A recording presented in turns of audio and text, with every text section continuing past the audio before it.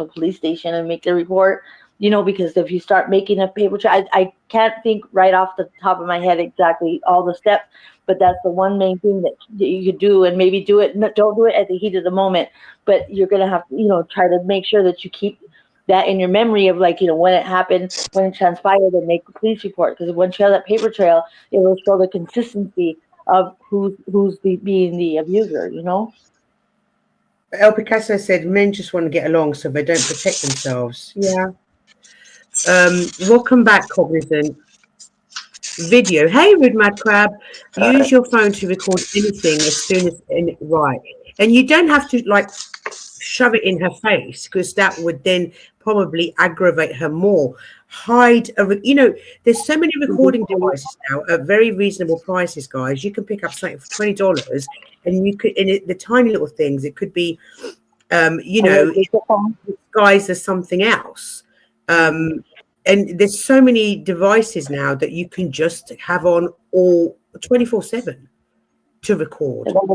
Phone, you can get them really small and just kind of put it, and you can put it somewhere where they don't hear it, and it'll record.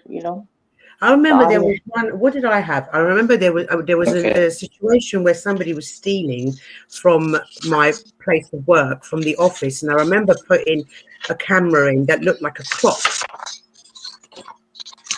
So it was disguised as a clock. Here's some printouts I got here. What was that, Cognizant? I said, here's some printouts I got of it. Yeah, I didn't want to show your personal stuff, Cognizant, for doxing purposes. I've had a look at it, but I didn't want to show you your personal stuff. But your mic is still back. Well, I gave you permission. That's why I sent it to you. No, I know, but just because I just thought it. Here's my block list. Information out there, not like that. Yeah, keep that. That's especially if you're going to go to court pretty soon. Yeah, exactly. Here's my block list. I can't show it without permission. Can anybody tell me about the legalities of recording without permission? Because here in England, you would be allowed to put a camera in your own home to record what's going on in your own home, which is your home. Yes. It's called a nanny cam. What was that, Rach? Arizona, it's called a nanny cam. Right. What was that? Cognizant, I'm so sorry to keep saying this, but your mic is just awful. You could also use what the... let me see if I can fix it.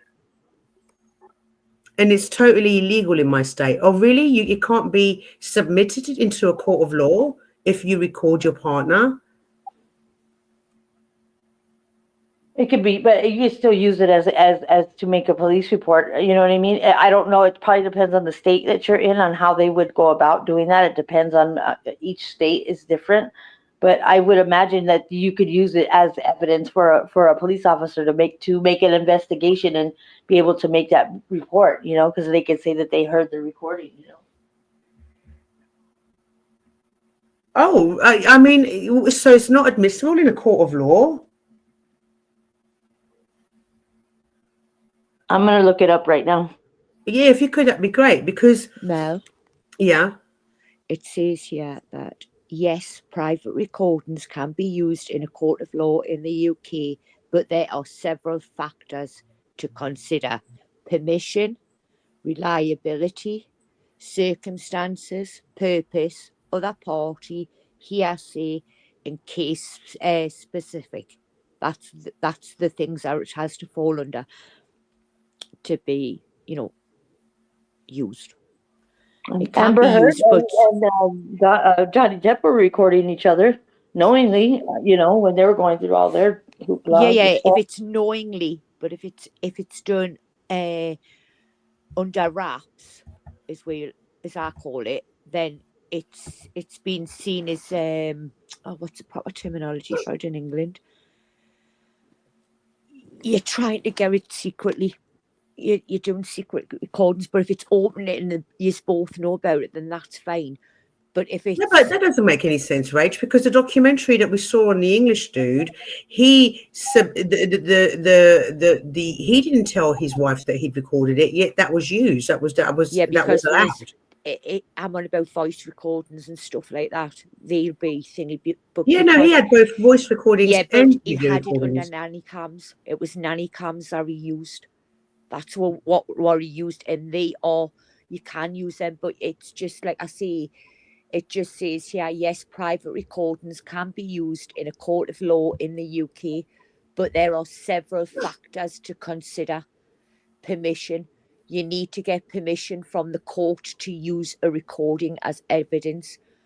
Then the reliability, the recording must be reliable and relevant. Recording as Circumstances, the circumstances in which the recording was obtained will affect its weight. Purpose, the purpose of the recording, justification, and necessity should be carefully considered. Other party, the other party may object to the recording. For example, they may say that they didn't seek their permission, or that the recording indicates hostility towards their client. Hearsay, if you're trying to prove the truth of what was said, the recording will constitute hearsay and will normally be inadmissible. In case specific, each case is unique, and the admissibility of covert recordings depends on specific factors and circumstances. You should seek professional advice before making or using recordings in civil proceedings. That's for the UK. Okie dokie. Kat Randall, welcome to the panel, sweetheart. Well, hello there. Hello there. How do you feel about this subject? Because it's one of those subjects that I don't feel is taken seriously enough. Well, so I thought I was having my late night snack. I woke up and I was like, oh, and then I got real hungry and I was sitting here listening, and how to deal with when your lovely lady is not as lovely as she normally is. Disengage immediately. You just walk away and then text. You text, keep everything on the text. Just do. You know, if you have to go to another room because I'm 200, mine's half the weight. If she gets upset, disengage, go to another room, lock the door, text. And then there's no recording device needed because you got a record on the phone. It's That's true. You're right. Because you could save the data and you can download your Google data later. Even if the phone were to get broken or anything like that, you can download that data at any time. Just make sure it's through a Gmail account or something like that. You have the phone assigned to, yeah, and you can download that data. Yep. so you're not being secretive. You're not being disingenuous. You disengaged, and now you're speaking through a device that records with all the capabilities of maybe being able to take it if you're ever to need it in any time in the future. You just have it. You have a record of it. And even if the other person, the abuser, sends like what how you could do it through a voice, through you send a message, but you do like a voice message, that could be downloaded on the data too, on the Google data. So that can at any time it saves it, so you could download from any time from way back when till the current day. You could download all that data. So that is the police would have ways and means of getting into phones anyway. But always disengage. That is the first thing. Just step away. Any guy out there listening, hostility, it's like, she can kick my ass probably is mine could kick my ass. So I do just disengage if ever anything comes up where it's like just disengage. And then most of the time if you disengage, that argument ends right there. Unless there's some other serious mental health issue. Because I'm asking Robin Chat, who studied law, obviously he said it depends on the state, but how are you supposed to collect evidence, like film evidence, if then it's not submitted in the court, it's not allowed to be submitted in the court of law? I'm confused. How are men supposed to gather evidence? What they'll do is they'll treat it how they used to treat it for when it was just more cases of women's DV. they'll treat it exactly the same, because they'll have to, because otherwise there can't be no fairness on either side. It has to be right the way across the board on an even keel. So they have to treat all, whether you're a man or a woman, they have to treat you exactly the same Yeah. when you're reporting it. So when you're like 6 foot tall and she's like 5'2", 100 pounds soaking wet, judges looking at you, cops looking at you, they're like, you got a firecracker on your hand. And they're not going to tell you to, okay, well, here's how you put it out. So that's my best advice: is disengage. Always disengage immediately. However you want to record after that, or attempt to record. But if you do try to record and you shove it back in her face, no, that's just doubling down on stupid. But if you have it, and like, you just sent me a text that, read your text. And if you can, open up to somebody, because that's even better. Because that's one of the first things they'll probably ask you. Have you ever mentioned this to anybody? So they'll want somebody to back your story up. So if you can, find a friend, find a family member, whoever, and speak to them as well. If you're frightened of recording it down, like whether it's by phone, by another device or wherever, if you're frightened because of the repercussions, I would always say speak to somebody else. Because from what the documentaries, from what I've watched of this, one of the questions is, well, have you spoke to this to anybody else? And my advice will be, if you don't feel it's safe to write and record things, at least speak to somebody that you feel you can trust, or even go and speak to a professional, just so it's logged. That's another way of logging it. Do you know what I mean?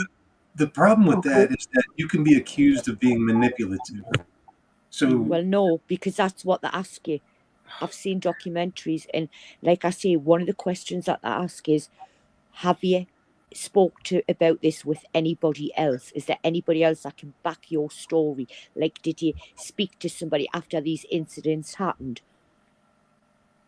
They will ask that question. That's why I'm saying, if you don't feel safe in writing anything down or recording anything in the time, always speak to somebody. There's another way. Always speak to somebody about what's going on with the abuse. All right. Speak to somebody. Now, I have something. You want me to play it? I could play it and say kind of different options, like what you guys are talking about, for what they could do. Do you want me to play it? Yeah, sure. Go ahead. I really like that.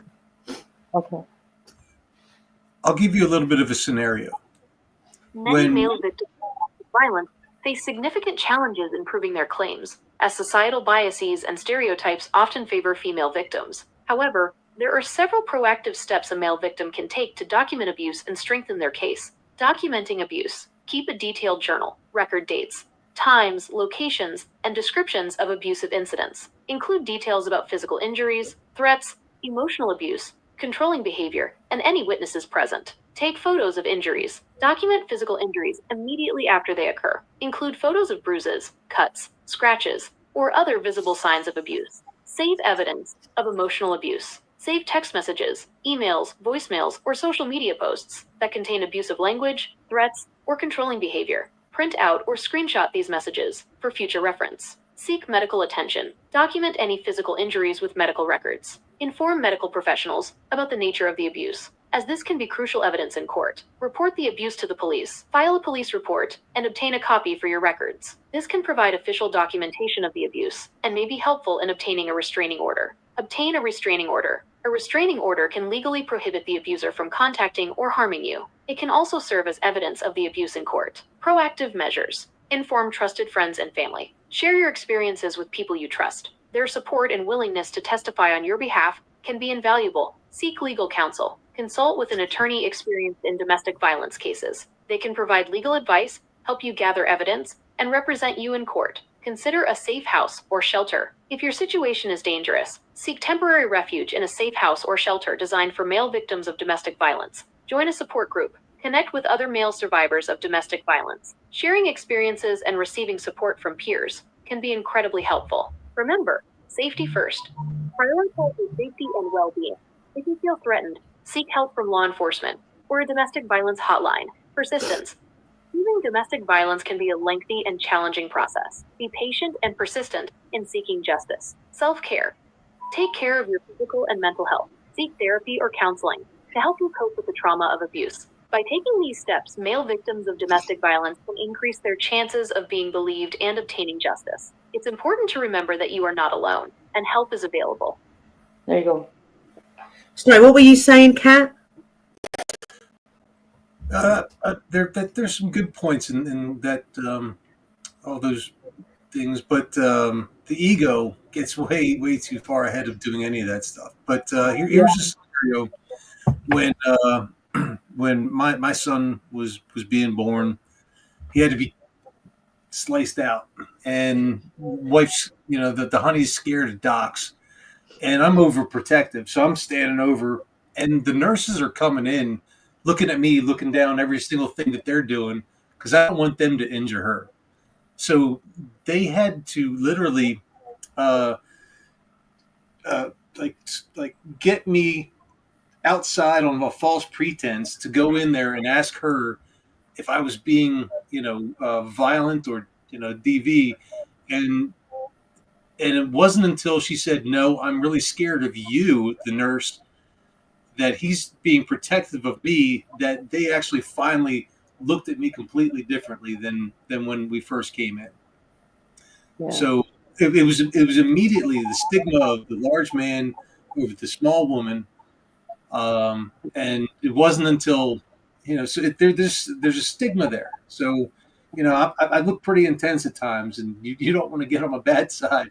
And nurses, and they saw that, but they had to look away so that they could try to coax out of her that I was being the DV in that situation. But there's a stigma there. So and these are healthcare providers. I mean, they were like top of their game. Apparently, they just think that all males are brutes and all little females are dainties. But so I'm not sure if that has any. That's exactly what happens, because there's a huge stigma against, with men. Men aren't usually not believed. It's usually the woman that is believed, and even if the woman is the abuser, sometimes they'll manipulate that situation and act like they put their hands on them. If the cops were to show up and they another thing is, so more women report it than men do. Yeah. It's like you said, the ego, and I get it, because that's why I said it takes a lot for a man to come up and even talk about something like that, Yeah. Oh, now Cogniz says device not connected. He's not having a good time, bless his cottons, with his mic. I know, bless him. I did message him. I sent him a text message, so I told him, if he wants, I can help him try to find some advocacy or something, and try to do some research and try to find something to help him.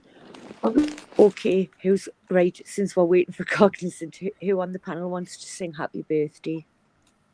Happy birthday.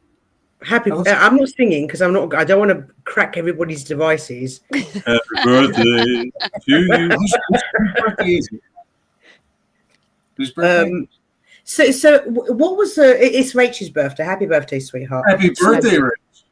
Thank you. So far the advice we're giving is try and document everything, even if it's just in a diary with the time, the day, and what's happened. Yes. Yeah, but if she finds that, that's just going to set her off. And plus, it also makes you relive that. That's why I was saying, speak to Hang on, Pat, what were you saying? It makes you relive it. Hang on, sorry, Rach, go ahead. I'm interested in that point of view. It makes you, tell me more. It makes you relive it. So if you're documenting, if you're having this journal, and so it's like, then like it gets you into a cycle. So it's not like a dream journal. It's a violence journal. And having a book like that around, I mean, that's just bad juju, right? And so let's say she finds it and she's going through this and that you know that would set her off. I'm just going based on all right. So And growing we're up, sneaky. Women are sneaky. You know, we'll go digging for stuff. oh yeah. So I'm just going on. I'm growing up. My mom was freaking off the chart gaslighter, and you know I couldn't end up towards you know my you know when I became more of an adult. I didn't talk to them ever, and it wasn't until she died I could ever talk to my dad again. So you know, we kind of shared a little bit after that, and you know he came into his own in his 80s after she passed, and it's really ridiculous to watch him actually grow after she passed. But yeah, that's you know based on that's what I'm kind of basing my my thoughts on. If I had ever kept a journal about that, and my mom found it, shit, I wouldn't be alive right now, most likely. I have a question because if you don't mind me asking, how did it affect you, like growing up as being the kid, you know, kind of experiencing things like that? Well, Like, do nobody you have believed me, so I Yeah. became very shy. I was you know became introverted. Not you can't tell now, can you? Right? But yeah, no, I you know very few friends. If I brought friends over, I was you know the friends were the king of the castle. If I brought friends over, and you know they'd all get like you know she'd make them pancakes and stuff. You know there'd be like a full fridge, and she'd be making sandwiches for them. Never made a sandwich for me. You know, there's Wow. spaghetti in the closet, hon. Yeah. It's I yeah. just So asking because how it affects the younger you know the kids, you know, because it does affect the kids too, and sometimes you don't realize it when you're in that type of relationship or you're you know you're growing up in it. You don't realize how it affects long term, how it affects children. and she didn't care. That's what it seemed like, and nobody believed me because I tried to share. I tried to talk to people. Nobody believed me because she was so nice to everybody. You know, nobody in the world was ever mean to me except her, and she was never mean to anybody else except me. So I'm not sure if it was one of those things where she was jealous of me because I looked like my dad or something. I don't know. I don't know what it was, but you know, nobody believed me when I told them. They're like, no, and because they would talk to her and like, okay, maybe you have issues. I'm like, okay. All And right, it makes you second guess yourself. Does it? I mean, even as a kid, you're probably thinking, "Well, what am I doing wrong?" Maybe like I don't know. I've experienced both sides. You know, being a kid of it, and then also you know being involved with it. You know, as an adult. But yeah, that's a lot that's a lot for a kid to put on. You know, just to have on their shoulders and wonder why. You know. yeah, I learned to shut up. I just shut up. That was it. Oh. I stayed a ghost. You know, by the time I was 15, I had 2 jobs, never came home. Yeah.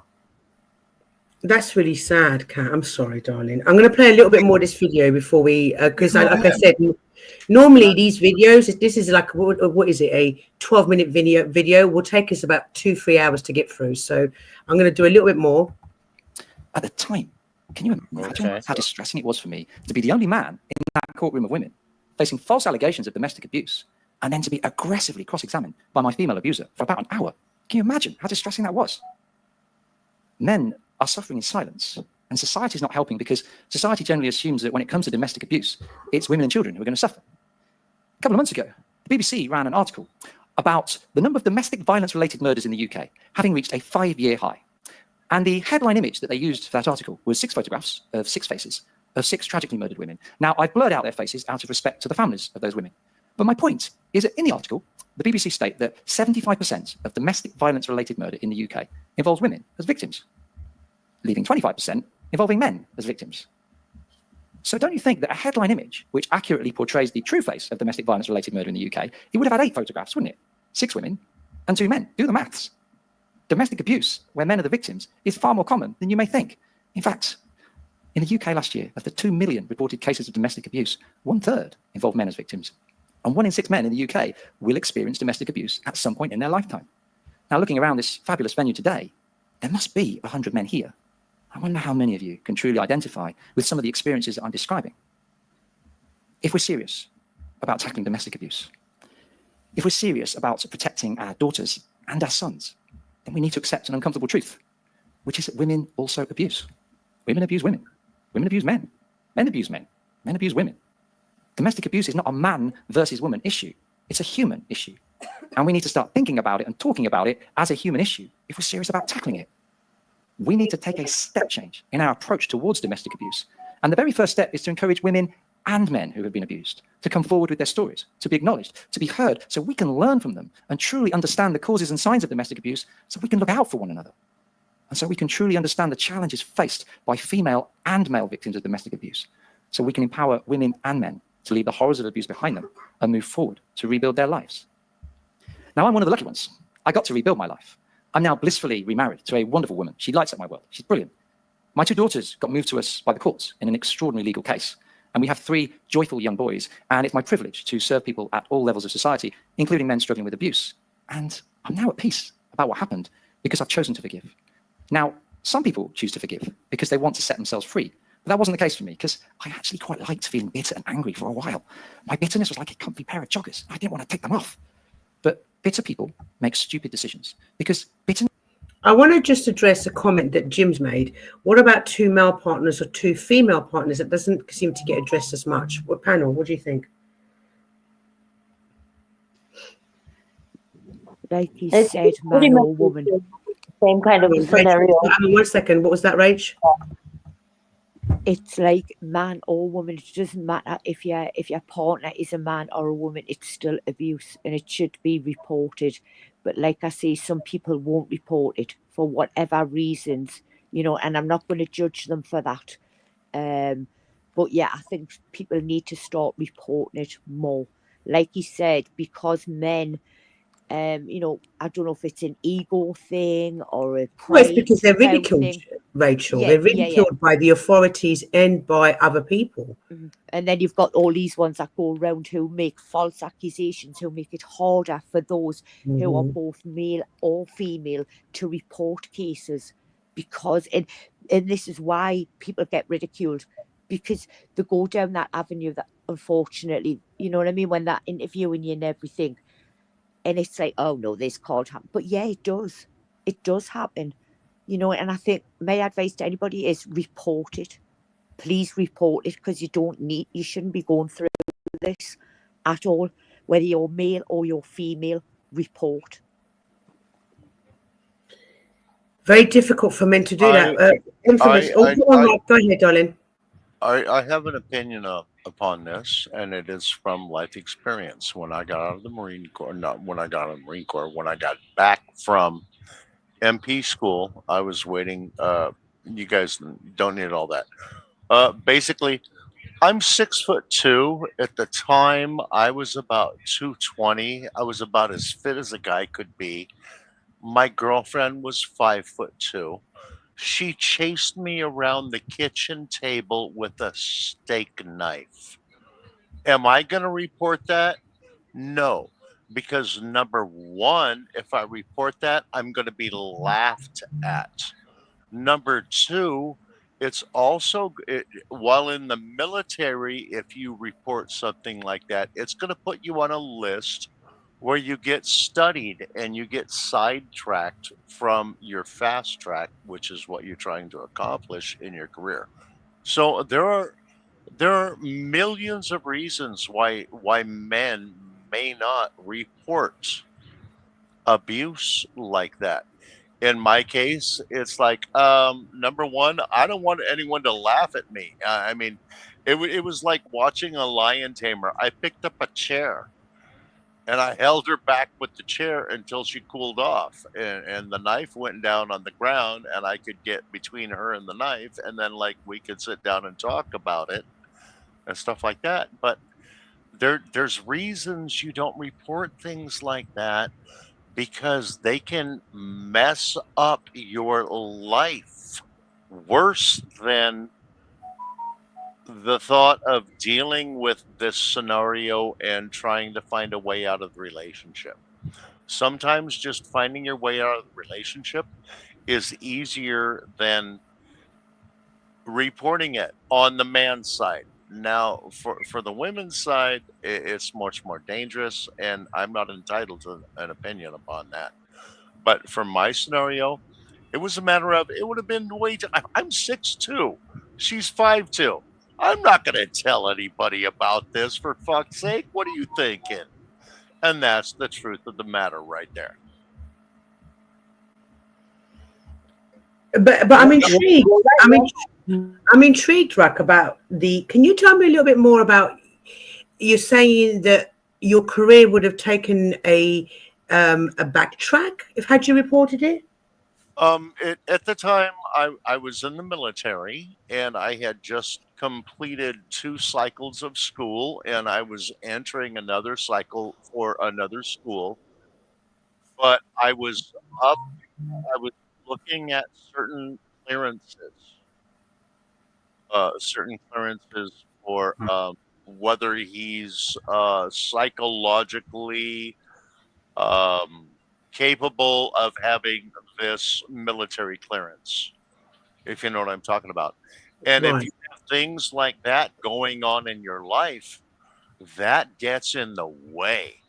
That takes you out of it. I mean, in the military's eyes, oh, he can't pick a partner, so we can't trust him with certain intelligence. Wow. He cannot have a healthy relationship, so we cannot trust him at a certain military clearance level.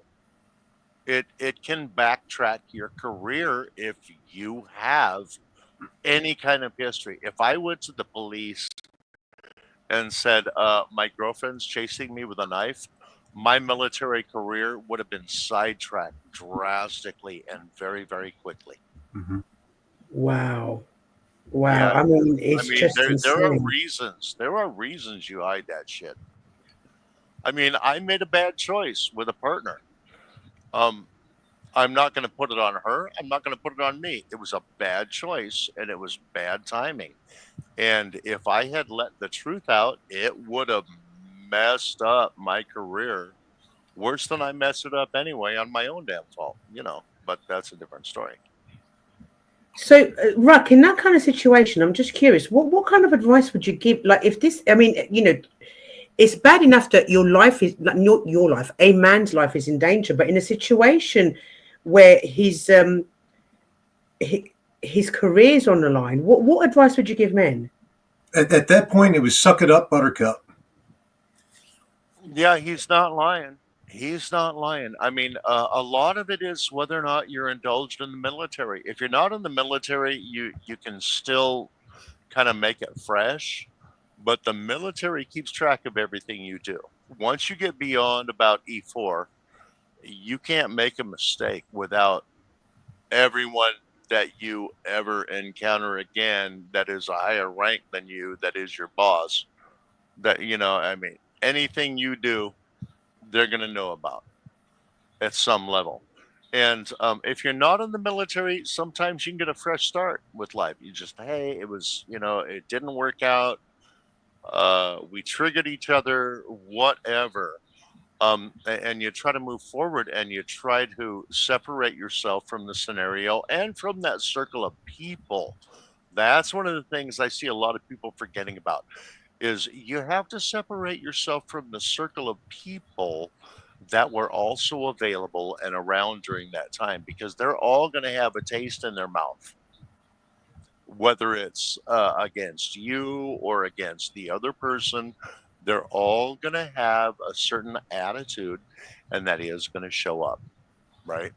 Mm-hmm. But in the military or certain projects in life, certain ways you can go for a future or your career, there is no such thing as a secret, and you got to be careful about that stuff. And that's a huge reason why men won't tell. Another reason why men won't tell is one of the first things I said: embarrassment. Right. I'm 6'2". I can break. I can break a lot of things. I'm not going to turn into macho and shit, but I'm a big boy. I played college football. I played rugby overseas semi-professionally. I'm not afraid of very much. So for me to go to someone and say, this 5'2" little girl chased me around a table with a knife because I was afraid if I hit her, I would break her and I would go to prison for the rest of my life. Yep. Versus I was afraid she would cut me up a little bit and I would eventually win the fight and come out looking like an asshole. There's a lot of reasons why you don't go public with this shit. Yeah, it's hard to look at a guy who can carry his wife around like she's a briefcase, and exactly, and I'm supposed to fight back. Come on now. So I'm not allowed to fight back, number one, and number two, if I tell anybody, I'm a laughing stock.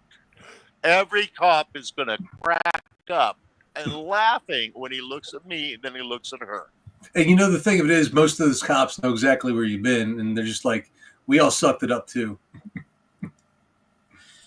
At least the guy cops. I mean, you're not lying when you say "suck it up, Buttercup." We have to. And I'm not trying to be a smart ass, Mel, but that's kind of the truth. Us guys are forced to suck it up, Buttercup. I'm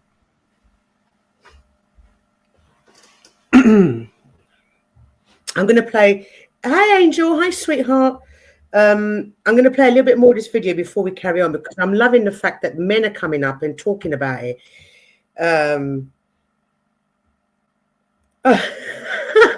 Angel, do you want to change your name? That was on. Angel, change your name. Come back up. You just dropped off and change your name. Let me play a bit more of this. We're almost there. We've got 2 minutes left. This is an all-consuming black hole. And when you're spinning around in the darkness, you can't see clearly. You won't make rational decisions. Now, I didn't want to make stupid decisions. I wanted to make good decisions, smart decisions. And so for that reason, I trained myself over time to see every situation which involved my ex-wife, not through the eyes of a bitter victim, but through the eyes of a wise and external observer, detached from the raw emotion. And as I made that my habit, I started to see two people. I started to see a broken woman in pain, struggling with mental health issues, and a naive young man who thought he could mend that broken woman by standing with her over time. But when I chose to see it like that, it was easier to forgive. Now, there's two things I'd say to you if you're caught in an abusive relationship. The first is talk to someone you trust, your brother, your neighbor, your colleague, your friend. But don't suffer in silence due to shame, pride, or fear. And know that just because you're caught in an abusive relationship doesn't mean you're weak or stupid. Anyone can get caught in an abusive relationship. And you will have shown incredible strength, hanging in there day after day as you do. And the second thing I'd say to you is that better is possible for you. The grass really is greener on the other side of the hill. So never lose hope and never give up. Thank you.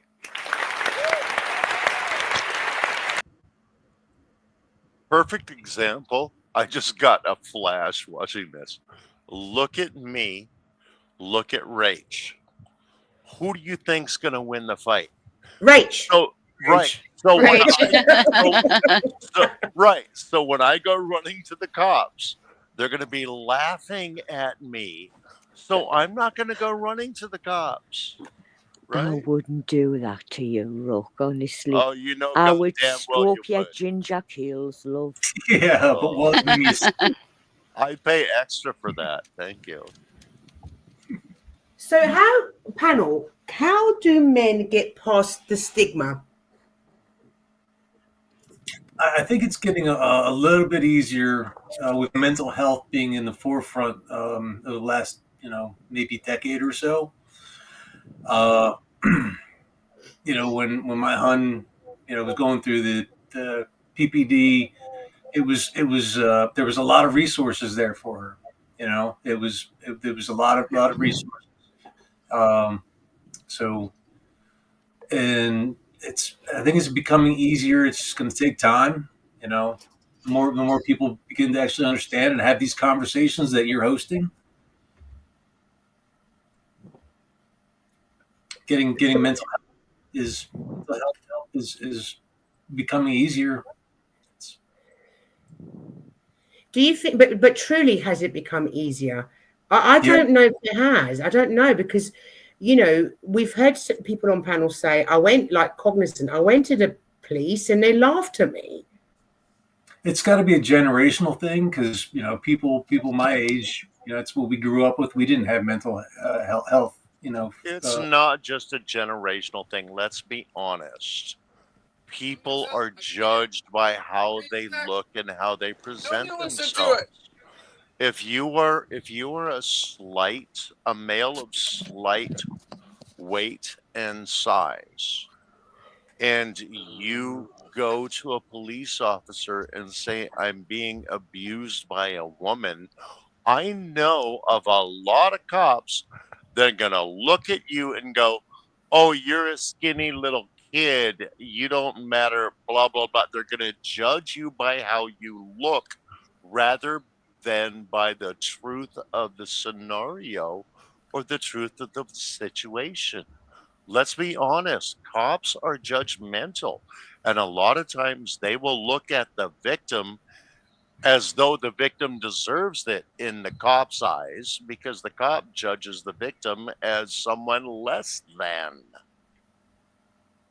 Now, I know that's not going to be a popular opinion, but it's true. What does the rest of the panel think? That may be an area thing. You know, it may be like we watch these things that come out of Canton and that case. You know, all these crazy things keep coming out of Canton all the time, right? Canton and that you know, the cop murdered, and then the other girl was murdered, and then the officer, the officer that was in training got murdered, and it was just all swept under the rug, right? It's like, oh no, don't look over here. So it sometimes it is maybe just an area wide thing, and I don't know how you just leave an area and pick up and find a new area that doesn't have the same stigma, but it is, you know, possibly that is one thing that I would say maybe it's to look at.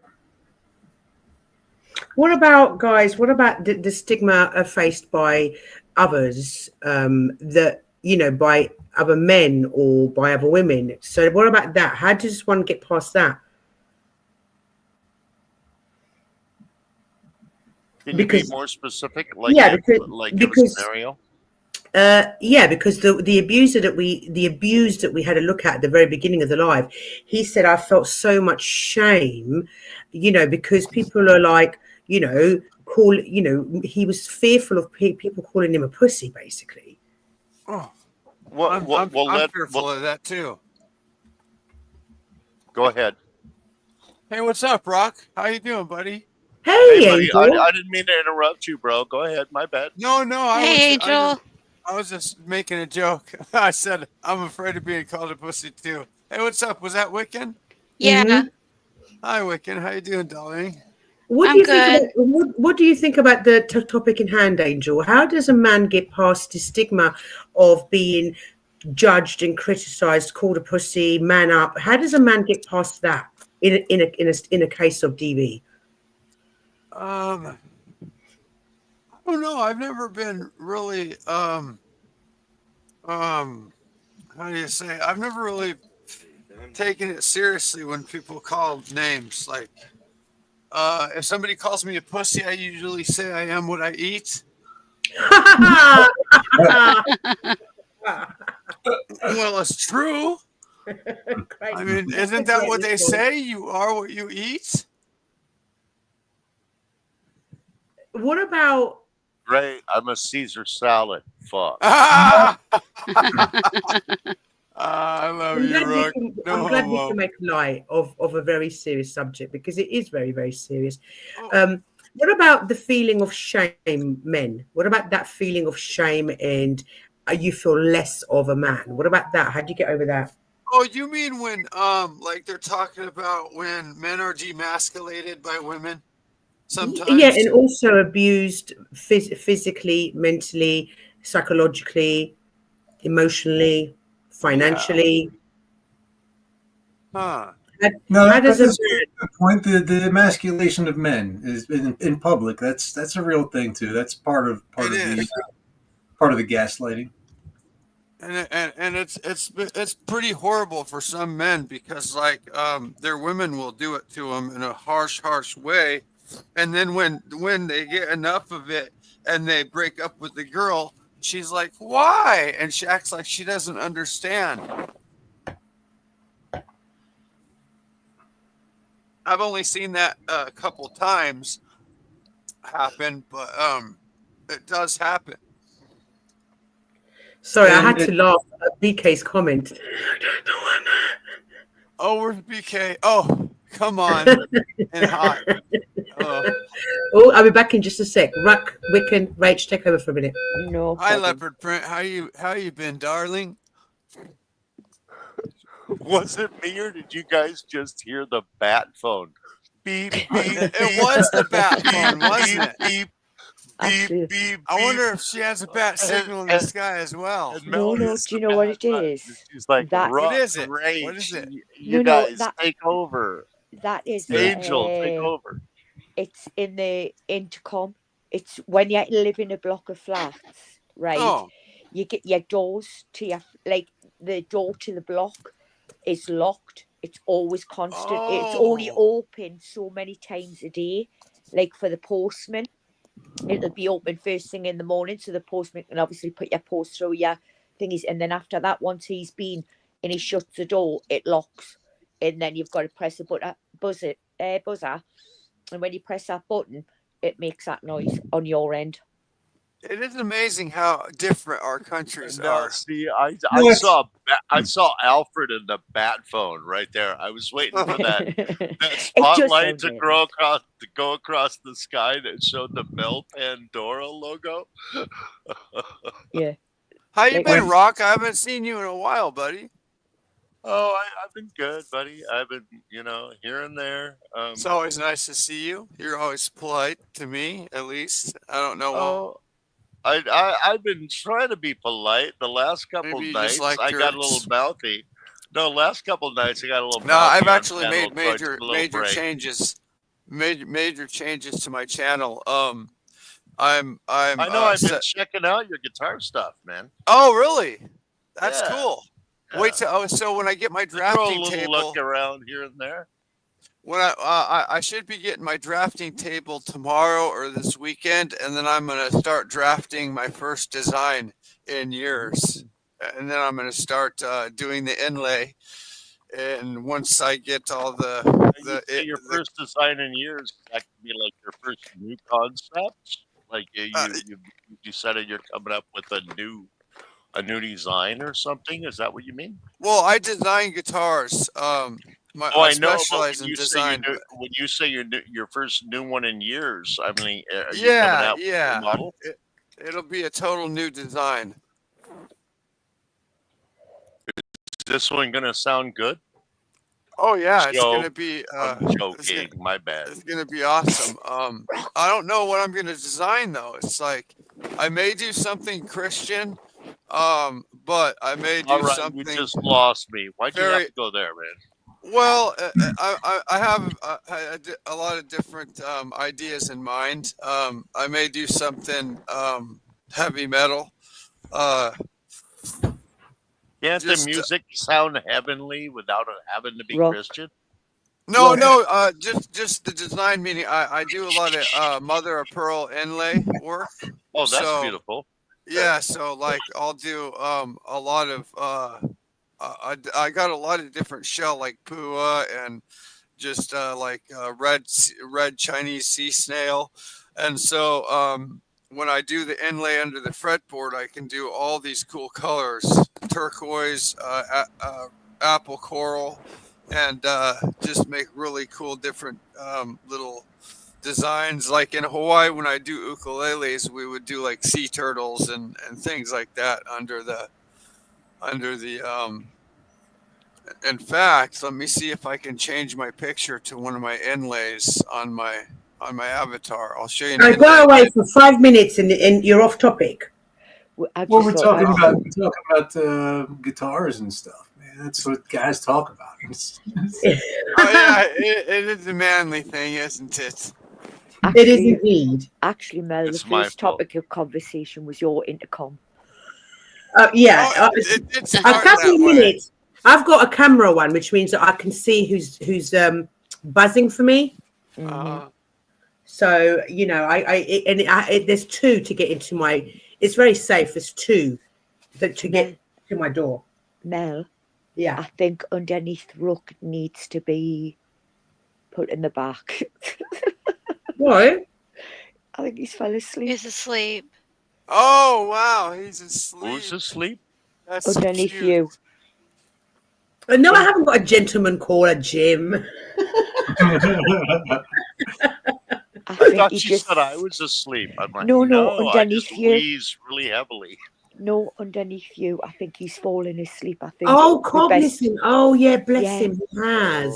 Yeah, Oh, yeah. okay, yeah, bless Put, him. put him back. Real quick, Rock, can you see the inlay in my picture now? That's Yeah. Diamond Head. Palm tree.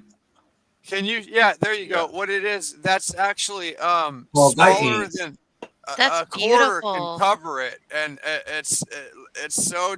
I did that on a guitar that's worth $30,000 for Steve Grimes. You can look him up, grimesguitars.com.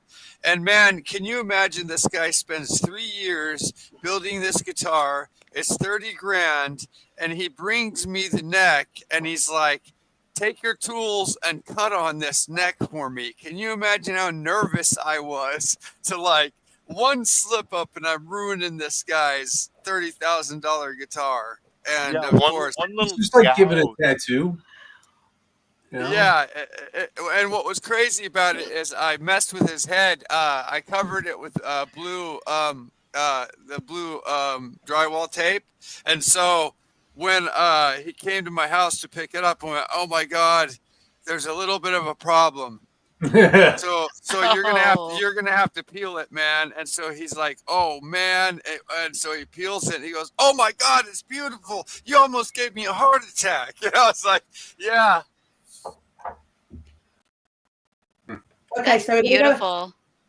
Thank it is you. beautiful. Thank you. It is. We're going to get back on topic because I wanted to, we're not quite done Oh, yet. I just dropped by to say hi real quick. I got to go to bed. I spent a lot of time writing that stuff for you, and I'm almost done. And I got till Saturday, I think, if we're still going to do that You know, Saturday. Sunday we're doing. Oh, Saturday, good. I got yeah, an because the debate was moved to Saturday night. Nice. Anyway, So- you guys have a good night. Thank you for having me by. I just wanted to say hi to everybody because I was sending Mel a bunch of information and she told me she was on. So I said, I'll drop by and say hi, and then I got to go to bed. Hi there. Anyway, thank you guys. And Good night, my Rox, love. nice to see you again. And Rest thanks up. for the compliment, Wiccan, on the inlay. You guys have a nice night. Mel, love night, you my as love. always. And Roch, you're awesome. Night, night, Hello. guys. Take Night, care of Angel. yourself, brother. Take care of yourself. Okay, so back on track. Where did we leave out before my door rang? Well, it's a full moon right now. It's the beaver moon. I'm surprised it hasn't all kicked off. I was kind of I don't expecting know. mayhem I'm tonight. pretty sure No, it's no. my damn fault. Okay, so about advice to men, what to do. And I was trying to say, how does a man find it within himself to get past the stigma attached to male DV? Whoa, what a question. I always have loaded questions, always. You don't know me. It's got to be a societal change. It just has to be brought more in How light. does a man get past the stigma? It's not going to happen. Yeah, Today. say that again. Say that Yeah, again, that's please. toxic. How does a man get past the stigma? Put the Attach- goddamn carrot down and say it. I've got a mouthful of sausage. Oh, I was going to give you carrot or Oh. celery. I was Yeah. gonna- Oh, hey, Dream Theatre. Hello, darling. Come on. How does a man pluck up the courage to get past the stigma? Even to if you were share the fact that he has been a victim of DV? Is that Correct. the question? Correct. even if you were to give me the best advice and like this is a roadmap, men don't follow maps anyway, right? I mean, you try to give a man directions, forget about it. We know where we're going. So I honestly, I don't see a way. I mean, if you were at my age, you couldn't give me any advice to help me get past it or whatever. If others are around me and they're younger and they're doing it, and maybe that, we lead by example, and we learn, seeing, we do, monkey see, monkey do. Interesting, Kat. Interesting. That's not what I expected from you at all. And I'm not saying that. I'm not saying that in a judgmental way. I'm just. You always surprise me with your answers. Always. I think isn't there stigma with anything though? There's always going to be. Go ahead, Rach.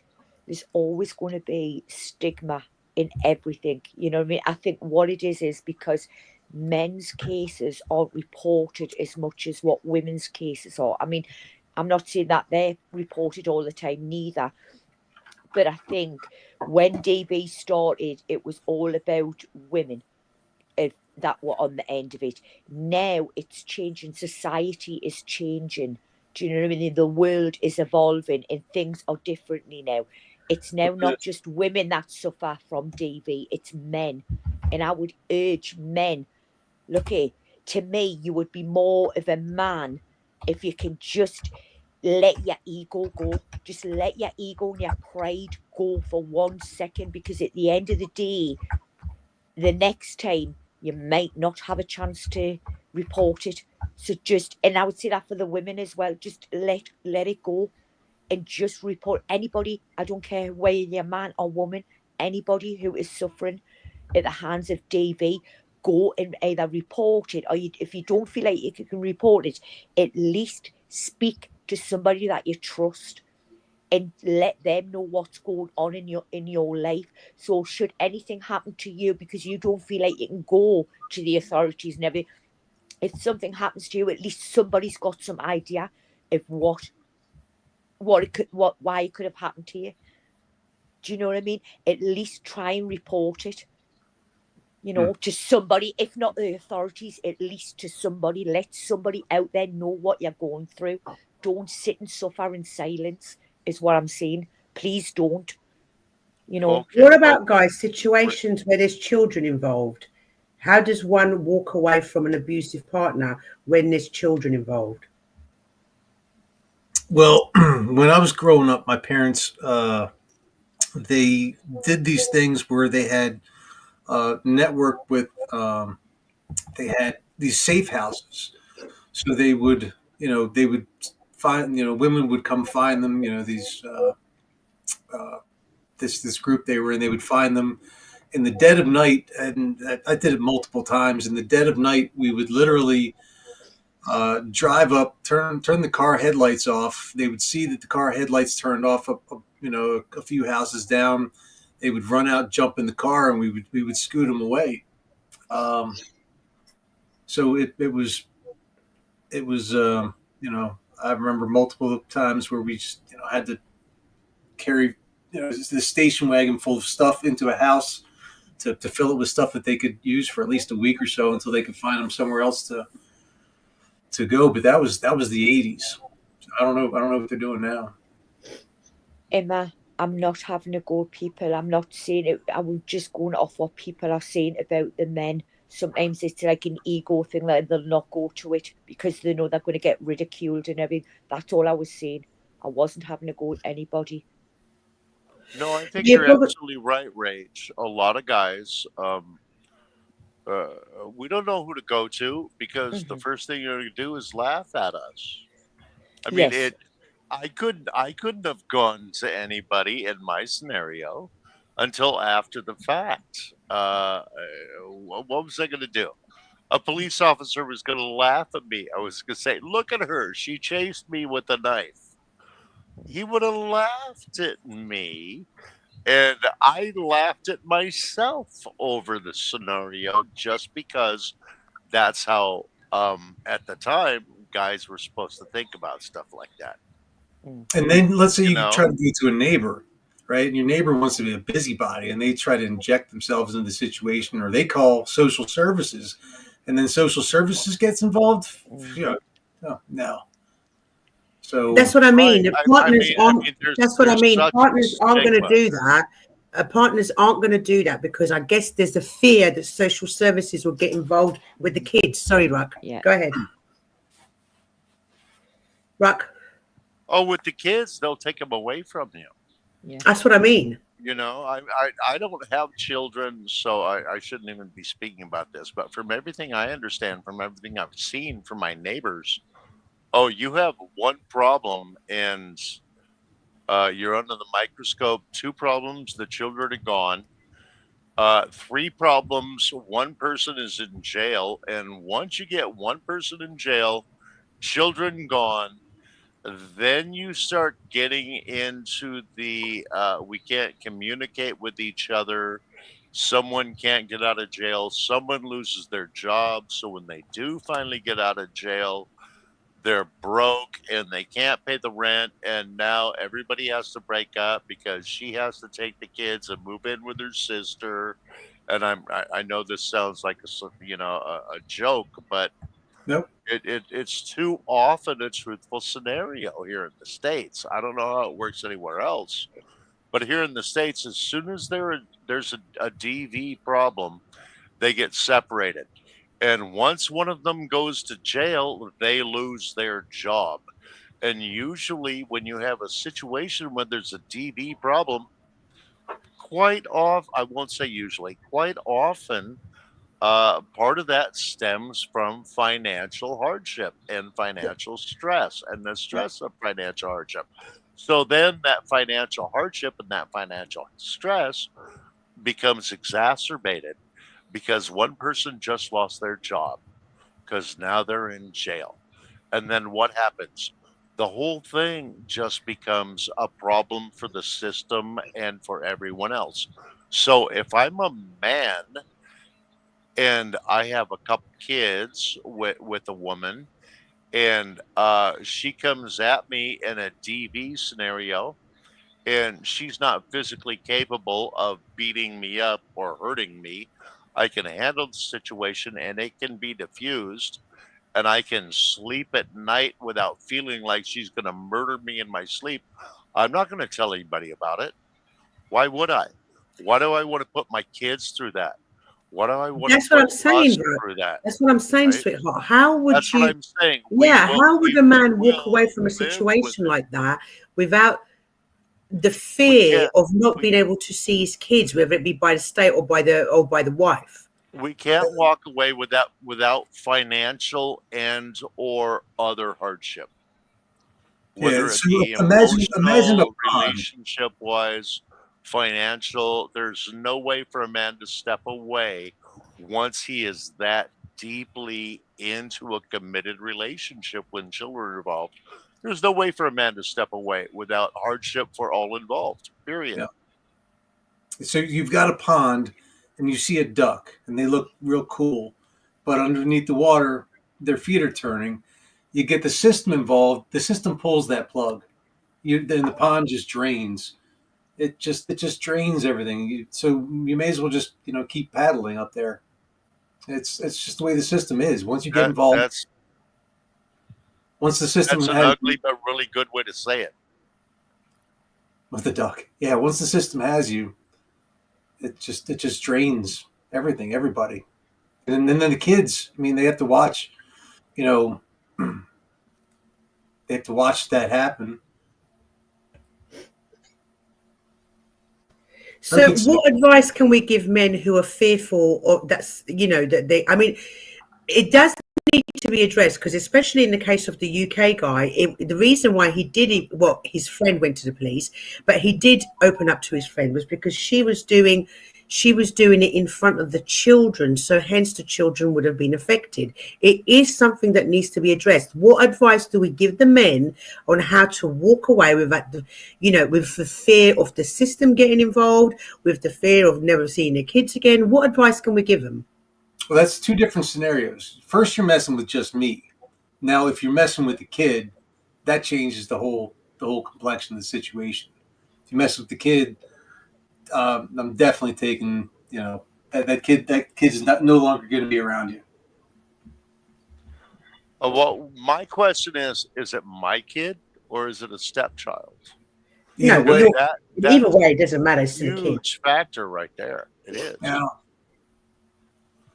If uh, it's my kid, the second it first happens, I really wouldn't know what to do. If it's a stepchild, if it's not my own child, the second it happens, I'm out of there. If Yeah. it's my own child, I don't know what to do. I don't know what to do. Well, no, it's I'm not that a easy, parent. even if it's a stepchild, because the situation of my brother being in a situation, that I spoke about where she was hitting him, he'd got very, very close to her daughter. So he was her stepdad at the time. And it really, truly broke his heart for a really long time afterwards. So I don't think it matters whether it's a stepchild or or your biological child. You're still going to have love for that child, right? Oh, Yep. I'm not saying that I'm not saying there's a deprival of love. I'm just saying when it's not my own child, I have to step away. If it is my own child, how dare I leave my child? But this is someone who does not have any children saying this. So we still haven't got down to the very crux. What advice? Because I know these are difficult questions, guys. I always like to ask really difficult questions because we need to ask difficult questions. How do we, let's say it's a biological child. How does a man step away from an abusive relationship and get over that fear of losing their child? In one way or another, whether it be the state, whether it be her, how do we reassure men that it's going to be all right in the end? How do we do that? There's no all right in the end. There's somebody's always going to get injured. There's always going to be, that's the thing with domestic violence. That's why, when I think some states have in the United States, if there is a call for domestic violence, somebody is getting locked up no matter what. No matter if the cops get called out for, something, but if the cops get called out, somebody's leaving. So that's the rule in the United States right now. If the cops get called for a DV case, someone goes to jail. Period. I mean, it sounds like that in the US, they are more open-minded to male DV because, like I said, in England, the first person to get arrested would be the man under all circumstances until investigated. That's usually the case in the States, too, unless there is one or the other that would appear to be more intoxicated or more agita.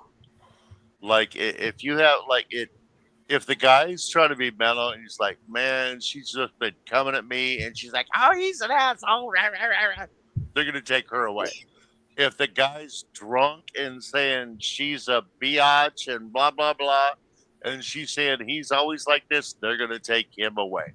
I mean, the cops are gonna pick one pretty much, and they're gonna pick whichever one they don't like. They're going to pick whichever one they don't like, and that person's going to jail. That's where I come back to, remove yourself from the situation and only engage through a text. So that the text, there's always a record there. So when the cops come, you just show them your phone. Like, here, take a look. This is what she's been doing.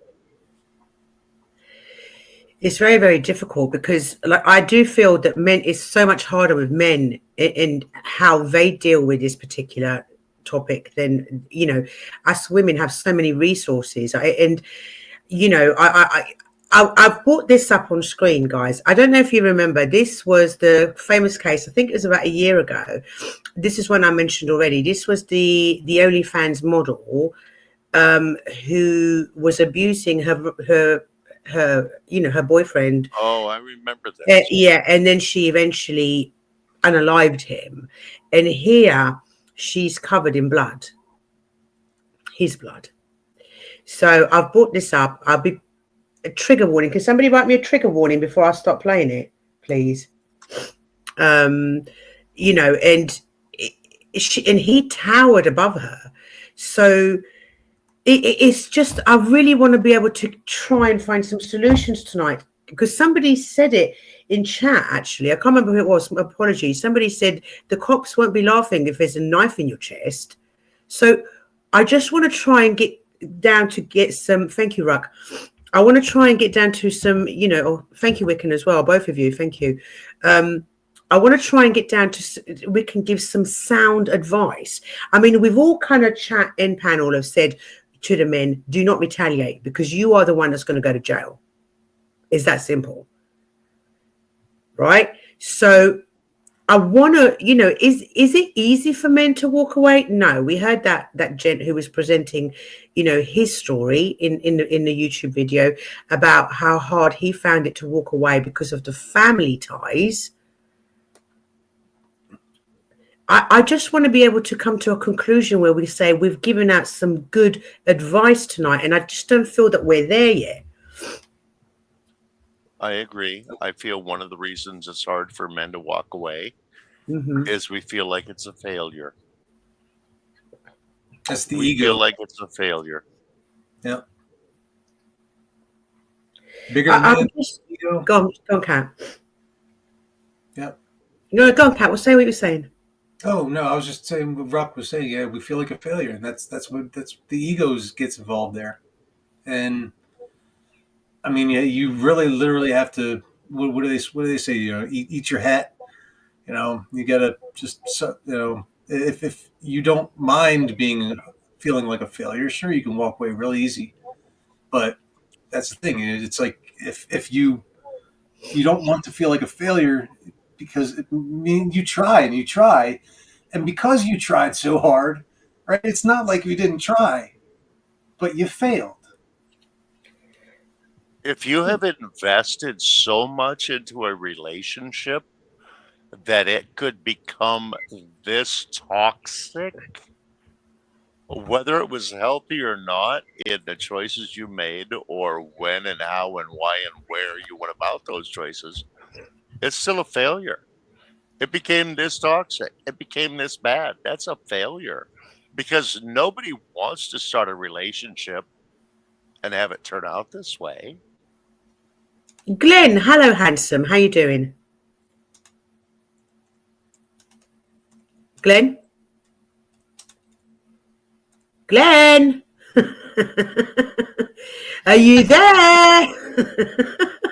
Earth to Glenn. Earth to Glenn. Well, give him a minute. Glenn, just so you know, you're not on mute and we can't hear you, darling. Ground control to Major Glenn. Okay, now you should. There you go. There we go. See, Glenn, sweetheart, how you doing, my love?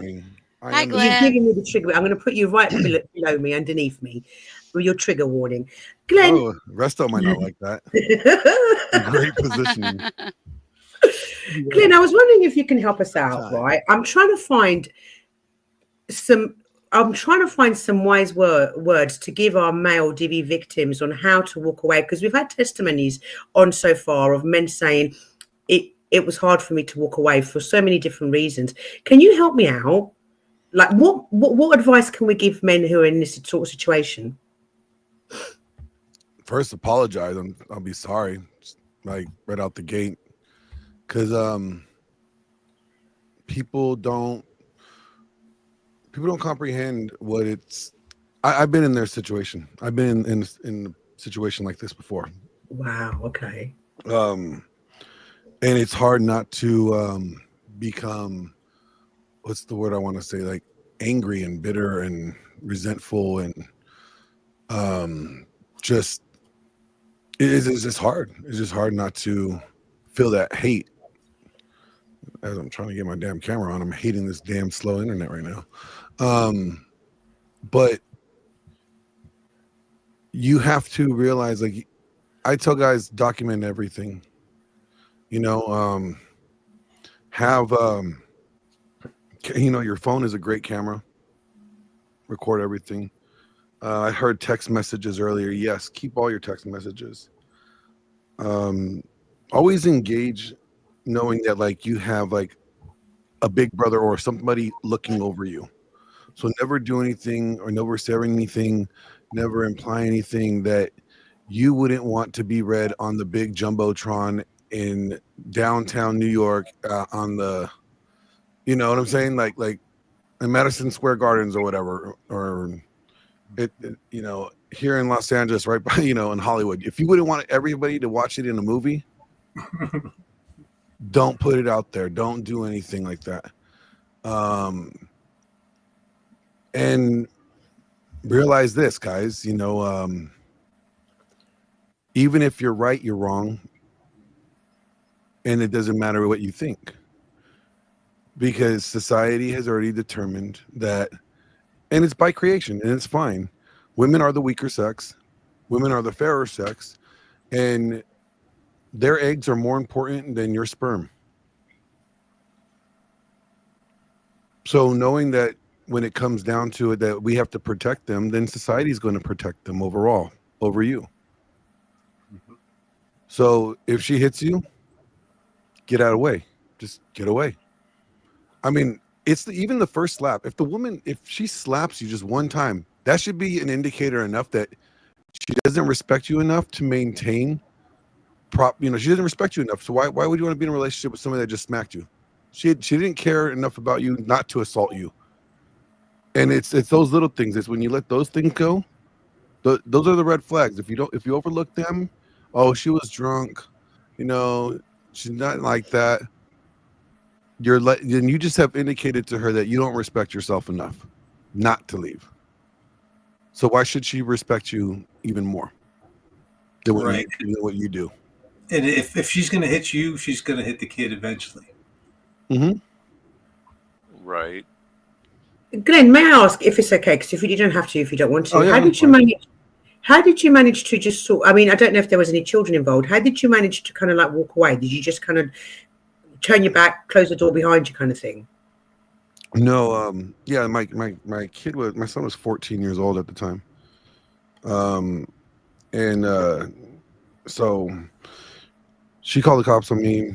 I didn't even do anything. I was actually getting ready to go film a short film. And I'm walking out the door, and next thing you know, there's these cops there. I'm like, what do you guys want?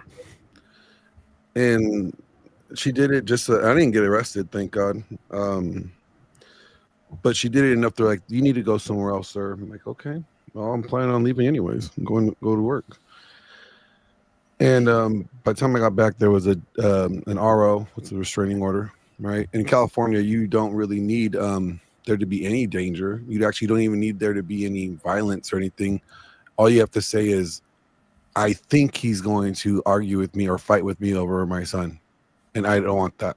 And that's enough to get a restraining order out here in California.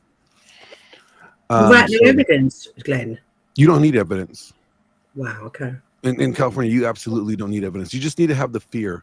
Like, you feel like this is going to happen. Like, I feel like, she's going to hit me or he's going to hit me. Don't need to have evidence of it. I just need to feel it. And then they'll issue a DVRO. And it's okay. Like, that's the way they do it. Because you know why? Because there have been instances in time where there were guys that women said they feared and that things were bad, and nobody did anything about that. Just help them. So there are times where it has been warranted. Now, is it premature? Yeah. Is it kind of jumping the gun? Yeah. Does it screw guys over? Yeah. But you know what? This is where I blame the guy, is that you stayed there way too long until to not realize that this was going to be the outcome. You are ignoring the signs. There's signs everywhere. And that's why I said it kind of always, for me, it always kind of begins with that first slap. That first time she decides to cross the line and physically assault you, and she's going to say, well, I'm smaller than you. That didn't really hurt. And then, that little slap hurt you?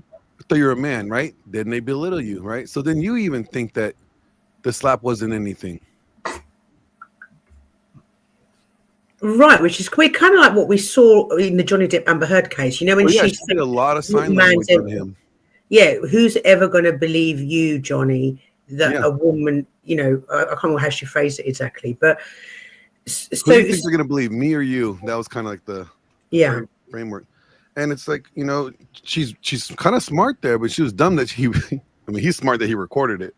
She's dumb that she said it on the recording. But the fact that, like, that's right, you know, who would believe him? Nobody believed him. I mean, shit, Disney didn't believe him. You know, the girl took a turd on his bed. Nobody believed that until it came out in court. Yeah. God, that was just so gross. I think she'll be forever known for the shit on the bed forever. but She's a grumpy lady. Right, but how does a man walk away from a DV situation with that fear of losing their kids or not being able to see their kids because she might hold back or the state might intervene, Glenn? You have a better chance of seeing your kids if you walk away knowing that you walking away just means you lost the battle, but you didn't lose the war. Right. You're choosing to fight another day. You're choosing to fight when you have more leverage. You're choosing to fight. If you want to be there for your kids, you have to be there for your kids. Not today, but tomorrow and the next day. If you do something today, you may not be there for your kids tomorrow. And it's hard. It's hard. My son was estranged from me for years. Right? Because, you know, my ex did what she did.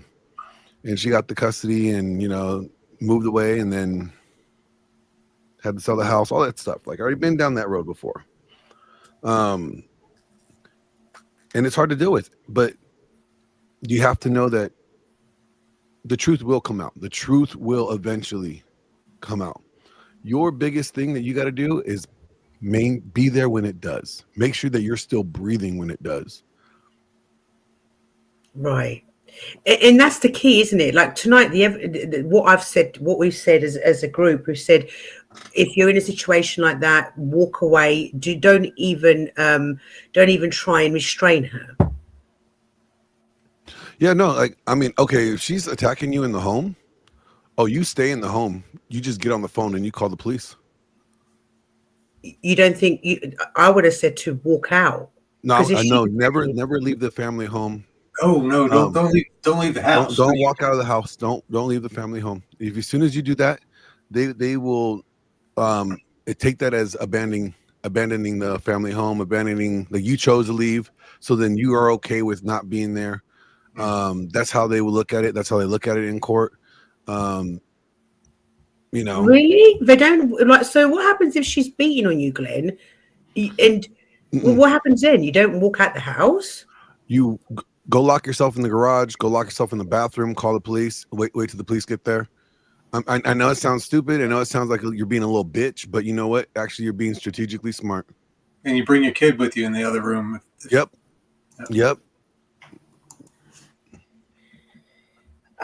Just whatever you do, not abandon the family home. Because when younger kids, they don't lie. So if if you are going to leave, then you take the child with you. Hey, let's go to a hotel. We're going to go spend the night and we're going to pretend we're going to Disneyland tomorrow, or let's go to Disneyland tomorrow, or let's go to Magic Mountain tomorrow. Something. Let's go fishing. We're going to get up early. Got to get up really early to go fishing. So come on, let's go. Like, if you're going to leave, then you leave with the child. Just don't leave her and the child in the home, because when you do go to court for a DVO and you're like, well, I can't even get to my house, you know, the judges be like, so you left, right? You left the house. So then, you know, you could get the properties that you need, but she will remain in the home.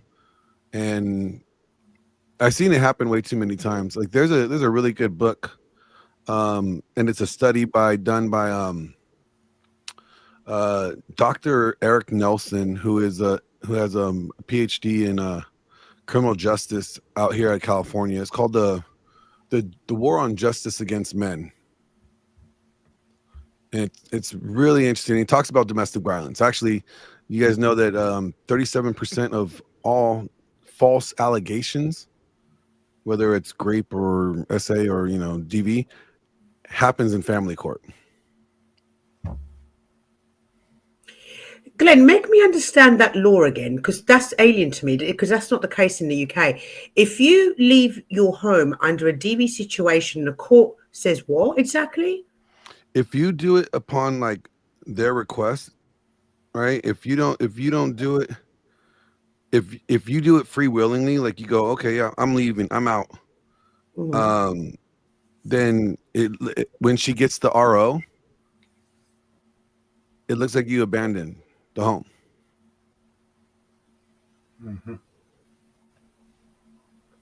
Because I'm just worried that if I give men the advice of staying at home, what happens if they get a knife in the chest?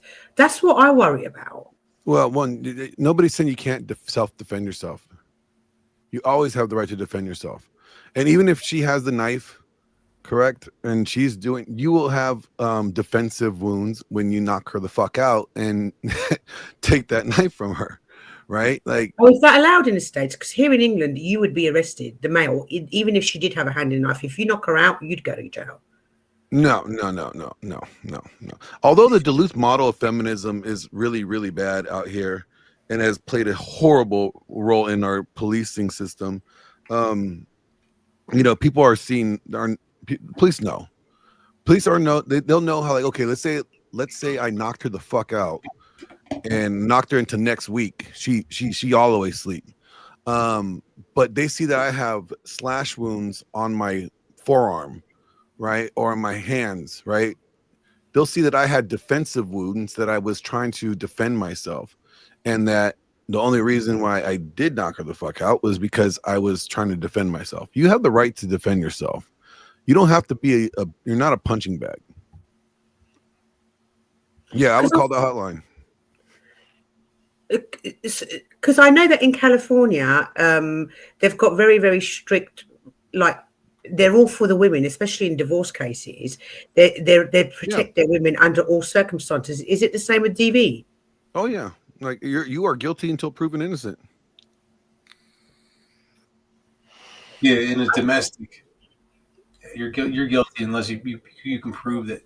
You're guilty until proven innocent, but guys, you already knew that.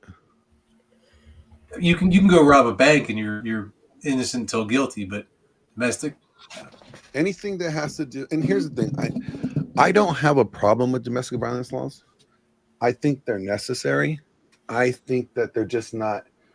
They don't reflect the current realities of the world. We know that when it comes to domestic violence, statistically, we know that women commit more domestic violence than men, and that women initiate more domestic violence than men. We know that the most violent relationships are lesbian relationships. Yes, I've heard that. I've heard that there's DVs. Yeah. Y'all women are a little feisty. Not this woman. You're like, I'm feisty in the right way, though. Yeah, I wouldn't hurt a fly if I couldn't. I just wouldn't have. I don't have the energy. One second.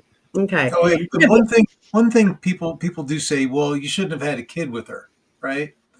That's not the measure of things, because they, when the hormones change when a woman has a pregnancy, child, and then going through sleepless nights after that, the hormones change. That's what postpartum depression is. The hormones change. So a woman can literally change over the course of a year and a half, 18 months by having a kid. So it's not like, oh, you should have seen the warning signs before.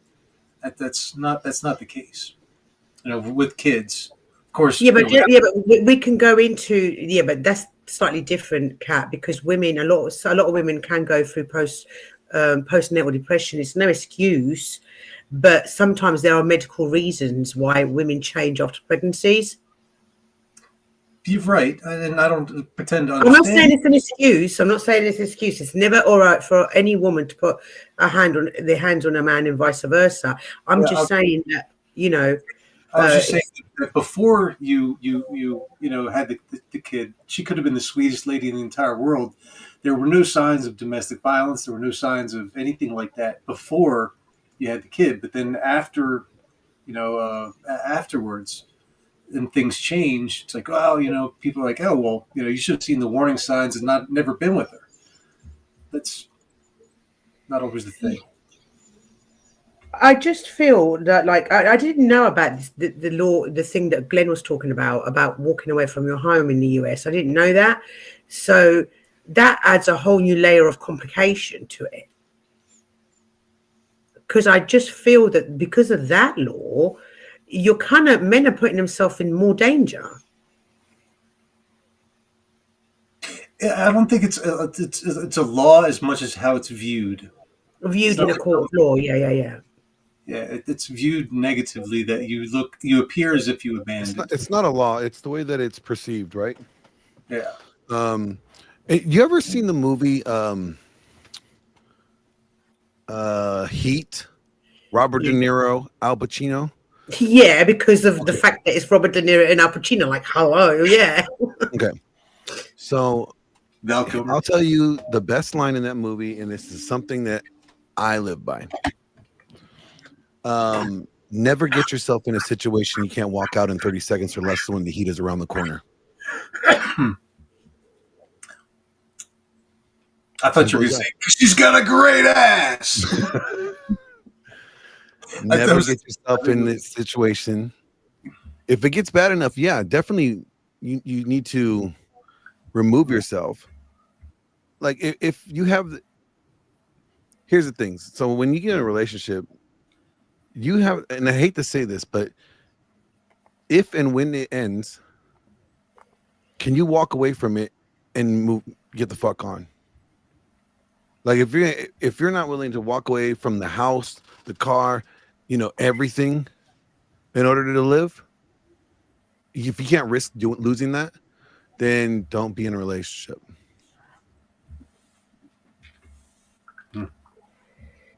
Never get yourself in a situation that you can't walk out of on 30 seconds or less when the heat is around the corner. Don't be but how does a man ever know in advance? How can you know, Glenn? There's red flags all the time. Again, the way that she talks to you, does she manipulate? Does she try to gaslight you? Does she try to, does she lack accountability? Right? Does she,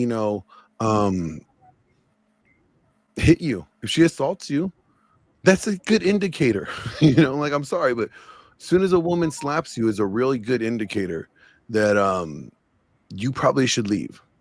Because what she's telling you is she does not care enough about you or respects you not to cause harm to you. It's a slap. It's assault, or that's actually battery. So why would you want to be in a relationship when somebody thinks that they can easily, cause harm to you and you are not supposed to do anything about it?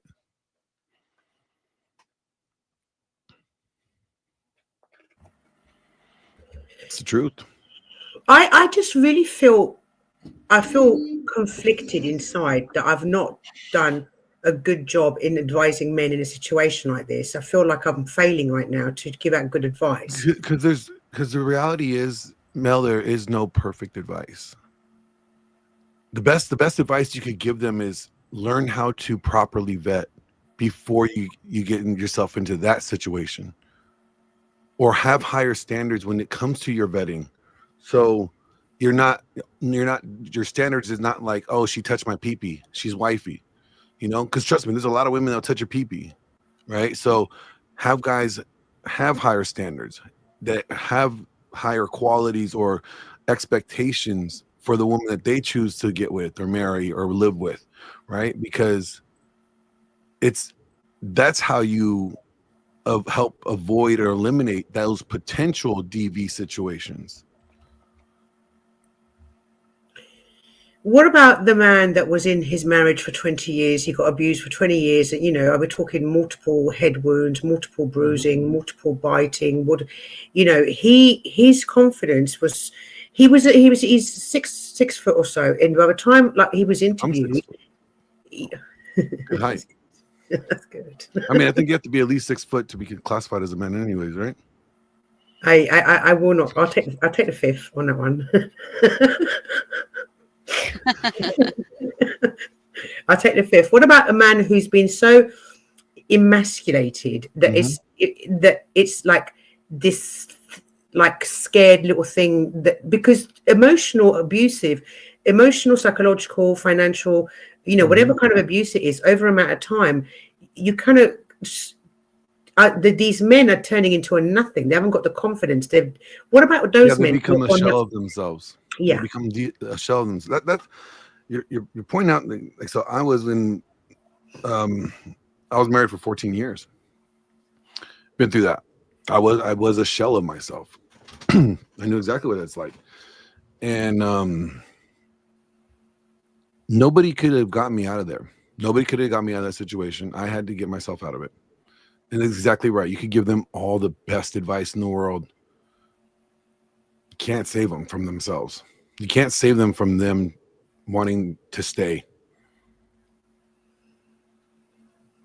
I just really feel a certain kind of way when men are in this situation. I really do. I feel like it's down. Somebody's got to say something. By having these conversations, you are doing something. You're bringing awareness of it. Most women don't like talking about this conversation. I know. There's only one woman besides. Well, not one woman. There's very few women, but like the one that I know personally, Pearl Davis. Like she's like my little sister. Me and her talk about these conversations all the time. And we go over statistics and we go over data and and that's why she got hated so much, because she advocates for men.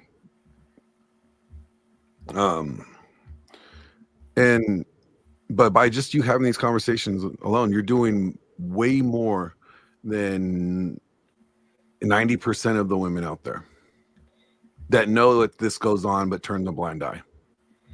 Yeah, because I was just saying earlier that whenever I have a panel about DV, whether it be female or male, I have less people in my chat. Yeah.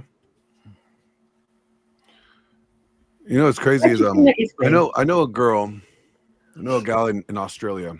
Her brother self-deleted himself because of a woman. And the way that it affects the family, I mean, we feel bad for the guy that self-deletes himself. But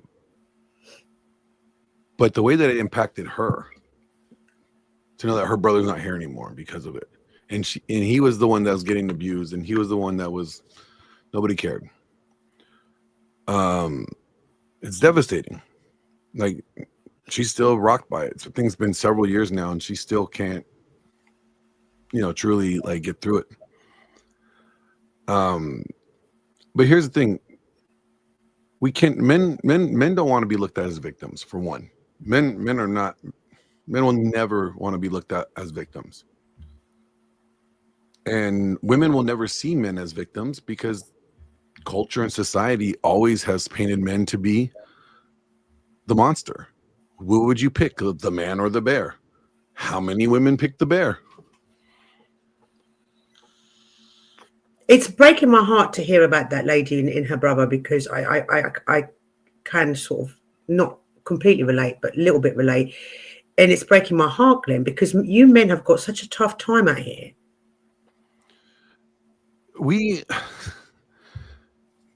You know why it's tough? And you know why it's tough is because men have decided to, this is going to sound bad, but men have decided to listen to y'all women for some reason. And I don't know why. I'm just like, because men need to be men. We don't have men being men anymore. Men are taught to put women on a pedestal. They're the princess. You're supposed to be the knight that's supposed to go save them from the dragon in the castle and marry them. And then they're going to love you, right? And they're going to live happily ever after with you. What you come to realize is that you actually rescued the dragon from the princess, and you got the fire-breathing demon in the house, and the dragon's living happily ever after. Right. Chris. Oh, hang on. That's me and you, Glenn, there. I know. I just want to know why I got a fucked up eye. Damn it. You'll have to ask Resto. Resto. Okay. Yeah, Resto done it. You're going to have to ask him why you've got a fucked up eye.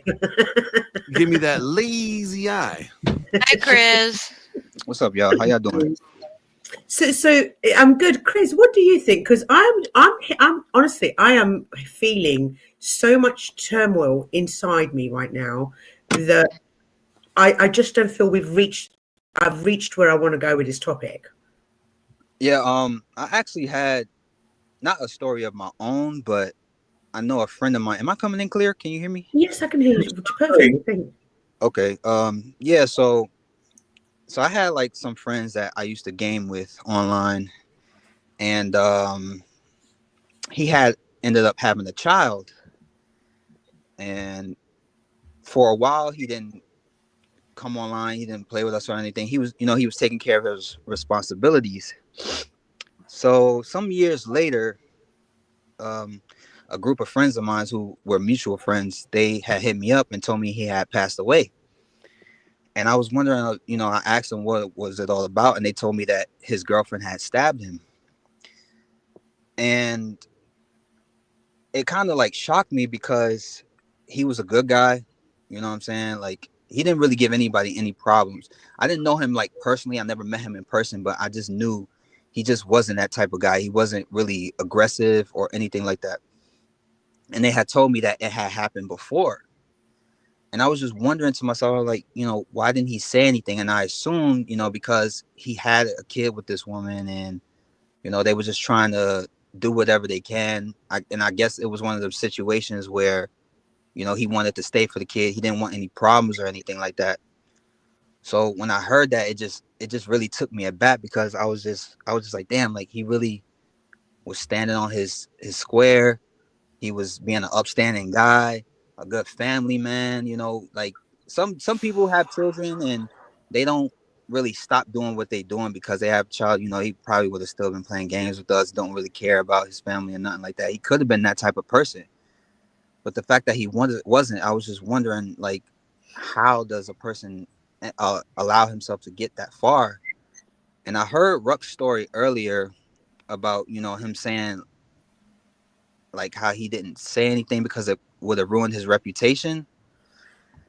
And that was also something that, like, took me thinking about his situation, my friends.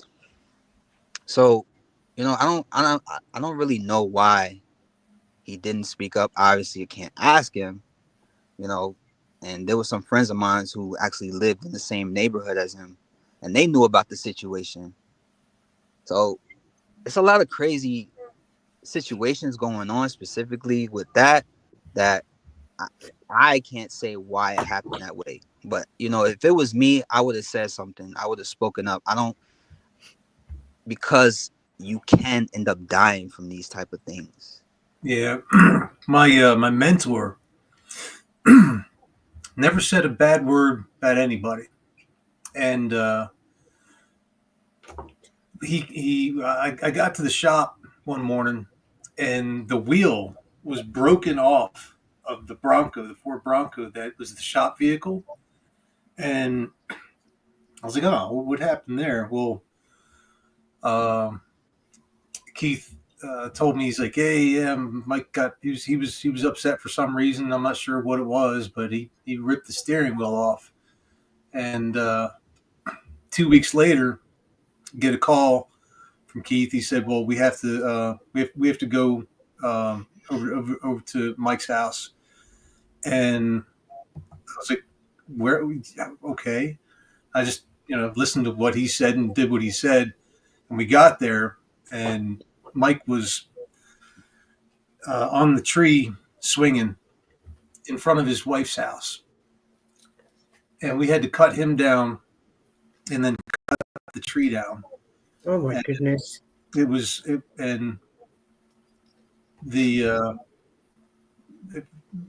only came through a little bit of word of mouth later that they were, in a domestic for about a year and a half. And it was just a cycle, and he didn't tell anybody about it. There was no warning signs until that steering wheel came off.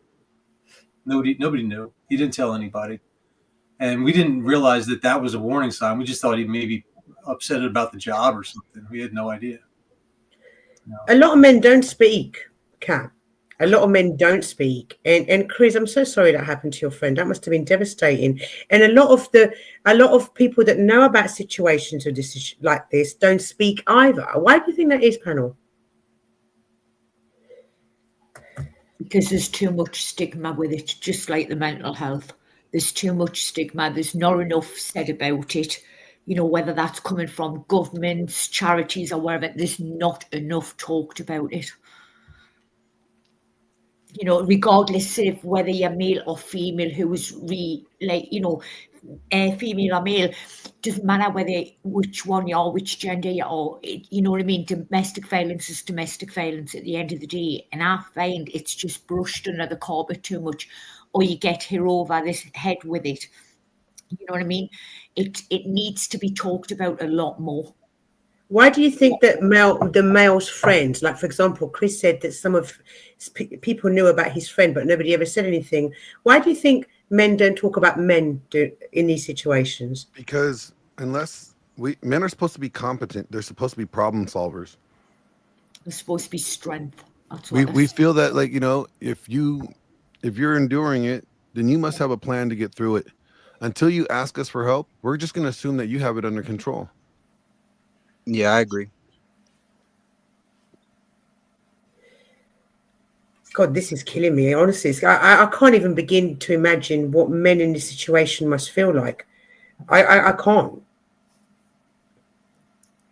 And I don't understand why, you know, men and women, whoever in society doesn't want to talk about these situations.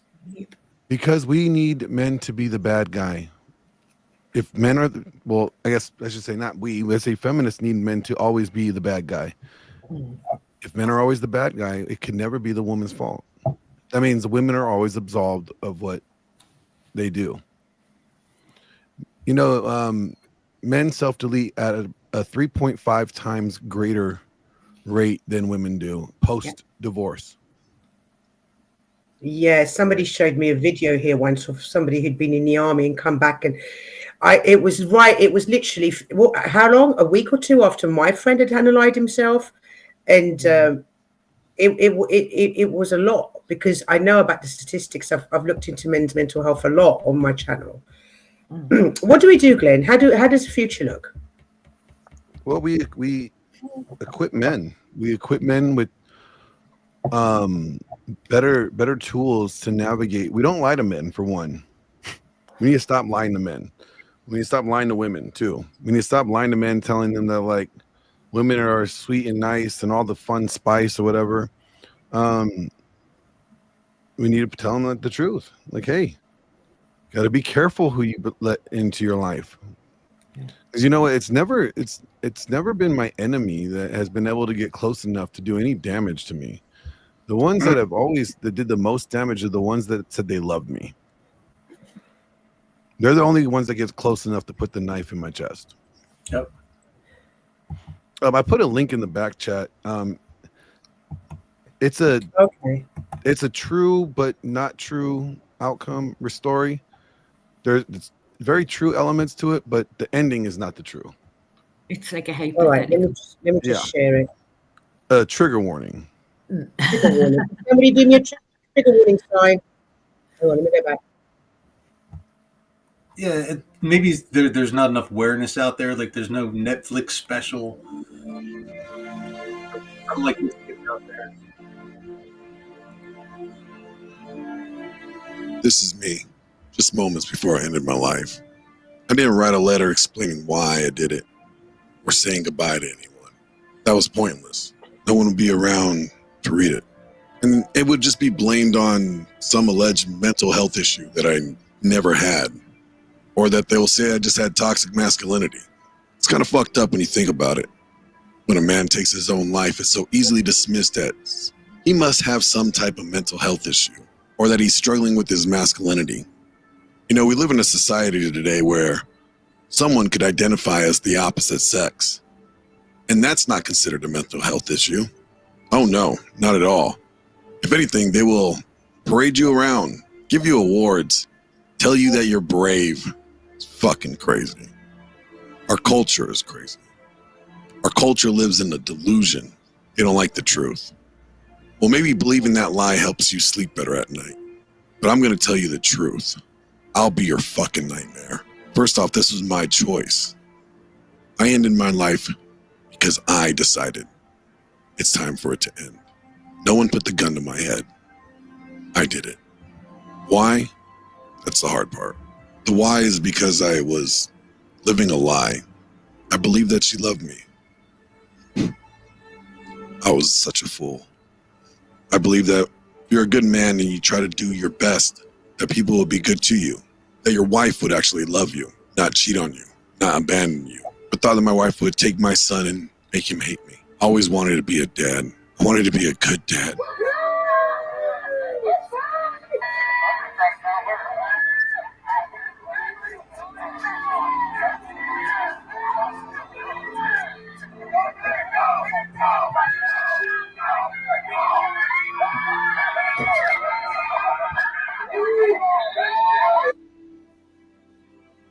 How does it feel to score your first touchdown?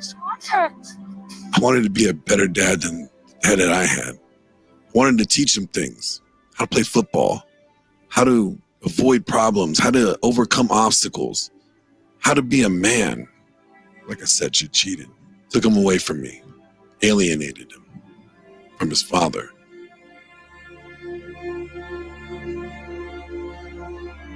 See, I realized that we live by two different books. Rule book for men, and there's a rule book for women. Rule book for men is thick, long, full of rules. And there's only one rule, one page for the rule book of women. Their rule is do right by you, girl. See, there's no help for men out there.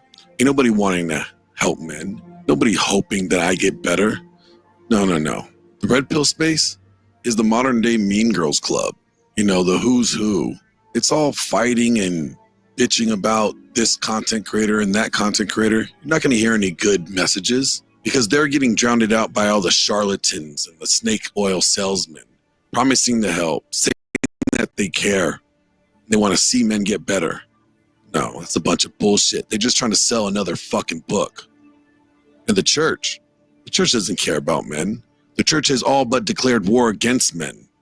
They're not there for you. They're only there for women and children. And if you do try to go to them and tell them that you have a problem with your wife, you know what they'll tell you? They'll tell you that it's your fault. You just need to be a better servant leader. What they really mean is you just need to be a better little bitch. YouTube's not gonna like that. Since the church won't help. And there's no legitimate man space that actually cares enough to help. I hope you enjoy the show. See you watching. The new guy will love you hard like I do. He won't watch put up this. with the head games that you use. Be careful you don't end up in my shoes. They'll say it was suicide. Don't fabricate, just tell them, babe, it was suicide. Don't sugarcoat it, just let them know it.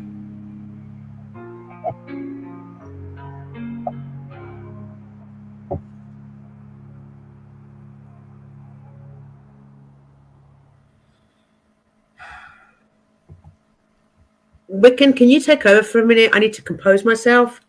I hope you're there. Go ahead, Mel. Go ahead. I'm here. Okay. Go ahead. So, anybody got any comments that they would like to do about that video?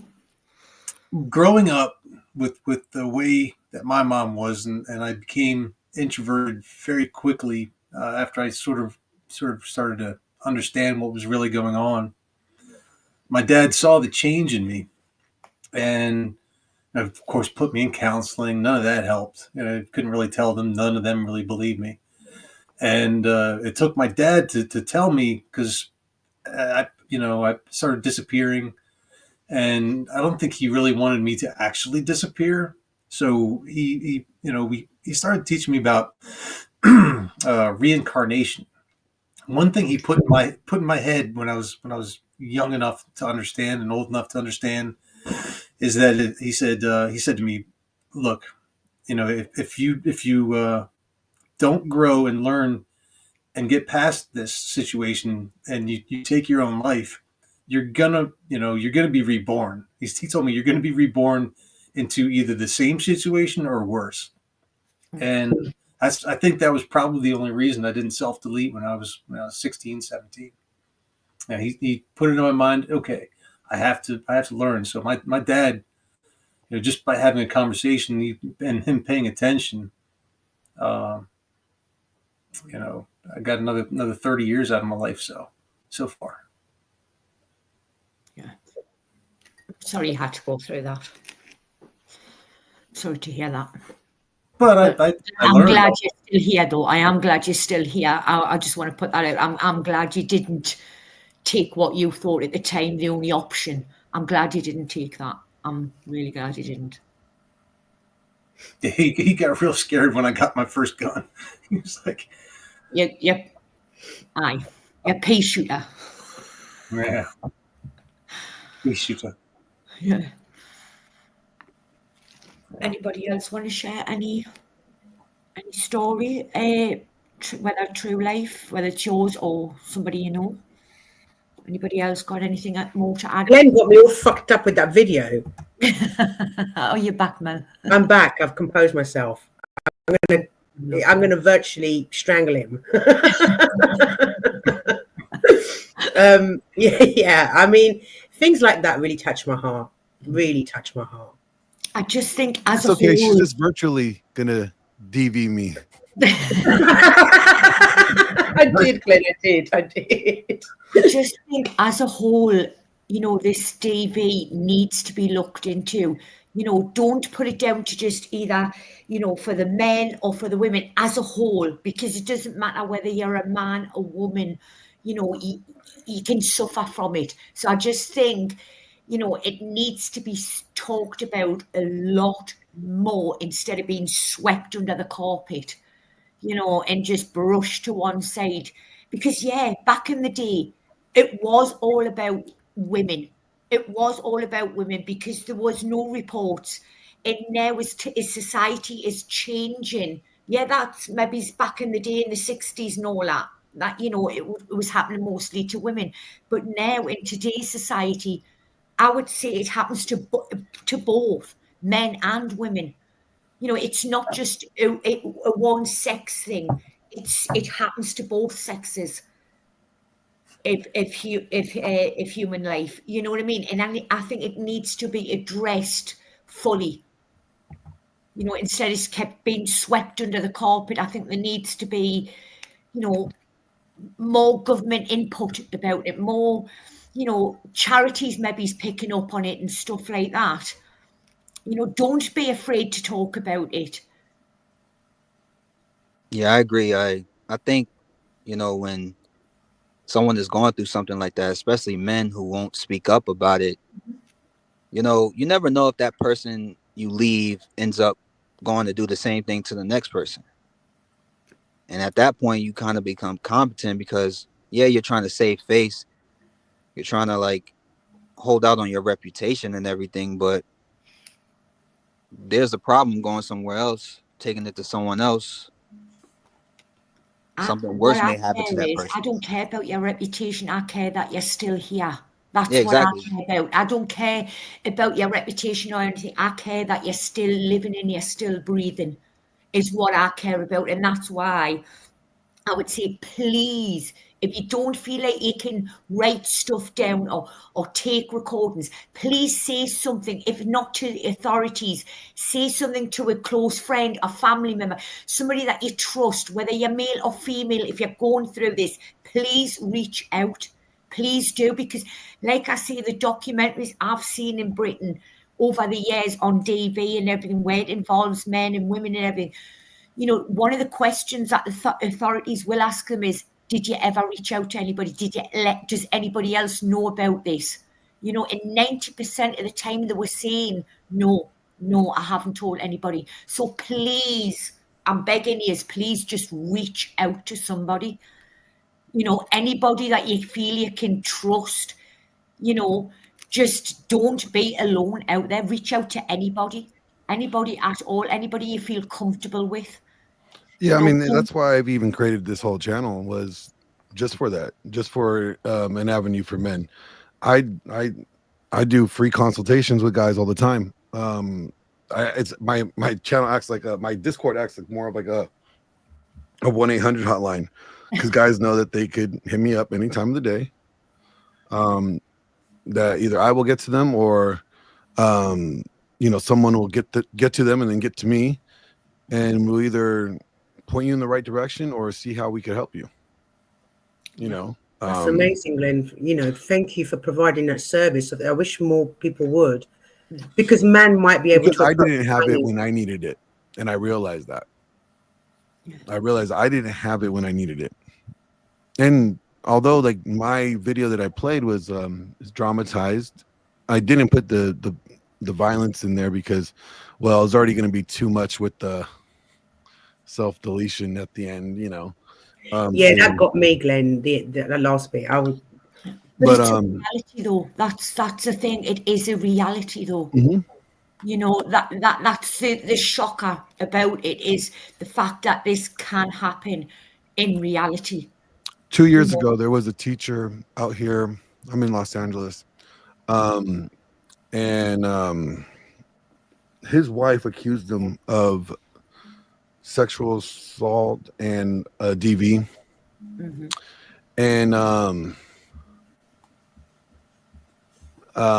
there was an arrest. He wasn't arrested, so he was not just a teacher. He was like the vice principal or the principal, and during the investigation, they had to remove him from his job.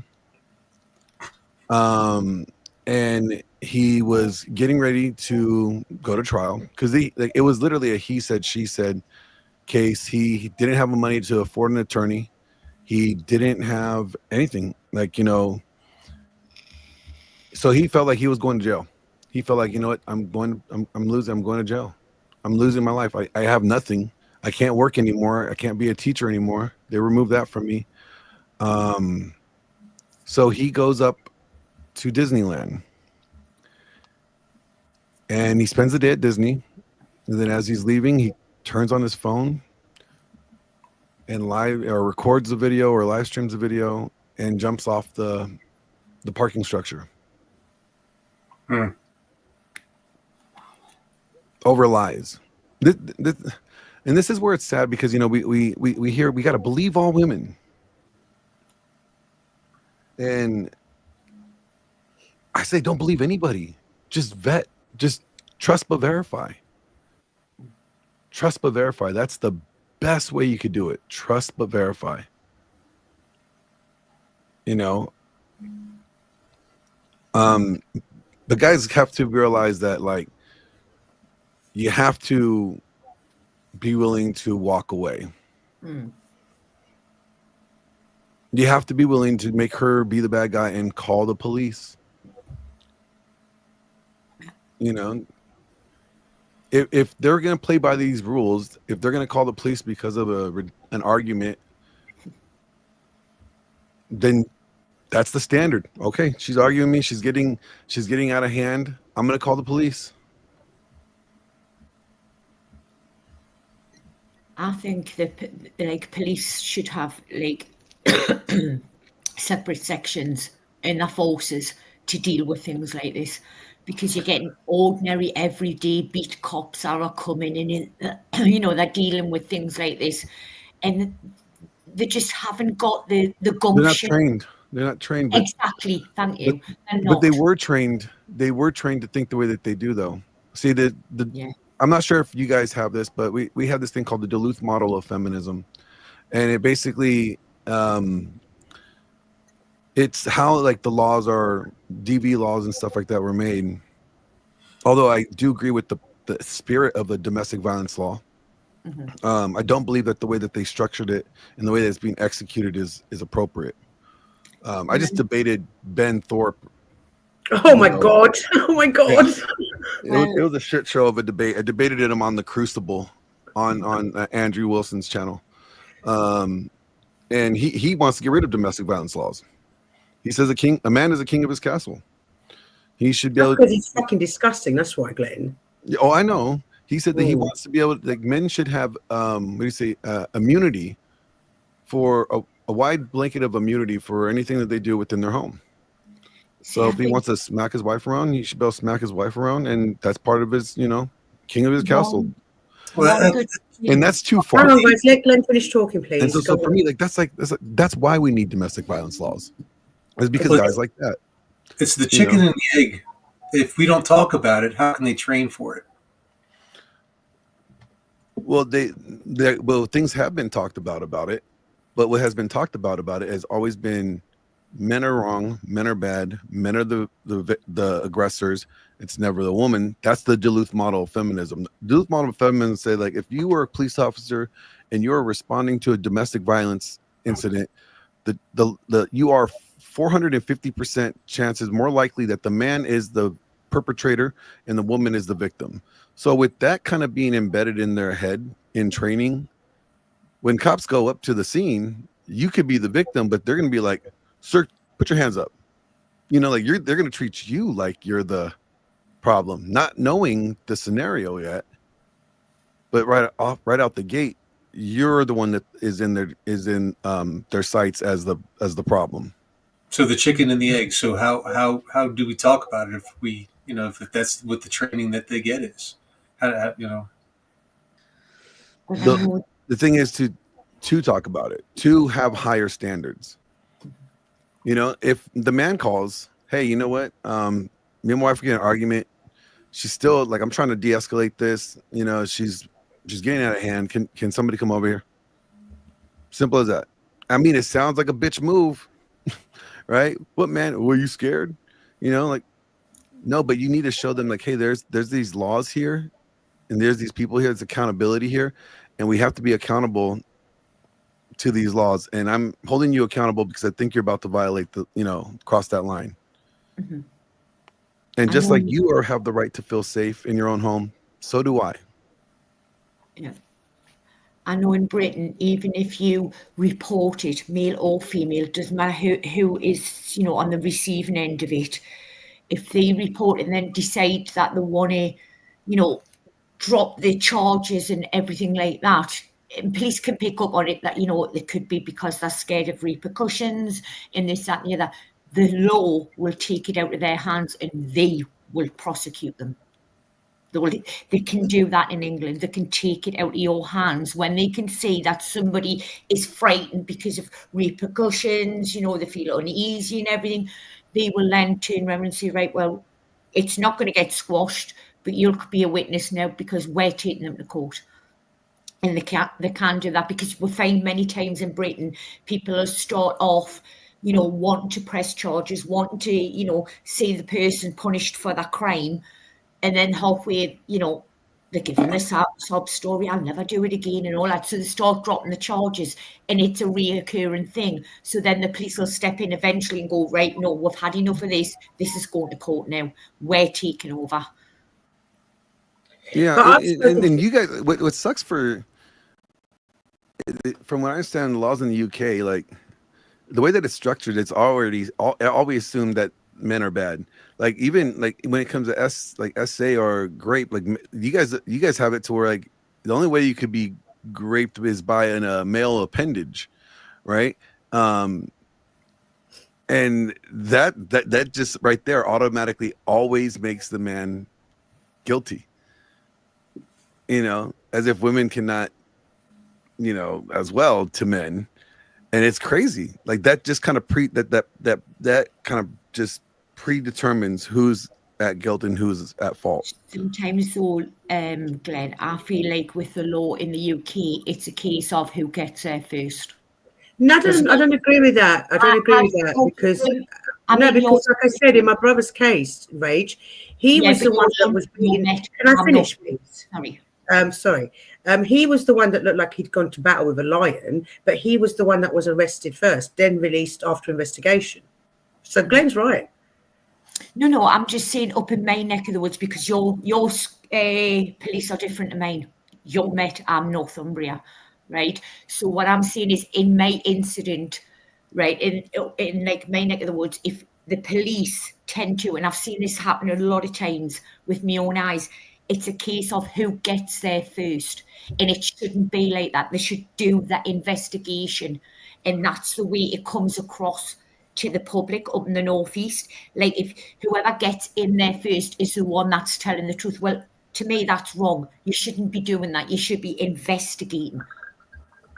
Investigate everybody, not just take it that because this person's reported a certain crime that, you know, it's gospel. You need to do your investigation. That's where sometimes different police forces in England lack, because they'll automatically believe, like you say, Glenn, it could be the woman this time, automatically believe that she's the victim when actually she's not. It's her partner.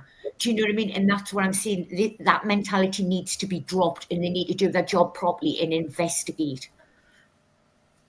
If you have a look at Wiccan's comment on here, it says, in researching the male DV cases, I read that in Russia, they've discriminalized some of the DV laws. Wow. Hey, Mel, I got to drop. All right, Chris, my love. I just wanted to say this real quick. I know there's not a lot of time in these heated situations. I still think if you're going to decide that, hey, this is the moment that I'm going to call the cops, I would say try to have some type of recording, rather if it's visual or what's spoken word, you know, just recording. Oh, absolutely. You have to have more than just your mouth, what you're saying. You need to have evidence, and you're right, Chris. Yeah, I think guys should really just try to, that's really the only way to save your ass if you're really going to call the cops, like how you said, the Duluth method. You know, that's all I could think a guy can do. Try to get into a fight and then turn your phone on and unlock your phone. If you're in the middle of an argument, try unlocking your phone. It's like your hands just start shaking. It's so. You guys have, there is that audio. There's that recording feature you could put on your phones as like you just have to tap it and it'll start recording. You know, just set it to that, because as soon as you start arguing, you just hit record, and then just walk away. Like me, I have cameras everywhere. I mean, shit, you ain't getting away from doing nothing up in here without being caught on camera. And everybody knows it too. I tell everybody, like, hey, there's cameras everywhere in my house. They're here for your protection and mine. Glenn, what's this that you've put in the back? So this is actually a study done in public, right? And it's how people respond to when they witness DV. It's really interesting. And it shows, it kind of goes to show you how much men really care and love women.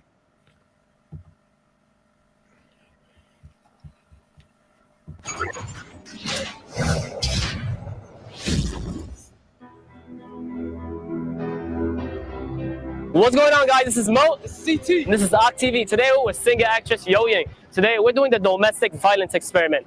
I'm gonna be abusing him, he's gonna be abusing me, and we're gonna see who gets more attention. You spoken to him last night? Was it? Listen, yeah? Listen, you could tell me the truth. You could tell me the truth! Why are you talking to that guy last night? I wasn't! Listen, don't talk to guys. Listen! Why you talking? I'm not playing. I'm not playing. What are you doing? Oh, shit. Chill. Yo, we're filming. We're filming. Look, you all right? We're filming a social experiment. Look. You okay? We're just raising awareness. We're just filming, bro. No, we're filming a social experiment. It's cool, man. Thanks for raising awareness, man. We're filming a social experiment for domestic violence. Thanks a lot, man. Right? Yeah. YouTube? Yeah? I know, it's a prank type. They do stuff like that. We're just filming I don't know about you, but he's about to attack you right now. Yeah. Hey, not a problem, for saying something, you know?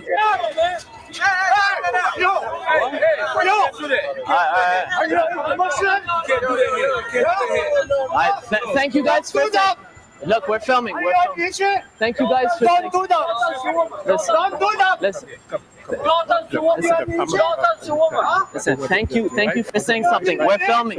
We're filming. We're filming on social. We're just raising awareness for domestic violence. Yep. So we do. You cheating on me again? Texting that girl again, huh? I wasn't cheating at I you. saw that picture too. I wasn't cheating at you. On the ground. I wasn't cheating on you. Serious? Are you serious right now? Are you serious? Are you serious? Are you serious? You don't do that shit to me. I wasn't cheating on you. Yeah, you guys see that? Even the guy jumped in and hit him. Let me pause. Let me Texting that pause. girl again. I wasn't cheating on you. Oh my God, that guy actually jumped and hit him on the head. Wow. Yeah, he was. If she's hitting him, yeah, they think He that did he something must bad. deserve it. He must Yeah. deserve it because she's hitting him, she's attacking him, so he must deserve it. He done something wrong. mm-hmm.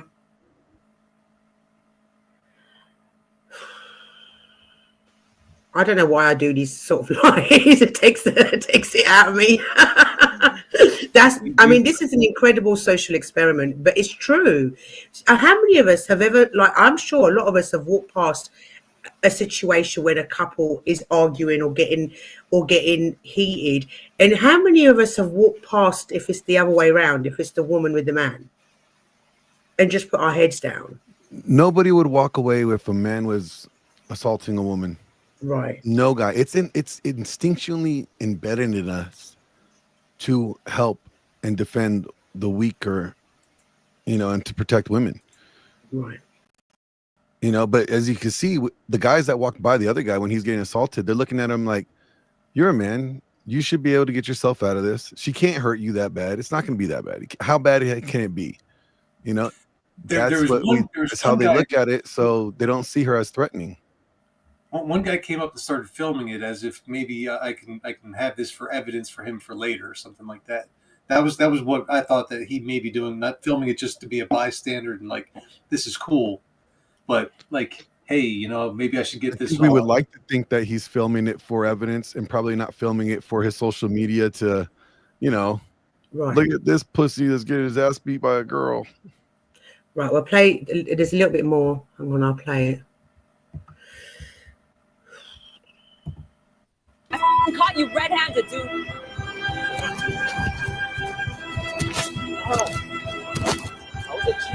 I wasn't cheating on you.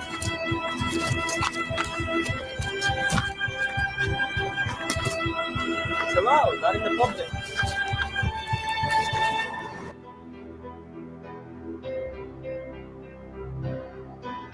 That guy's like, let me get out of your way, ma'am. Go ahead, continue whipping his ass.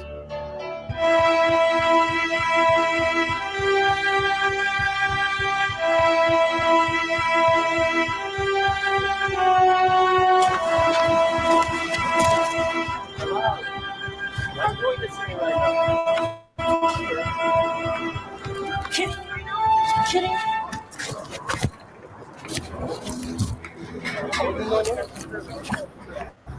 Kidding me right now? What? Kidding you what? I just want to point out that group of men were laughing. That walked past. Yeah, because what man gets beat up by a chick?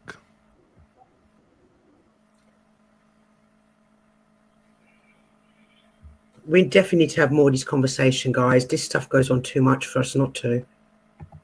Yeah. I wasn't cheating. Why are you hitting me for? Why are you hitting me for? Huh?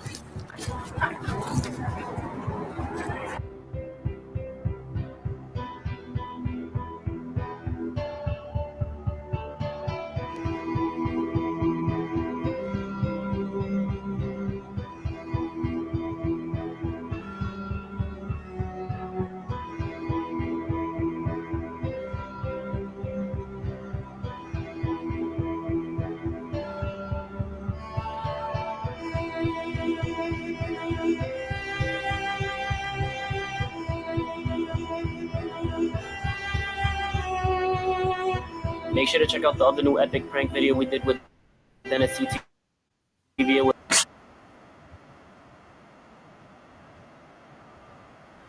I want to just address the question on the screen panel. Have we talked about having a plan in place to leave women? Have have we talked about can we do a plan in place for men that are in this situation? Can the panel help me out? Absolutely. So let's assume that the couple that was that we saw there, right? That young man, I'm probably sure that they're probably not living together.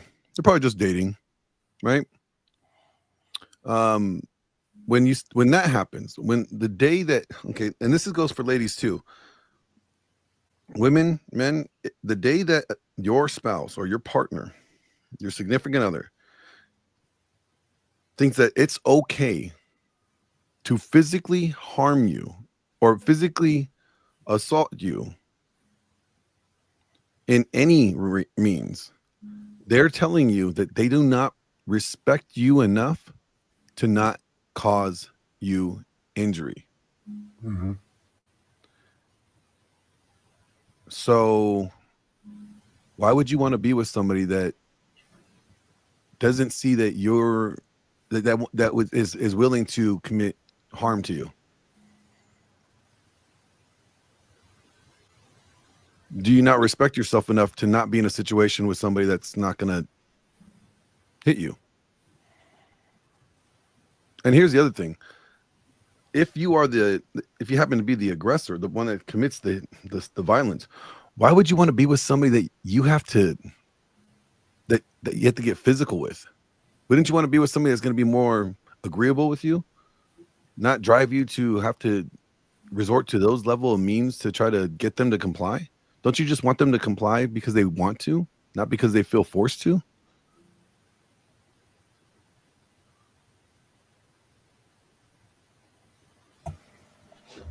So what about sorry, Glenn, go ahead.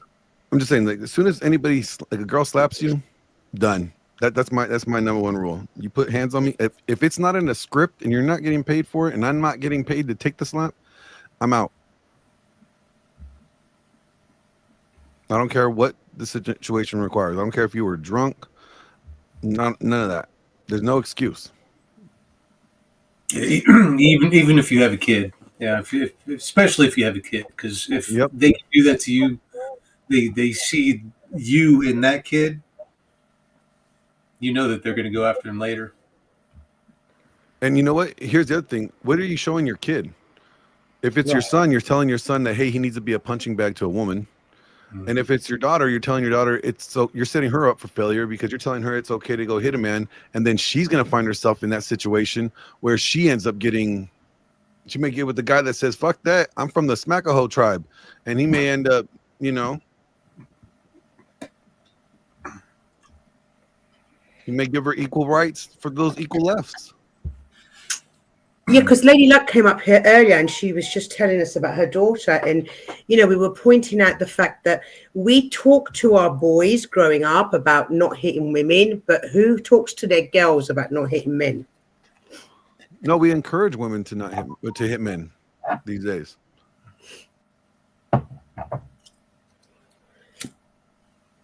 So in a situation, let's say, I understand, in a situation where it's in that moment, I know you said don't leave the house, Glenn, but you're in that moment, you're let's say you like the first case that we looked at, you're getting hit over the head or the ear or whatever part of your body with a bottle or a bottle of wine. And what to do then? You create distance, you use just enough necessary force needed to create distance. Take your phone, go in the bathroom, lock yourself in the room, call the police. What about if she's got a weapon to your throat or a weapon towards you? How are you going to? Then you neutralize the threat by any means necessary. You have the right to stand your ground and protect yourself. You do not have to be a punching bag or take any injuries. That's the law. I don't care what state you're in, what country, and if she is trying to kill you, you have the right to defend yourself. Is that you, that guy? Yes, it is. Okay, I can Just remove. saying, I'll be quiet and let you keep talking for now. Okay. Hi, that guy. So. Hey, wait. So did you say by any means necessary, Glenn? Yeah.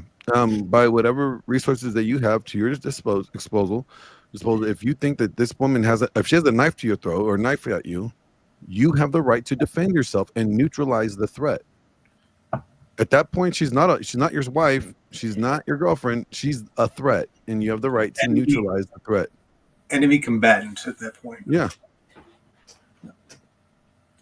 What does that look like? I know this is, I'm getting really kind of picky, but what does that So look let's like? say she comes at you with the knife. You're able to, move her hand, or move away, push her, create distance, or if you're able to, Disarm her. disarm her, and you don't have to necessarily strike her to disarm her.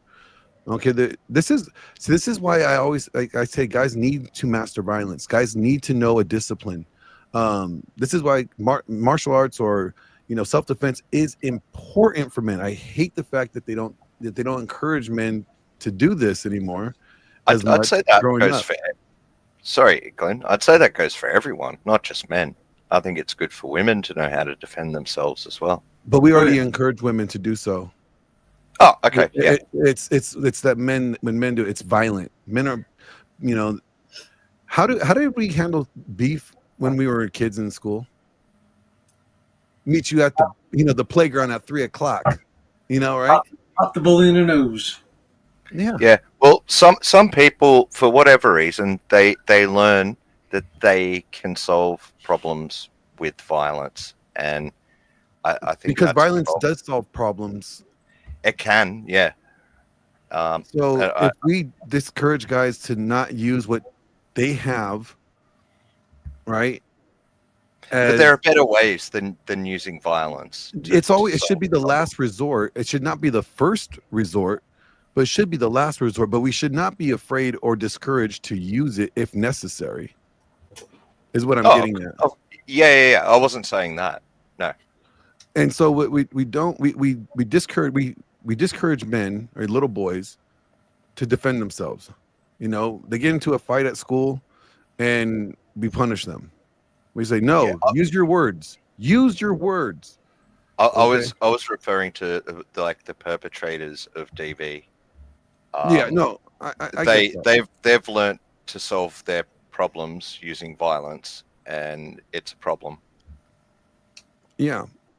So I encourage men, you need to know self-defense. I mean, take a class, learn to box, learn some, martial art discipline.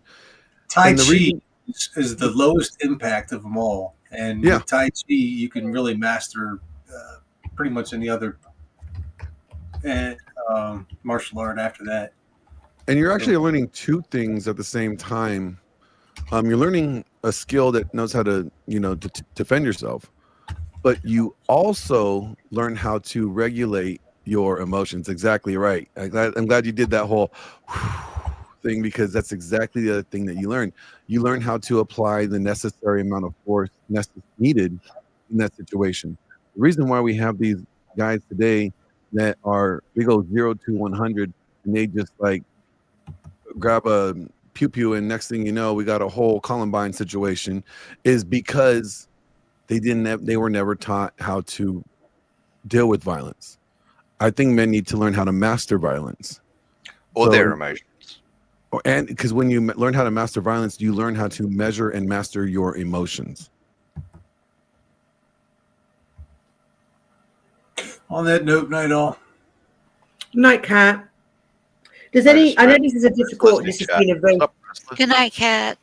Good night, darling. I know this has been a very difficult situation so far, but does anybody else want to come up? Because I know the men have struggled talking about this. I'm really grateful to you, Glenn, and Ruck, and people who have come up. But I just saw your message in the back chat right now. I'm sorry. Yeah. I think I took a picture of it last time, but I don't know. Yeah, I'll drop it in there right now. Okay.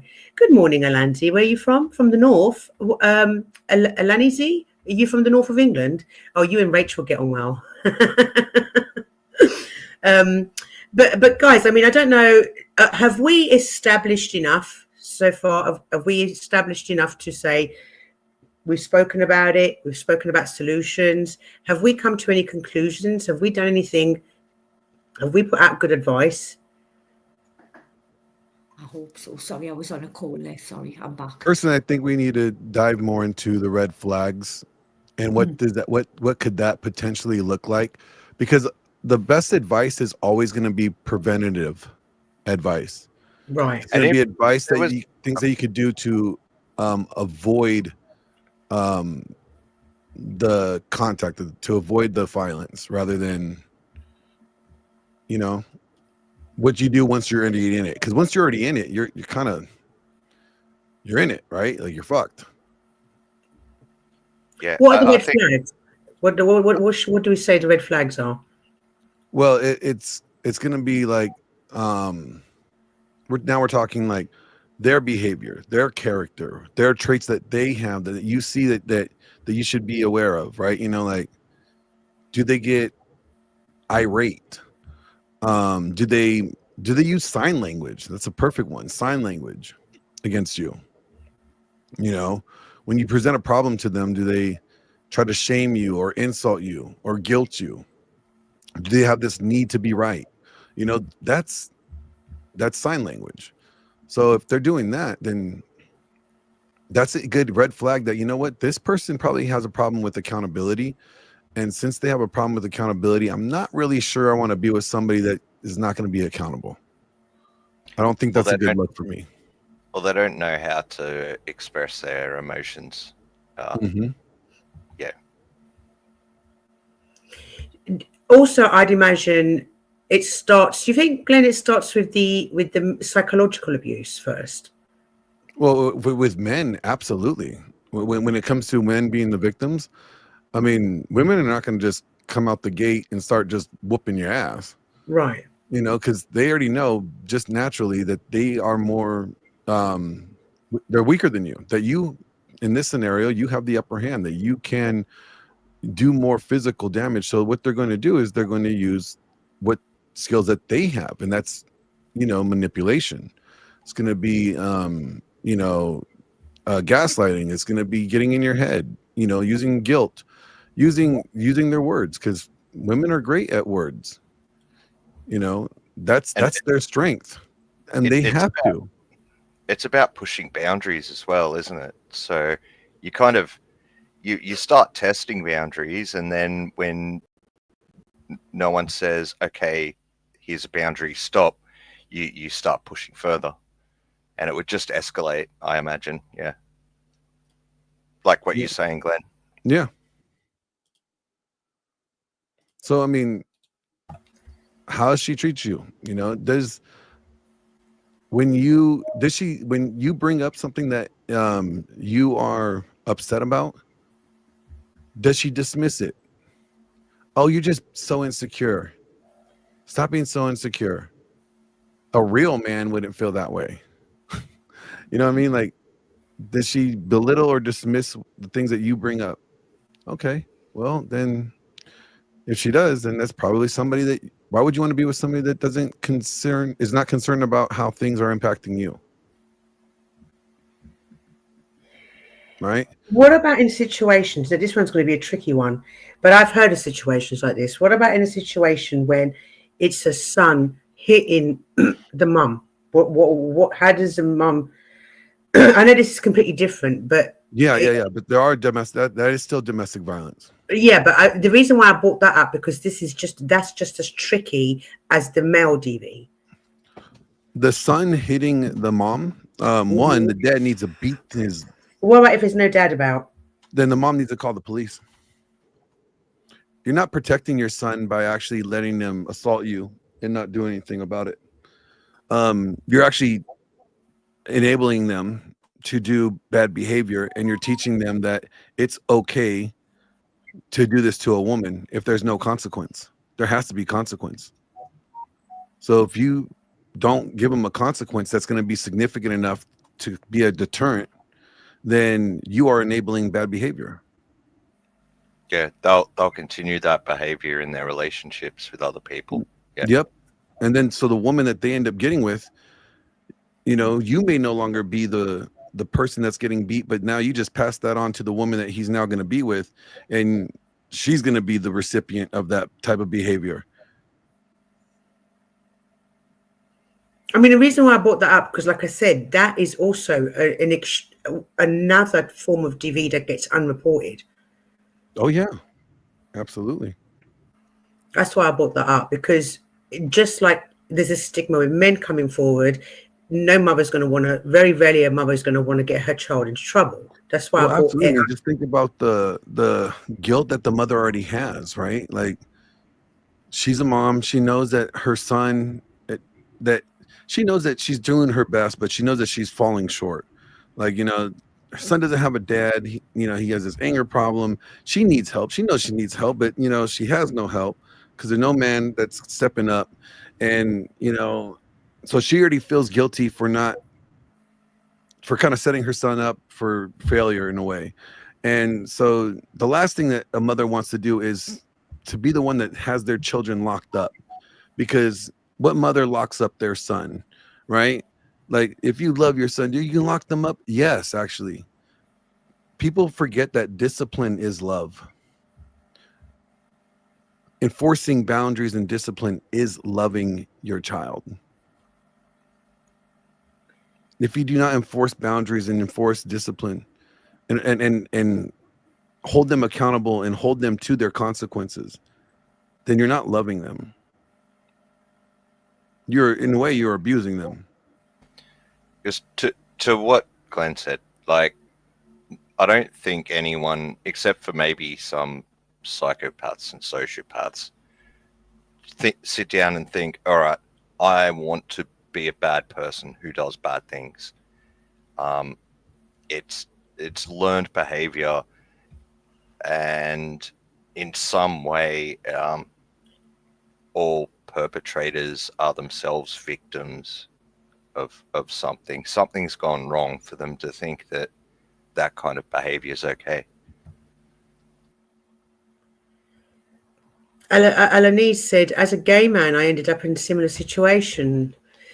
We were just talking about that, about same-sex couples. There tends to be more aggression statistically.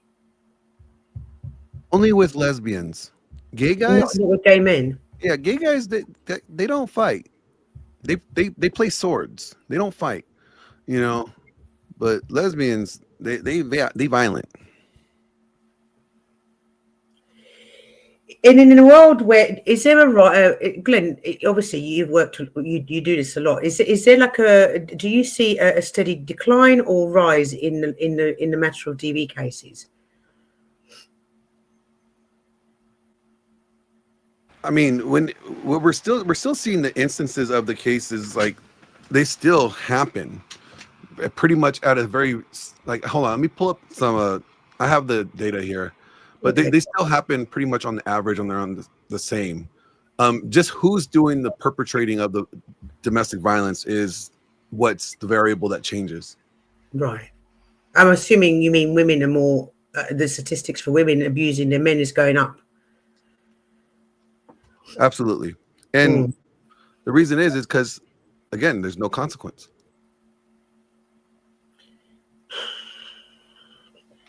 I mean, haven't we seen a rise in female teachers doing things with students? Yes. Have we seen a decline in male teachers doing things with students? Oh, I don't know about that statistic.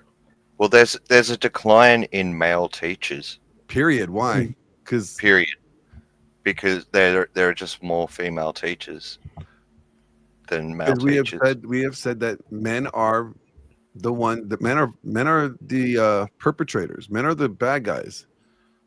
When we think of a stranger, when you were a kid and your parents said, stay away from strangers, was it ever a woman? Nope. Why is No, that? You're right. You're conditioned to automatically assume that if it's a stranger, a threat, it's because it's going to be a man. Yes, men are creepy. Especially bald-headed men, Leslie. You better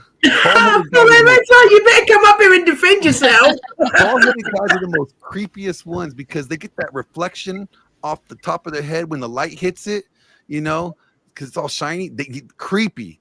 It's like they have this glow about them behind their head. It's scary. Yes, shots fired, Resla. I think men are also aware that men can be creep. Like men are aware. Like I know I could be creepy if I wanted to. I choose not to. Well, you know, men even know that men are a threat. People project a little bit. You know, they think that everyone else is going to be a predator because they potentially are. I don't know where I was going with this. Sorry. No, you're right, because as men, we know that men. Okay, like take this. If there's a group of guys, group of biker guys that look like me, tatted up, walking down the street on the same side of the street that you're on, I don't care if you're a woman or a guy, you're gonna be like, shit, something might go down, right? You might even cross the street to avoid them. Right? I think what I was getting. We know that men are threats. We know what men are capable of. Right. Yeah. Sorry, Glenn. I think what I was getting at is this is why there's a lot more awareness around, and also because it's more common around man against woman DV, and it's not discussed as much, and there isn't as much help out there for men. I guess. No, Not there enough isn't. help out there for men. Sorry, because- I just trailed off there. There's not enough help for men because one, we don't. Again, we know what men that we can physically do things. We think that just because we're more physically capable of doing damage, that we should be able to solve this problem. Or we should be more capable of defending ourselves. Yeah, exactly. But the problem is that because we know we're more capable, and because we know we could do more damage, we don't. Every guy wants to be the. But dude, that's not always the case, though. Guy. Like everybody wants to be. I know some. I know Hang on, some that women. guy. Can you let Glenn finish, and you can rebuttal? Oh, sorry, Glenn. Sorry. No worries. I'm saying that everybody wants, like, women want to be safe. So every guy's trying to project that they're safe. I'm safe. You can trust me. I'm safe. No, you're not safe. You should be good. You're a man. You're dangerous. Okay. You are a hairless, silverback gorilla. All right. Like you could do really bad harm to people with your hands. Okay. We're capable of it. We're not safe, but we're good. That's what we should be aiming to be. We need to stop projecting that we're safe. We need to be projecting that we're good, because when you're good, that means you're going to be good to you and those around you. Safe means that there's not going to, anything that happens, you're not going to hurt me. That's what safe means. Safe means regardless what I do to you, you're not going to hurt me. That's what safe is being perceived as. But no, you need to be good. That means you're going to be good to yourself and you're going to be good to those around you. That means that if somebody does something wrong, you're going to be good and defend yourself, and you're going to defend those around you. Yeah. I just wanted to say that's not always the case, though. Not every man is stronger than every woman. Like Okay, I know but some. you're talking about. I know there are some. I know there are some women that could beat the shit out of me. So if I was in a relationship with a woman like that, then maybe I could be the victim. You know what I mean? Well, absolutely, but I mean that's we're talking in generalities, right? So in general, you're more likely going to be more physically, dominant than women.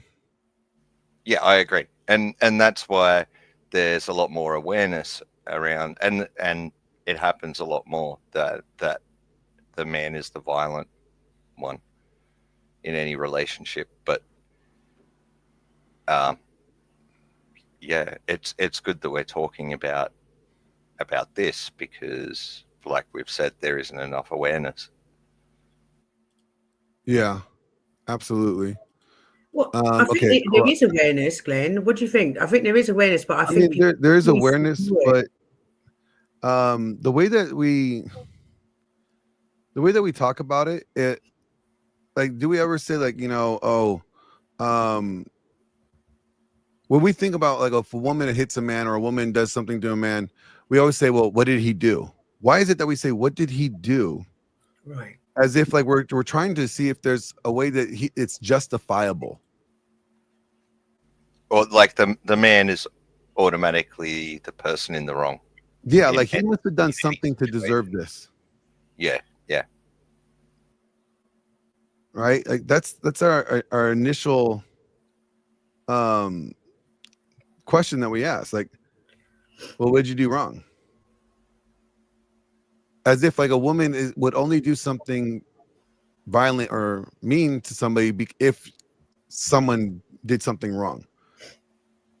Well, we used to ask the question, what did she do wrong? And then we learnt that was a shitty question to ask. Well, because a lot of the time it was nothing. Well, yeah, and we've learned that, like, you know, you got to believe all women. So if a woman assaults a man, well, you got to believe that she did it for a reason, right? She must have had a valid reason to do so. Yeah, but that's a problem. We need to change that. Yeah, we got to change that stigma for sure. How do we go about that? Because obviously, with the, you know, I accept the reality. And having conversations like this, bringing more awareness to it. I mean, the reality is that we do know that women are more that statistically we know that women commit more violence than men. Oh, I don't know about that. They may not do more damage than men, but we do know that they commit more violence than men. Oh, I'm trying to present. It kind of was there and then it left. Yeah, I'll try it again. But is that statistically true that women create more violence than men? Yeah. Okay, that's statistically they initiate more. Here, I'll provide you that evidence as well. Oh no, I'm not disbelieving you. I'm like, oh wow, okay. Yeah, I got the statistics on this. Okay, where are they? Oh, here we are. Anybody is capable of violence. All right, so this figure on top, right? This is the percent of reporting of DV in all the different countries. Okay, about 70% of all DV in the United States is non-self-defense mutual battering. This is not violence committed in self-defense. This is both parties attacking each other. The percentage is shown in the figure below, which would be down here. So as you see here, so when it comes to domestic violence, you see that we still have women. Obviously, women are going to be more often than not the ones that are calling the police and reporting violence, except if you're a guy in Greece. Seems like men in Greece don't care and they're just calling on women, which is fine. Do you? But you can see here in the US, women are slightly more likely to be a victim than men. Now, we have to take out of our heads that, oh, well, if women are calling the police more about being domestic violence, that must mean that women are more, or men are more the victims. Well, no, because then you would be assuming that all couples in the United States are straight couples, right? So you also have to account for women, lesbian couples. Figure 4 says, oh, here, I'll show you. That's going to be, I think it's this. Is it possible to zoom in a little bit? Yeah. Yeah, okay. I can zoom in. So let me go to this one real quick and I'll zoom in. Perfect. All right. 70-80% of all domestic DV is minor in nature. This includes pushing, shoving, slapping. There is no visible injuries. About 30.3% of all females, 25.7% of all males, 36.3% of all lesbians, and 24% of all gay males will experience minor DV at least once in their life. Worldwide, male and females admit perpetrating minor DV at about equal rates.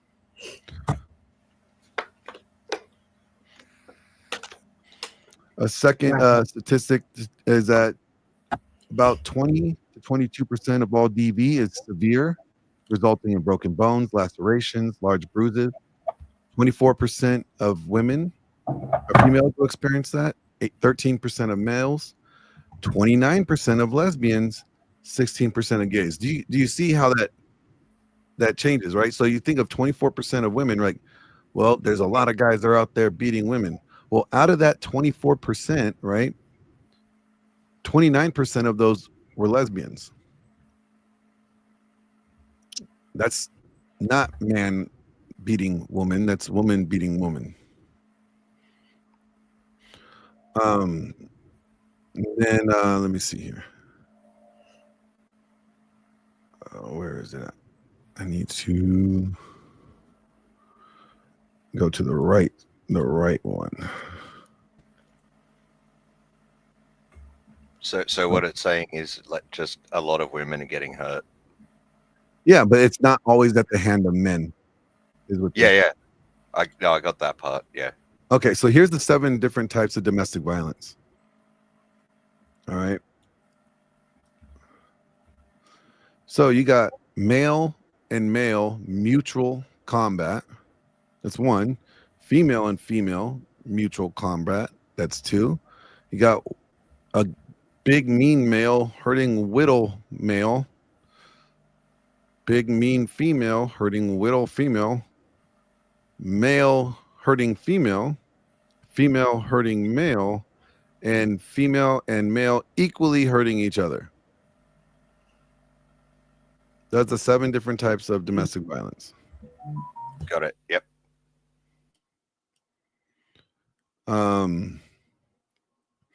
So the rate of general female violence peaks about at the age of 21 and then decreases on average 2.56% per year afterwards until it hits about 60 years old when it hits 0.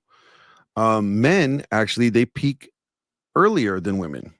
So men are more violent in their teenage years, right? And then once they hit about 18, that's when they start declining and they start becoming less violent. It takes women on average about 3 years more before she starts becoming less violent. So yeah.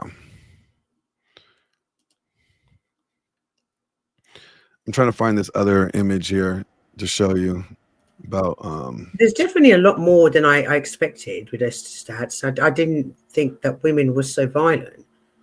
Here we go. This is a good through work. I was involved a bit in a lesbian community, and there did seem to be a bit of DV and stuff like that within it. So when you're wondering what is the problem, like why don't we know these statistics? Why aren't they out there readily exposed? Well, there's a narrative being pushed, right? There was a study done where 1,793 women examined for being a victim of DV and a DV batterer. The female participants admitted committing a substantial amount of non-self-defense battering of male partners. The author of this study concealed this finding. It only came to light when other researchers obtained their data and reanalyzed it. As Strauss notes, the study raises a troublesome question of scientific ethics because it is one of several in which the data on the assaults by women were intentionally suppressed. So why don't we know about it? Because this information is also being suppressed.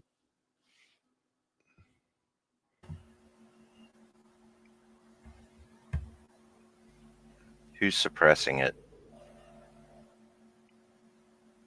The people that don't want you to know that women are violent? I was going to say the victims. No, it's there's a narrative, right? There's a narrative on, just like how there was a narrative when we were worried about Russia. Everybody's a communist. Watch out for those commie actors. All those actors in Hollywood are remember that back in the 50s? It's the deep state. There was a narrative for it.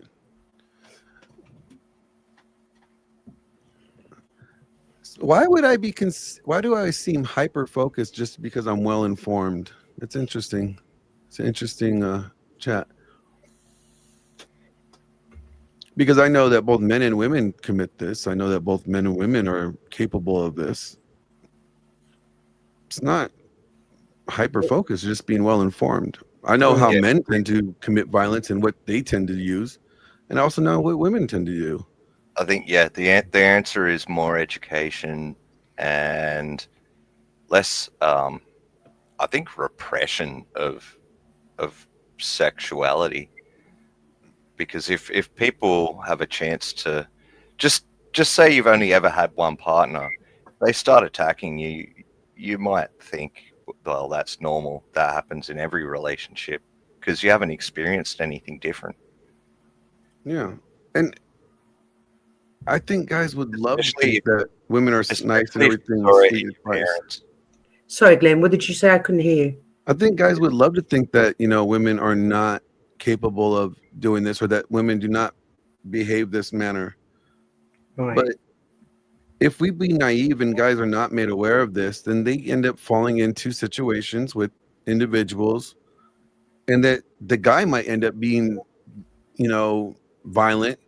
But if we're not accounting for all the factors, all we see is his big explosion and him beating her up and her with the busted face,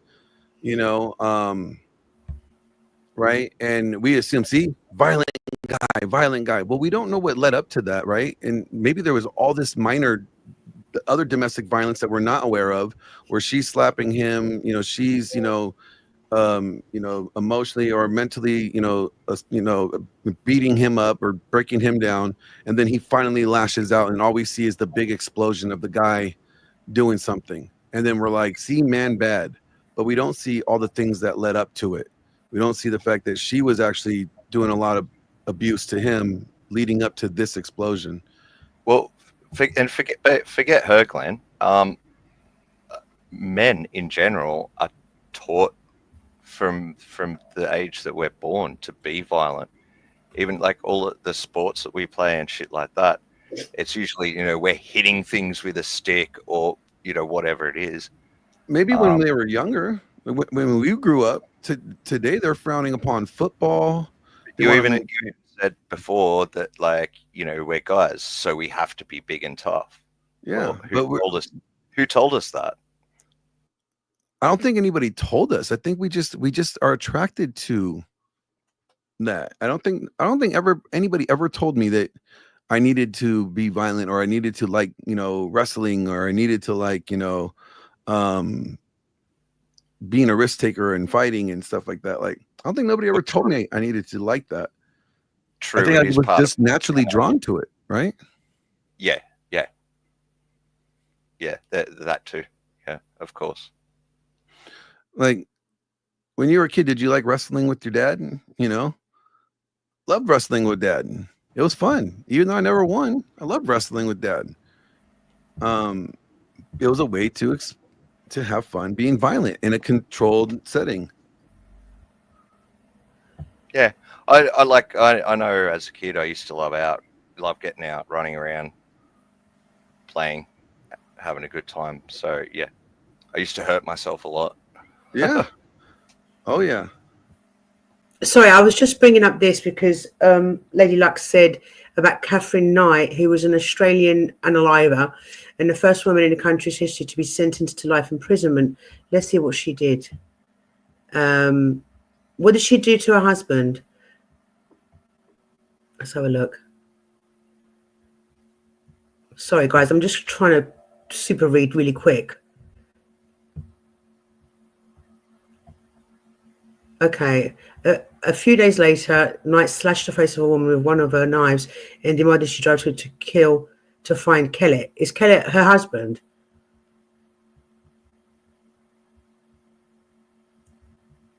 Lady Luck, can you come up and tell me a bit more? Because I can't read as quick as I thought I could. I'm going to come up and tell us a bit more. Do you know about this, that guy? This is an Australian case. No, I don't. I'd love to hear from Lady Luck, though. Yeah, I thought I could super read, but I can't.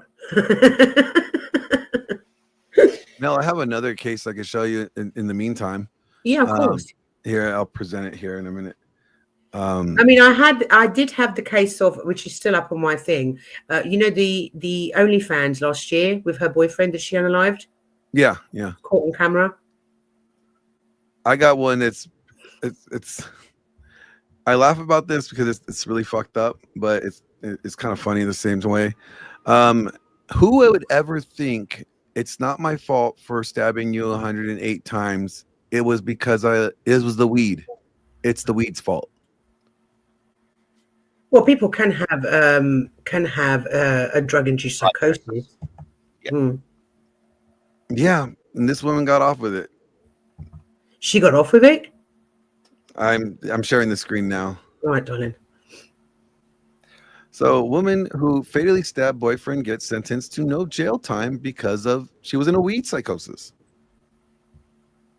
Well, they'd have to prove, like, generally, if you're in a psychosis, you've got schizophrenia or something like that, right? Well, just California judge sends a woman who stabbed her boyfriend to death community service after ruling she was not in control of herself after she had been smoking marijuana.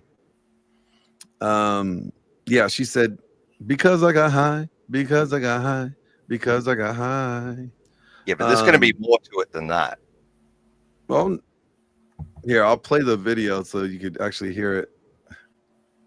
So I don't have to read it.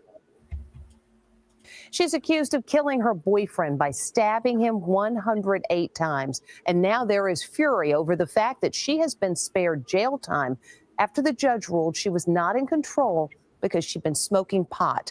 The victim's father says everyone who smokes marijuana in California has been given the license to kill. Jim Murray has our report, and we warn some video may be intense for some viewers. Could there be a more open and shut case? Literally having videotape of her in the act, kneeling over my son, covered in his blood. The accusation was shocking. 33-year-old Bryn Spetcher stabbed her boyfriend, Chad Amelia, 108 times across his body. Video from the scene in Thousand Oaks, California, shows the woman on a stretcher covered in blood. After stabbing her boyfriend, she turned the knife on herself, stabbing herself in the neck 43 times. She also stabbed her dog. A jury found her guilty of involuntary manslaughter. Family and friends of the 26-year-old victim were certain she would get serious prison time. They held a rally outside the courthouse, urging the judge to hand down a tough sentence. Instead, what did she get? Not 1 day in jail, just 100 hours of community service. Well, I got to tell you, I really felt betrayed by the system. I felt that the system had failed. I don't understand how you go from stabbing somebody 108 times and then you get community service. So how did Bryn Spetcher get off so easy? The judge ruled she committed the crime after smoking highly potent marijuana and was in the throes of marijuana-induced psychosis and had no control over her actions. Bryn Spetcher claims her boyfriend never told her the marijuana was especially strong when he gave it to her to smoke. The pathetic defense here has been to blame the victim. Let's blame the person that's been stabbed 108 times. It was ridiculous. Deputy District Attorney Audrey Nafziger prosecuted the case. It's a complete miscarriage of justice. It's a slap in the face to the victim and their family. And I think it harms victims everywhere. It sets a dangerous precedent for our country. Was Chad basically blamed for his own death? Absolutely. In addition to community service, Spetcher was put on probation for 2 years. Wow. And she's appealing the probation right now. She's currently appealing the probation because she actually, again, her defense is it's his fault. He's the one that got me high. But it seemed really biased, that news report. I didn't hear any medical information. Does she have schizophrenia or anything like that? Well, one, they can't release that unless the court clears it to release that, right? You know, some evidence is submitted, but it's not released. Well, I assume that something like that would have been part of the evidence in the case. And actually, to be honest with you, I believe she's actually a psych major. Yeah, well, a lot of people with mental health She conditions. stabbed the dog as well. She must have been fucked up. I know that sounds awful, but how can, like, no, seriously, she stabbed the dog as well. I was wondering if people would change their mind after that. Hi, Mel. So I come up to speak about Catherine Knight. She was in a relationship with a guy, and he was telling friends and that he was afraid of what was going to happen to him. And one day he didn't turn up for work, which was highly unlikely for him. And yeah, they found that she had unalived him. She had used a sharp object to put him in parts. She had apparently cooked some of them parts. Oh my God. She had put cooked parts on plates and put labels on the plates with the names of his children and put them on the table. I've heard this story. Yes, Lady Luck. Yes, I did. I have looked at it. I have heard of this. Did she make her kids eat it? Yeah. Yeah. And, you know, everyone and his mates said he wanted out. Wait. Hold on. She fed it to her. She fed him to the kids. Yeah. To his kids. And she's got life in prison without parole, which is well and truly deserved, in my opinion. But yeah, he was saying for ages that he wanted to get out, and for some reason his friends, I don't know if they thought he wasn't serious or he shouldn't be scared of her, but the behaviour he was describing to his friends was completely crazy behaviour. But for some reason, the people around, he didn't have a support system that enabled him to get out. And this is what I was asking in the chat about earlier, Mel, about, you know, men should have a plan, like have people around them to support them, a support team to turn to enable them to get out safely and well and alive. Wouldn't you think like the best plan of attack is just for him to enforce his boundaries?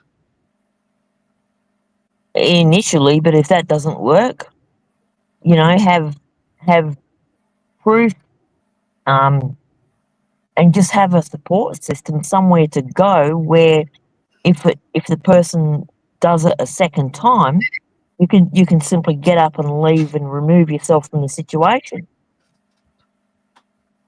But men don't do that. And that's why I'm saying they need a plan. Like women have plans to leave, but, you know, quite often men's plans aren't talked about. Yeah, I mean, we have like such like, you know, like shelters and support, you know, hotlines for women. I think there's like very few male shelters in the United States that are just for men.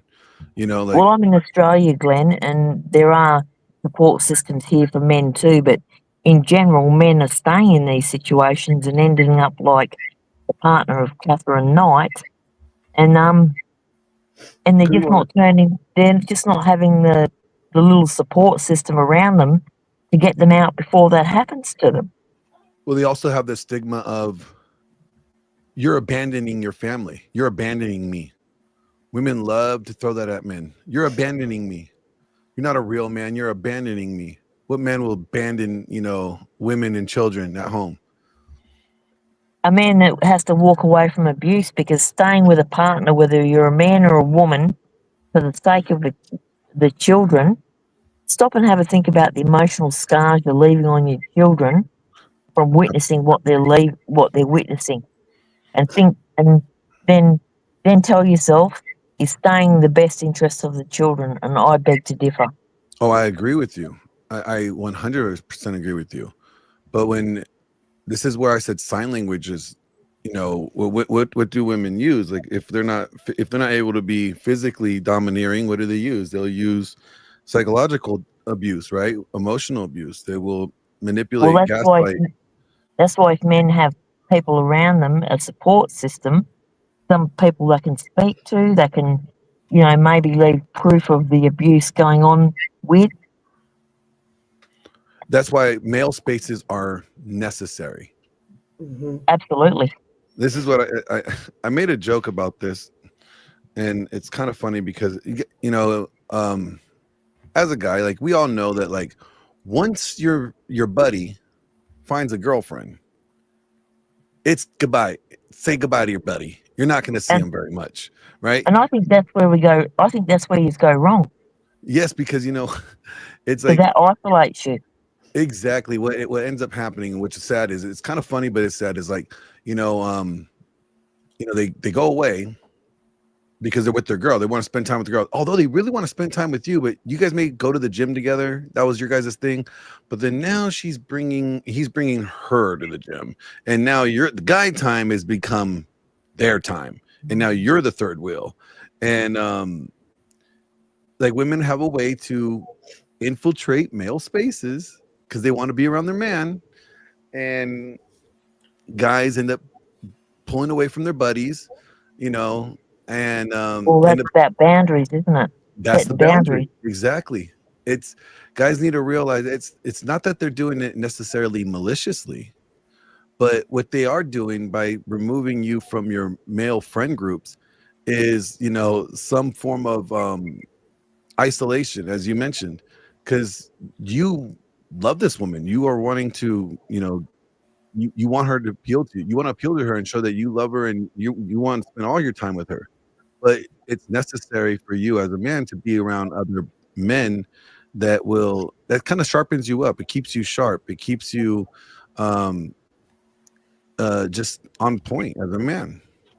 Or maybe men should be having more of a Hi, Mel. I didn't recognize you without the fur baby thingy. How you doing, my love? I'm good. I'm on camera. Yes. What do you think about this? Because Well- it's a really, like, Glenn's offered us, well, the whole panel's offered a lot of insight. What's your thoughts? I'm sorry. I actually came in from another panel because I was more interested in the topic, and I was going to quietly catch up. But also, I just wanted to show you I'm on cam now. I know. I was like, because I was thinking, who's that? Yeah, I'm glad you're on cam. Thank you. So sorry, Glenn. What were you saying? Huh? Lady Luck and Glenn, you were going back and forth. You were saying about the isolation when you. Oh, that's why men need to be intentional about maintaining their male spaces and maintaining their male friend group. You know, like, absolutely, still have your guy time. It's important. Even when you have kids, you need to have your guy time. It may not be as often or as frequent, but you still need to be intentional to get with your guys and do something. You know, iron sharpens iron. If you are removing you from that, you know, space where that you're able to stay sharp and, you know, be sharpened up by other men, you know, then you're going to get dull. Absolutely, you're going to become vulnerable to that. So, Mel, I've just jumped up here to say that and have a quick talk there about Catherine Knight. My phone's low on battery, so I'm going to jump down, and thank you for letting me up. Oh, no worries. Thank you for coming up, darling. Okay, bye. Thank you, Lady Luck. So, Glenn, would you say that at this point, men need to just be more continue friendships, even though they're friends, as in keep in touch? Is that like a really important thing instead of being isolated? Yeah, guys need to be intentional about their friendships and their community. Their you know, there was a time with men that there was it was called a rite of passage, right? And that passage, you know, was important for a man.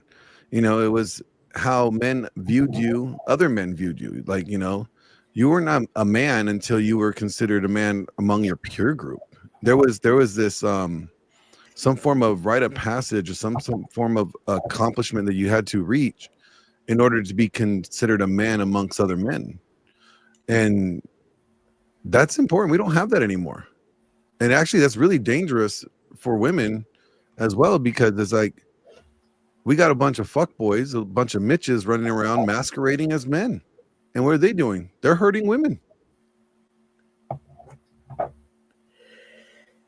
And do you agree with Lady Luck about having like, because I can understand where she's going with that. Like, if a man can pluck up the courage to tell a friend what's happening, it's always better that there's someone that knows, just in case you don't turn up to work the next day, kind of thing.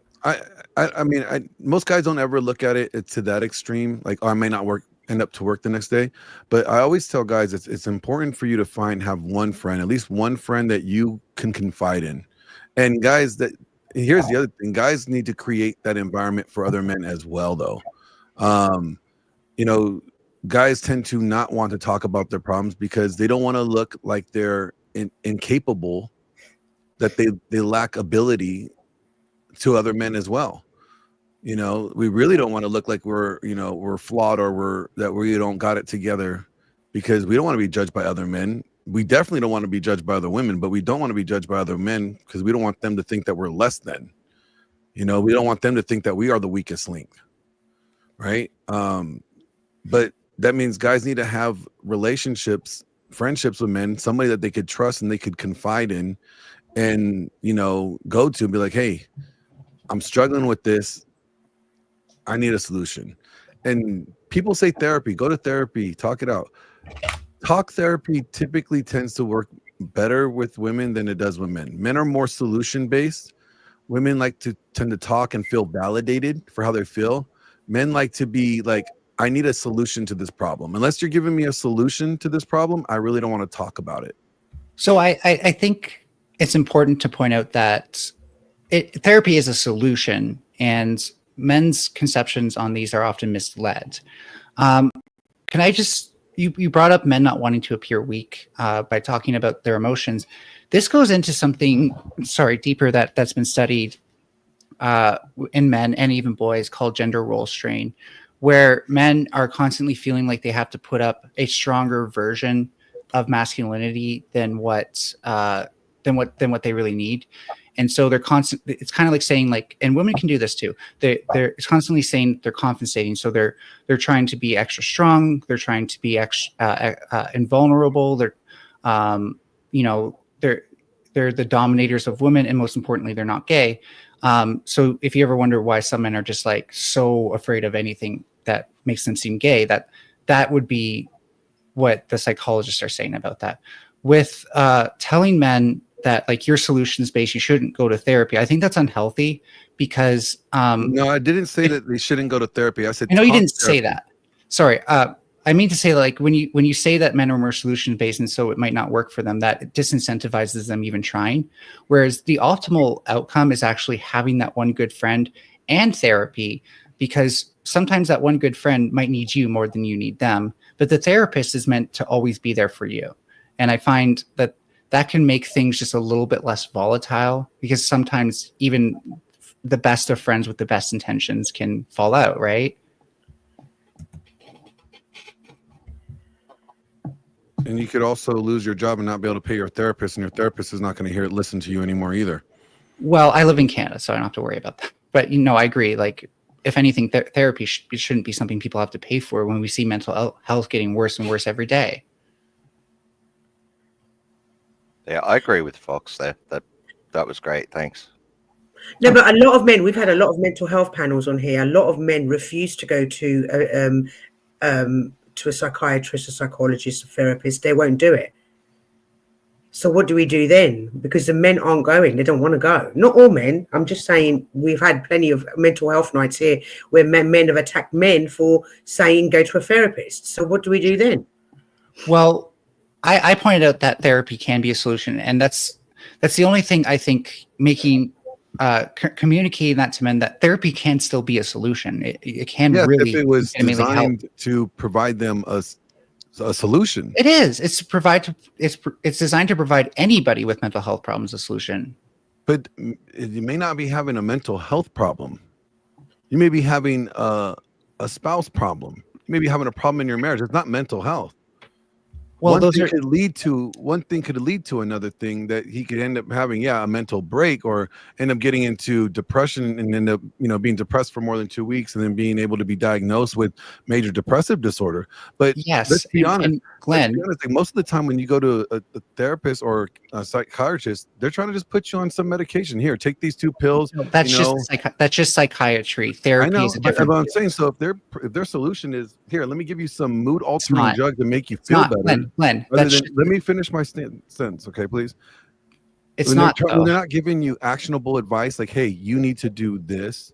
You should work on this is your goal. You need to work on achieving this, and here's the tools to be able to do so. If that's not what's being provided, then yeah, for guys, they're going to be like, yeah, I feel good talking about it, but there was nothing outside of that they gave me other than giving me the opportunity to share how I am feeling at the moment, but I'm not receiving any tools to get out of where I'm at. Okay, so That's there what are I'm saying. And that's where the friends come in. Talk to your friends, talk to mentors that you trust, because they could be the source of helping you. So what you're describing is therapy. If you go to a psychologist, that's what you get. Yeah, it's like the only field where they're like their job is to prescribe you meds is psychiatry. Psychology is again you would talk to somebody, they might diagnose you with something, they might not, but you're going to get tools that you need. And the most important thing about talking to the therapist in this context of whether or not you have something diagnosable or not is that if you were like a lot of mental health problems don't start out as something called symptomatic. It's just a bunch of behaviors that are maladaptive. And if you can talk to someone and that person can see something you don't and be like, well, you might want to stop doing this because that could get out of control, then that can help you from getting to the point where you are mentally ill and symptomatic.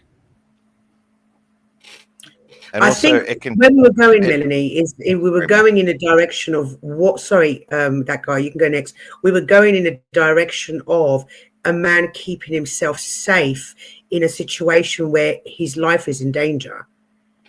That's the direction we were kind of going with the topic, rather than the mental health aspect. Yes, after many years of abuse, your mental health will suffer. But I think we were trying to look at precautionary measures so a man is not in a situation where his life's in danger. Well, yeah, no, taking care of your mental health is probably one of the most important things of that, on top of being in a safe place. I forgot what I was going to say, but yeah, Sorry, I agree with sorry. No, because I'm It's trying to okay. think of this. I agree with Paul. Is going, and I'm all up for men going to therapy. Like, I've always spoken about it on my mental health nights, but is going to a therapist going to save you in a situation where your wife, your girlfriend, your spouse is going to hold a knife up to your throat and Well, hurt you?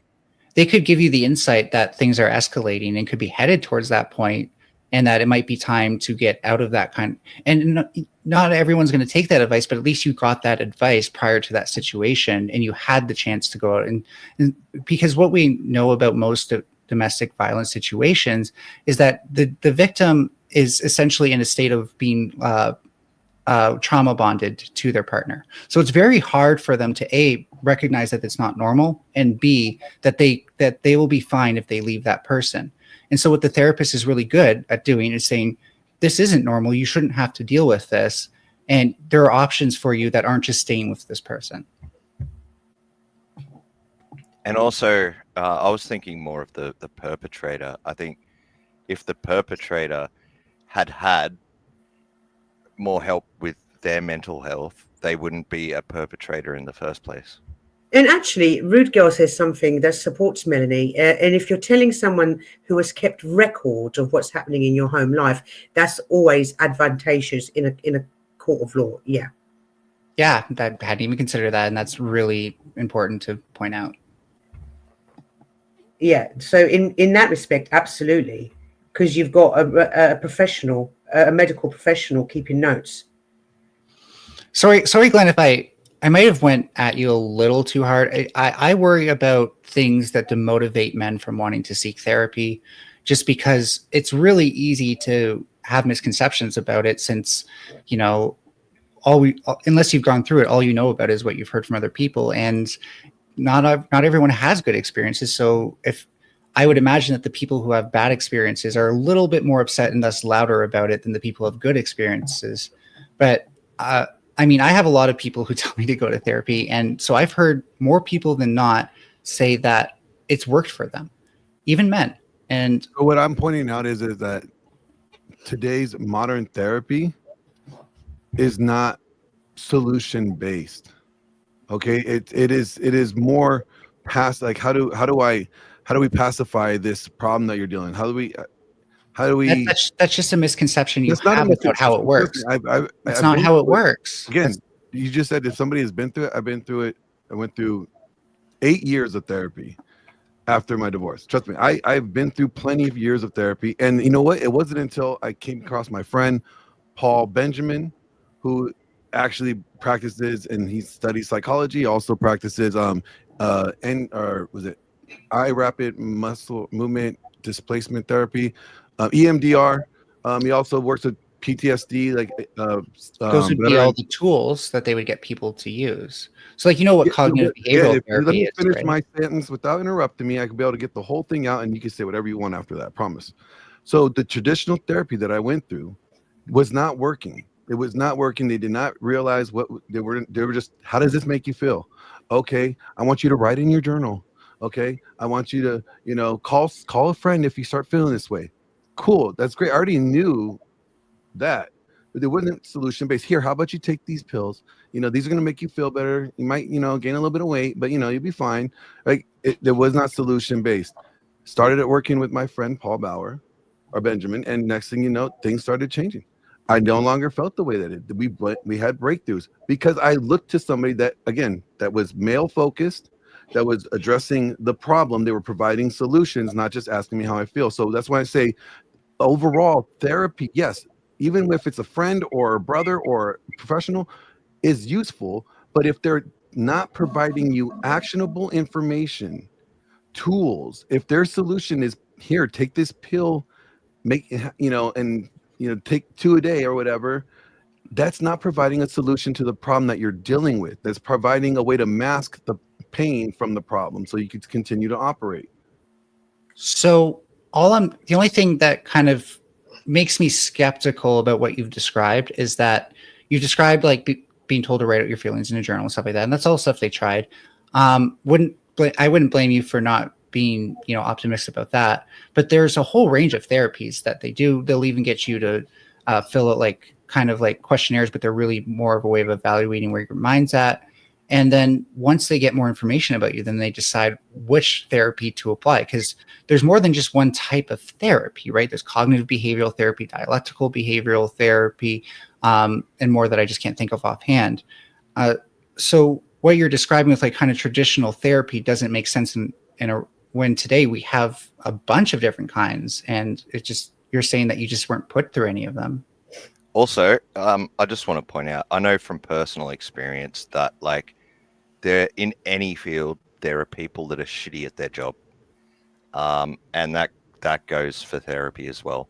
So if you have a bad experience, don't give up on it, because you might find a new doctor and think, holy shit, like this is what therapy is. Awesome. Also, did you say before that you thought meds were more of a solution or just trying to cover it up?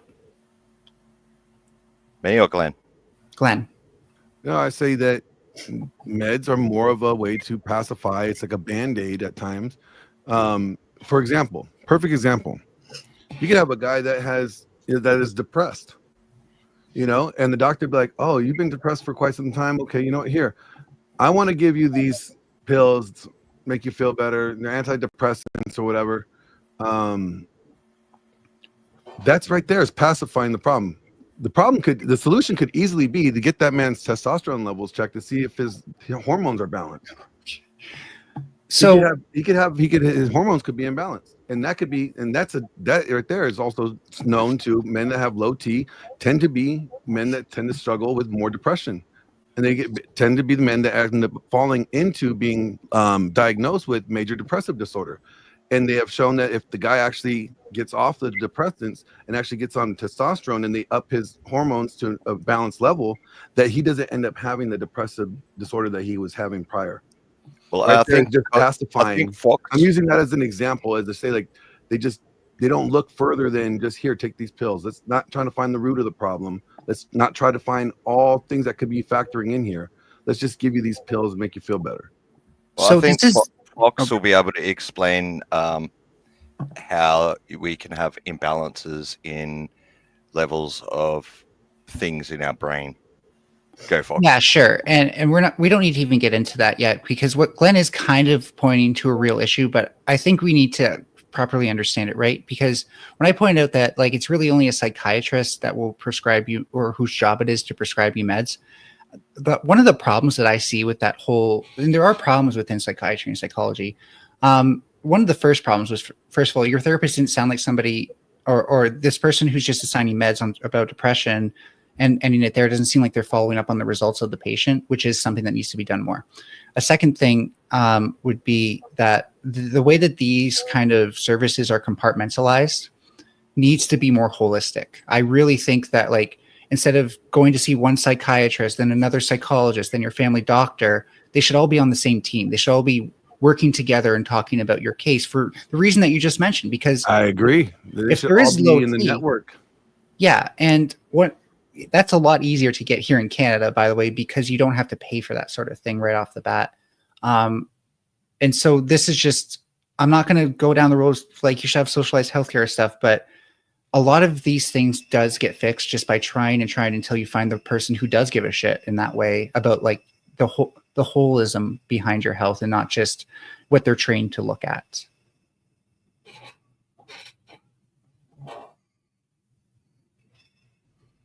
I like the sound of that. That's awesome.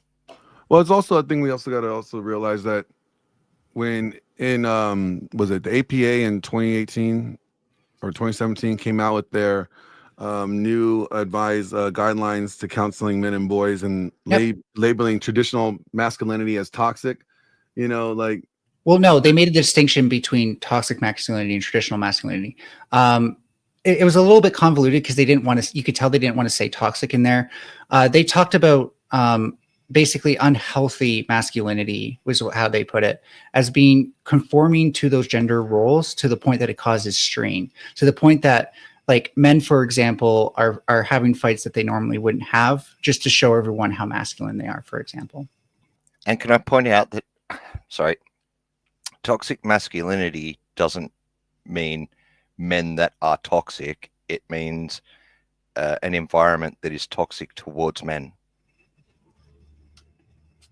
Yeah. And so they didn't relabel traditional masculinity as toxic masculinity. They just said there's a healthier form of masculinity that still is traditional, but doesn't reinforce a lot of, like, the stereotypes about men, which then makes men act kind of like jerks. Yeah, it's healthier for the men. I'm pulling it up right now. I'm going to read it to you guys because that's not entirely accurate. I've read this thing 5 times, by the way. I've used it for several debates. I have it. I'm pulling up the PDF. So People may misinterpret it's been misinterpreted a lot. That's why I was pointing it out.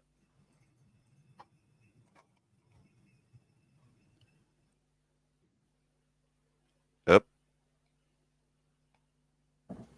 Oh, bye, folks. Bear with me. I'm finding it here out of my drive.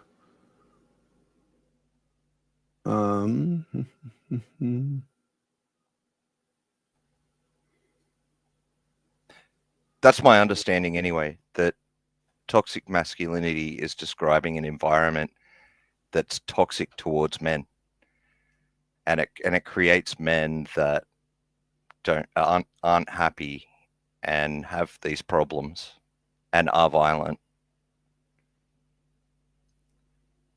Although we were talking about men being victims, weren't we? But this is men being victims. They become their own victims. Is my internet fucked? Is anyone else here? Glenn? I'm here still. I'm still here. Can you hear me? Yeah, okay. Yeah, it's just everything's gone quiet.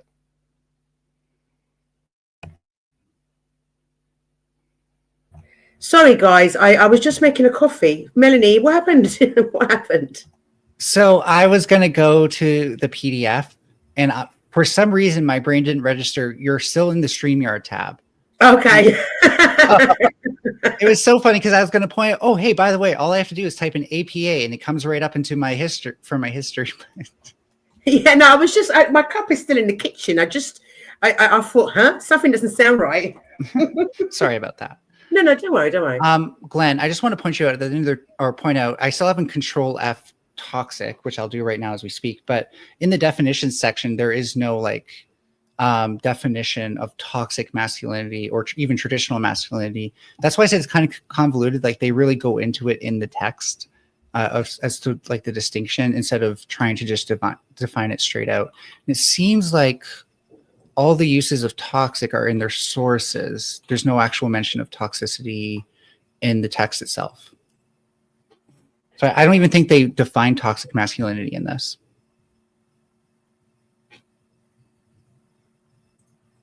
What are you talking about? They're talking about it on like page 2. Page 2. Okay. It just says gender role strain, and then you got, try to meet or fail meet norms of masculinity, experience discrepancies between real and ideal self concepts based on gender role stereotypes. I mean, what they're describing is traditional masculinity as being toxic. They don't say traditional masculinity is toxic, but what they're describing as what we would consider traditional masculinity as to be. Well, notice how they pointed out like there were gender roles, but then there was also ideals that they had, right? And what they're saying is that people who take these ideals too seriously also tend to take it to an unhealthy level. Mel, there is a link in the back chat to Dr. I'm just doing it now. John T. Smith. I guess I'll post the PDF we're both looking at. You can. Sorry, I was just away from my desk, guys. I've made myself my cappuccino. And by the way, Mel, I know that Mel. I know that something that says policy guidelines sounds very dry and boring, but this thing by the APA is actually really interesting to read if this is something you're concerned about. Okay, cool. Glenn, what's this, my love? This is Dr. Sean T. Smith, who once was part of the APA. He explains showing his certification. He explains his guidelines. He explains the guidelines and what these guidelines were saying. All right, no worries. I'll play some. Is there a cutoff point, or should I just pause every couple of minutes? I'll let you know in the pause. I don't remember exactly the timestamp that to stop at, but okay, yeah, sweet. Show you. This is my documentation of continuing education credit from the American Psychological Association for their online course on their first ever guidelines for practice with men and boys. And I don't mean to brag, but I did get 100% on the exit exam. So I went ahead and gave myself a smiley face sticker and I framed it. And if you got the sense that I'm taking this less than seriously, you're right. So let me hang this bad boy up and we'll talk about what's going on. An interesting article came out in the APA Monitor this month. Now, the APA Monitor is the magazine of the American Psychological Association, which is the national professional organization that is supposed to represent and guide psychologists like myself. The title of the article is APA Issues First Ever Guidelines for Practice with Men and Boys. The purpose of the article is just to announce that the APA has now this very brief online continuing education that psychologists can take to familiarize themselves with these new guidelines. We'll call the article Exhibit A. Exhibit B is the actual set of guidelines. We'll look at both of them, but I want to tell you right up front where I stand on this. These guidelines are ideologically driven and they're dangerous. Let's start with Exhibit A. The article in the Monitor starts off by talking about how men are overly privileged and we're violent and we're overly represented in positions of power and we are the beneficiaries of this conspiracy called patriarchy, which is never defined. And yes, we may face some hardships, but it's our own damn fault. And as you read into the article, there's this one line that has gotten a lot of attention on social media, and I want to read it to you. The main thrust of the subsequent research is that traditional masculinity marked by stoicism, competitiveness, dominance, and aggression is on the whole harmful. How do you even begin? to deconstruct that level of prejudice, and especially when they tell you that everything that follows is That's going not what to prejudice pop up is. as this prejudice. That's not what It's a prejudice ridiculous statement to say that Hang these on, hang on qualities, now. which by the way are just I'm just going to listen for a little bit longer, darling. When I pause, we can just go over. You know, I welcome anyone's opinions, but I'll play another couple of minutes and then we'll pause for commentary. I'm waiting patiently. Okay. Okay. qualities. They have upsides and they have downsides. To say that they're harmful on the whole is just absurd. It's no different than saying that feminine qualities are harmful on the whole. And it's a stupid statement because while these qualities may certainly have caused hardship in some individual lives and on a societal level, they also are largely responsible for the nice, safe society that these academics are working in and the nice, cozy building that's shielding them from the elements and providing them with water and power as they write these words. That's also a result of traditional masculinity, which, by the way, I think is just code word for conservative values. But I don't want to discuss the ups and downs of You're not going to pause it there? Male traits. I want to focus on how there you go. So traditional masculine norms are not necessarily conservative. Liberals, up until like these practices were released, also kind of took them for granted. So I don't know where he thinks that this is only conservative, because liberals were just as bad at reinforcing gender role strain up until recently. Well, I hope everyone realizes. If we could let him get to at least like 5 minutes, or yeah, about 5 minutes, he explains a lot more. He does sound very ideologically driven as well. I'm just going to point that out. But it's already obvious he's full of shit. So Well, let's not discredit the man before we've even heard more than a few minutes. okay, we haven't stopped yet. Yeah, sorry. Okay. these guidelines were built, because they were not built on anything resembling science. They certainly were not built on any concern for men.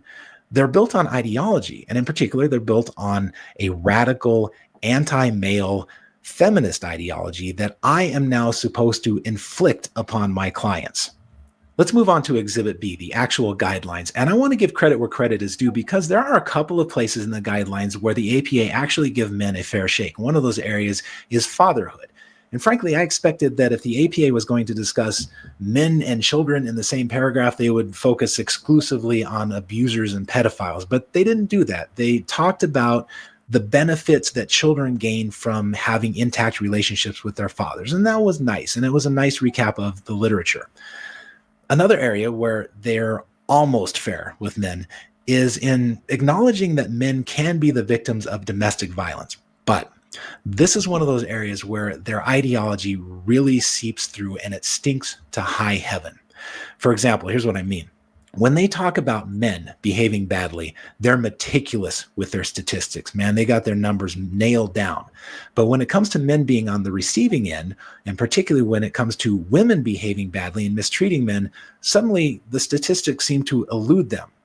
For example, they completely ignore the readily available and very reliable data from the Centers for Disease Control about the prevalence of domestic violence between men and women. And that data says that, yes, men are more intense when they're violent. They're scarier and they're more dangerous and they do more damage. And it's a bad scene when men get violent. But women are more frequently violent. And they are more frequently psychologically aggressive. Particularly, they turn more often to coercive control methods than men. So let's just look at these stats. These stats are very close. A lot closer than I was expecting. Yeah, they are close. Can we, in the physical sense, you can see that Disease Control 2010 National Intimate Partner and Sexual Violence Study. Okay. Is that what it says? Survey. It's a survey. So I'm reading something that says, interestingly enough, in general, women and men perpetuate equivalent levels of physical and psychological aggression, but evidence suggests that men perpetuate sexual abuse, coercive control, and stalking more frequently than women, and that women are also much more frequently injured during domestic violence incidents. Yes, because women don't cause nowhere near the amount of damage as men do when men hit women. Well, we're also talking about stalking, sexual abuse, and coercive control. Again, this is the CDC in 2010. Obviously, you see it right there that men are more victims in the 12 month of coercive control than women are. Of course. Okay. This article has other evidence, so there might be conflicting data. Also, it's a survey, not a I study. mean, we could find evidence. We could go data on data and go, my evidence is more better than your evidence, rather than just accepting. Well, the this fact might that this could be. This might explain why the APA just didn't run with this data like this guy wanted them to, because if the data is mixed, then it's hard to make an affirmative stance. No, but they are making an affirmative stance by not including it and not acknowledging it that this is a thing. Well, Because okay, they are so this pushing is an practices- ideology. So that where that would occur normally in scientific literature would be in other studies, like a literature review. This wouldn't be the Guidelines are a application. literature review. This is not the application of that. This is the point. The purpose of this is to give clinicians an idea of what might be going on with men and boys. Yes, because they're basing it off of information or data that they find more credible for their ideological. We don't necessarily know that. Like I just said, But another you just plausible. said right out the gate. You said right No, I out the gate didn't. that he has an ideological bent, and Because he seems to by think him that saying- that traditional masculinity is necessarily conservative, which it isn't. That doesn't make sense. he didn't say conservative as in conservative values. Come on, Glenn. Come on. I just think that we need to be careful here. I don't want to take away from the subject. So, I don't want this was never a comparison. This was about male DV situations. And what I'm pointing out to, and the whole reason why I was pointing this video out is because men don't feel that going to therapy is going to be beneficial, because the way that they're being labeled and classified, if they exhibit what they consider traditional masculinity, that it might be considered toxic, or that could be your problem. But Glenn, when this that is may not be the obvious problem. propaganda, mate. This is obvious propaganda. How's This it guy's obvious not. propaganda? I would say having a term called toxic masculinity is obviously propaganda. Well, it's never actually used in the practices for boys and men. Actually, I controlled F it. It's not in there. Again, they don't have to say it verbatim. I'm saying what they identify or they explain to be toxic or negative or bad traits are qualities of traditional masculinity. I don't think they're Being trying to say that aggressive, that's being they're not. aggressive, being a risk taker, right? And it's not They calling mention- anybody They masculine. It's mention not any- gambling. They mention promiscuity, which is fine. I agree. Promiscuity is bad and that's risk taking, right? But you know what? Being aggressive, you want someone to be aggressive when someone's attacking you. You want Right, that but- man to be aggressive then. But that's not what the article talks about, Glenn. But The no, article. Yes, it does. The article talks about doing that in cases where you don't need to be aggressive No, it because doesn't. you feel It doesn't say when you emasculated. don't need to. Okay, let me find. I don't know what's happening on panel right now, but can we not attack one person? Can we not? I around- didn't. If I said you, it's just because I'm bad with pronouns. What I'm pointing out, and What- this is a perfect example of it, is that when we're saying this is not working for men because of the way that their society is categorically labeling men these things, and then somebody is pointing out like, hey, like what Dr. Smith is pointing out here, it's being dismissed or like trying to find other evidence to refute his, rather than we're supposed to just accept what you present, but you're not just accepting what he's presenting So- and trying to say it's an ideological bent, rather than just saying, hey, you know what, this actually his information could also be very well true in the case of what these people Well, the he's data that they gathered. criticizing. He's criticizing the APA for something He's that criticizing the APA for trying to label men toxic, or that But if you their actually masculinity understand, traits is traditional masculinity is bad. if you understand like the standards they're actually going by, the standards they're probably going by, like in most scientific communities, would be that if you're uncertain about something, you wouldn't put it into a guideline for clinicians. You put it into a guideline for researchers. This is for clinicians. And so what they're trying to do is say, here's what we do know right now. Here's what we have found with certainty. Those And things they that also are ignoring what they have found out with certainty that on the other side, but they're not. No, I just pointed out that there's other data that conflicts with this idea that men face more. So, especially in coercive control. Again, so if there's conflicting data, that means we need to do better research on this to so suss then out what's should we really just happening. easily dismiss the data that you present? Well, there's conflicting data. I have conflicting data that says women are more the violent, so we should just dismiss that too. So the APA would not have turned this into guidelines if the data wasn't robust enough to that any sort of outline information was easily refuted. Speculation. You don't know. You don't work there. Well, no, this is how these things operate. Like they rely on being dependable and trustworthy.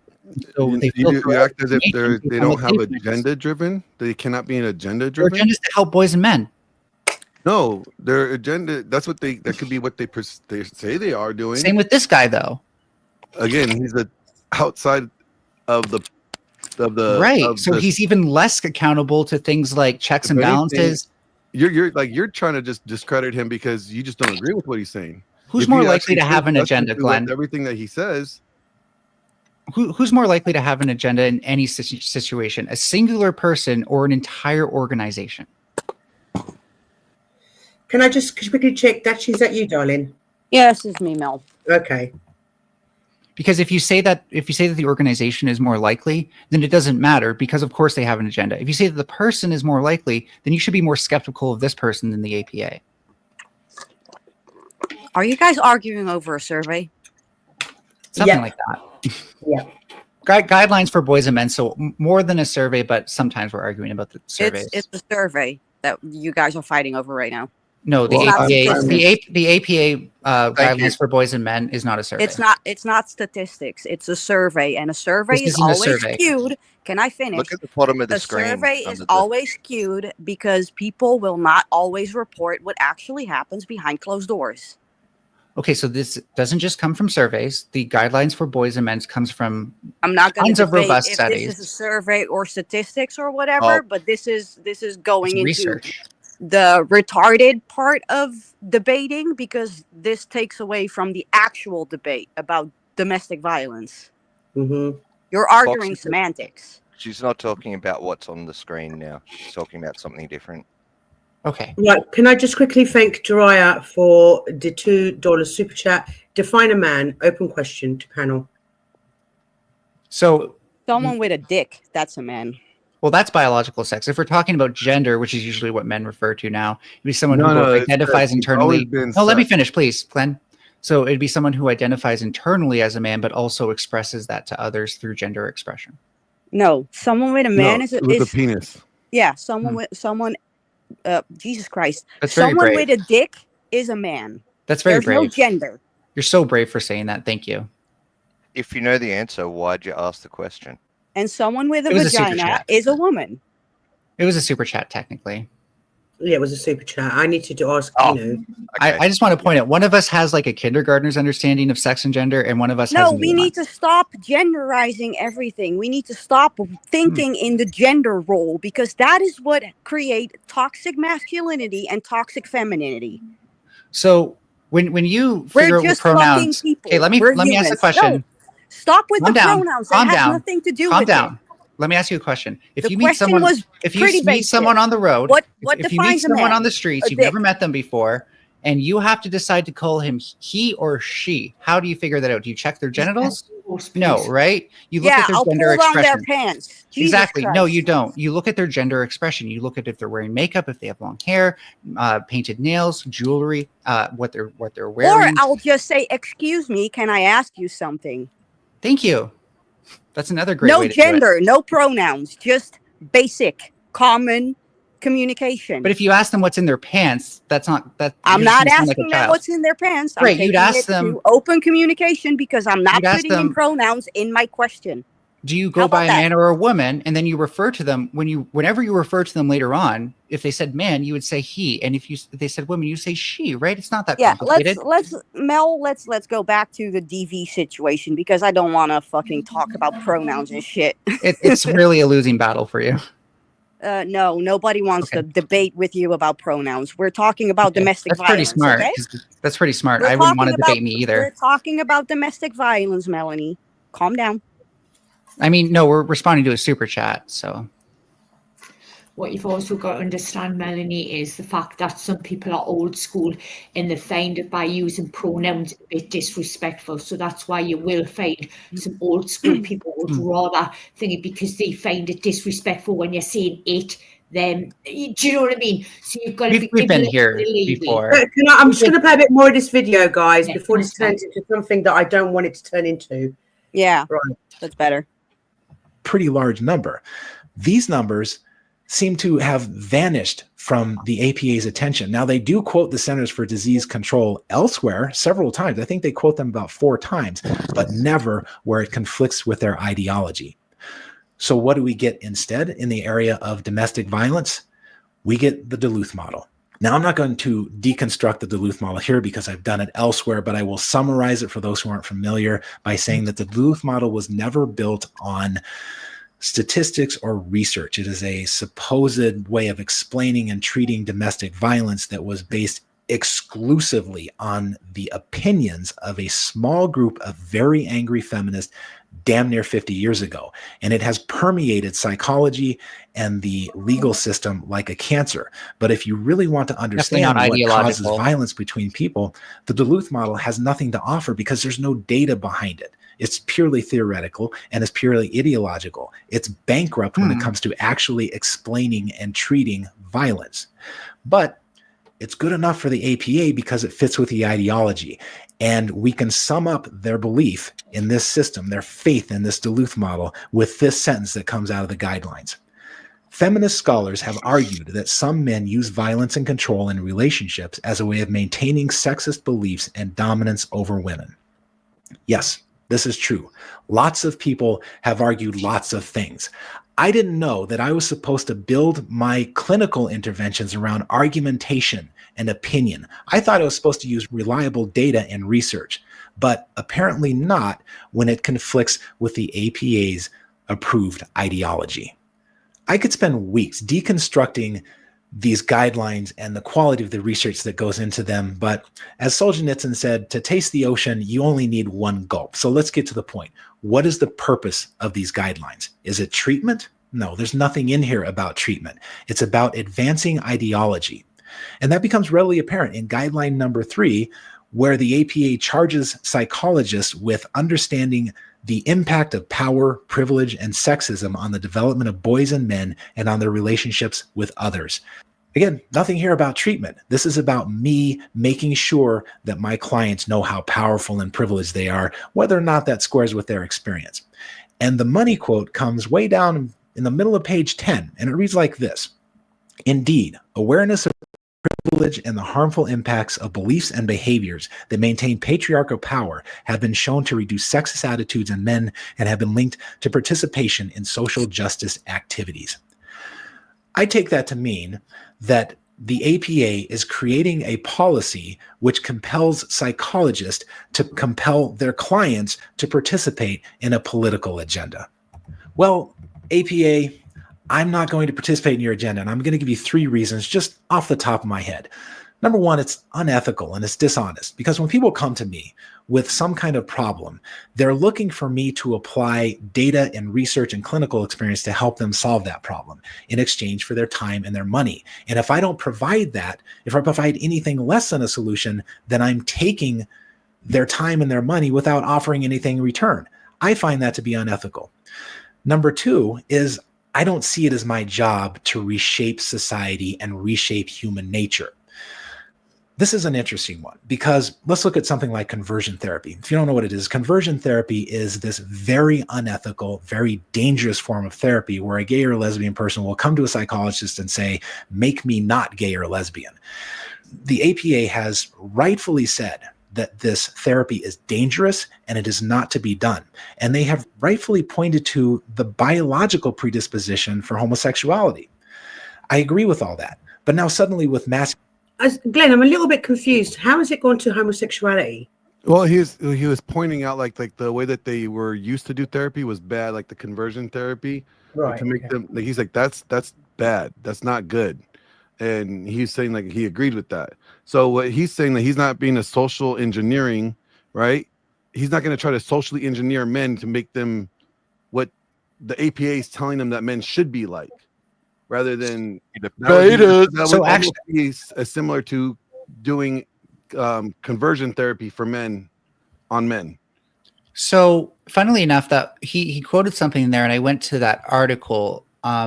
It was the one that was talking about how, sorry, just let me recite that. Indeed, awareness of privilege and the harmful impacts of beliefs and behaviors that maintain patriarchal power have been shown to reduce sexist attitudes in men. But the actual article itself isn't even talking about that, right? So I think some of this, the context of this is being stretched by this person to mean more than it really does, because the article is called A Review of Research on Women's, I'm looking at the wrong one.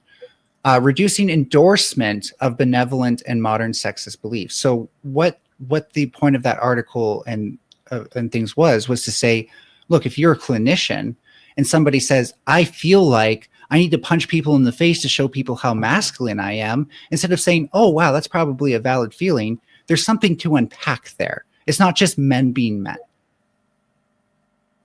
I just want to say a massive thank you to Jariah again for the $2 super chat. He says, I love all the super appreciative combos here. Thank you, sweetheart. I really appreciate that. Right. I'm going to play a bit more of this. Just what was that, Glenn? Oh, yeah, go ahead. No, go ahead. No, I want to play a bit more because I'm just listening to what he's saying and trying to get my head around it. Masculinity. The APA are a bunch of blank slaters. Masculinity has no biological basis, apparently has no evolved adaptation that separate men from women. Suddenly now it's all just malleable. And with the proper re-education, a man can be taught to get past the basic problems of masculinity like competitiveness and aggression and so forth. A little bit of a double standard there. Number 3. And this is probably I've been saving this, but if he's going to say double standard, can I quickly respond? So it's not a double standard. Let him finish, and then you can dispute everything at the end, like, because then people are not unable to track along. No, can I just point out? Keep galloping. Yeah, and I'm going to have way too much to respond to. So he's saying like it's natural that boys should be this way, and that the APA is essentially trying to coax them out of that. The APA is pointing out that the gender role strain that boys learn often comes from like their household, their income, insecurities and stuff like that to do with their childhood. And so it's a very much a learned thing to be so masculine that you're dangerous to yourself, the others around you, and that you think you need to do this to be masculine. And I don't want to detract from what that guy said, by the way, because he pointed out that it's more about the environment, and that's true. I'm just bad at articulating it from that perspective. Me? Yeah, you pointed out that it's more about the environment being toxic, and that is true. I'm taking liberties with saying that it's about men just because I've gotten too used to explaining things this way, and I'm bad at articulating it from that perspective. I'm just used to people saying that guy and not meaning me. Oh, okay. Right, I'm going to play a bit more of this video. Just plain predatory to take advantage of somebody who's approaching me in a moment of vulnerability, looking for a solution to a problem. And I'm supposed to capitalize on that vulnerability and advance my own agenda, whatever that may be.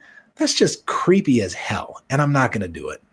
Now, you might be saying at this point, John, you're getting a little carried away. How do you know that the APA is asking you to use your position to advance their ideology? And the answer is, I don't. I know what I read. I can't read their minds. I can only read their words. And I know what they asked me to walk away with because I took the test to get my little certificate. What was that, Melanie? I mean, he has a media channel. He should reach out to see if there's anyone he can interview and ask them directly. Like, that would be more responsible than just kind of like bloviating and speculating. I'm going to play a bit more because... What evidence did he have? Nothing. Okay, let's go. I loved that. Thanks. I mean, we're being a little bit pessimistic about this guy. I mean, he does touch on a few points that I think are correct. No. Oh yeah, he just said, like, what evidence do I have? Nothing. It's just every time he frames the intent of the APA here, he doesn't take into considerations like any of the other obligations they have, like to make sure that anything they do say does have like rigid kind of research behind it. When you have feminists articles quoting in there, feminist scientist or feminist psychologist says this, then it's an ideology. There's an ideological bent there when it says feminist. Can a feminist not have like an objective take on something?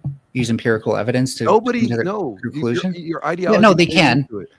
Feminists can be you can have a feminist scientist, right? They're doing science and they're Yes, also a but feminist. what is their ideological bent? Their ideological bent is to their worldview. And this guy's ideological bent is anti-feminism. Being anti-feminist is just as stupid as being so feminist that you don't factor in anything else. What I think the APA is doing. That's a false dichotomy to say if you're an anti-feminist, it means you're against women or you have a worse view.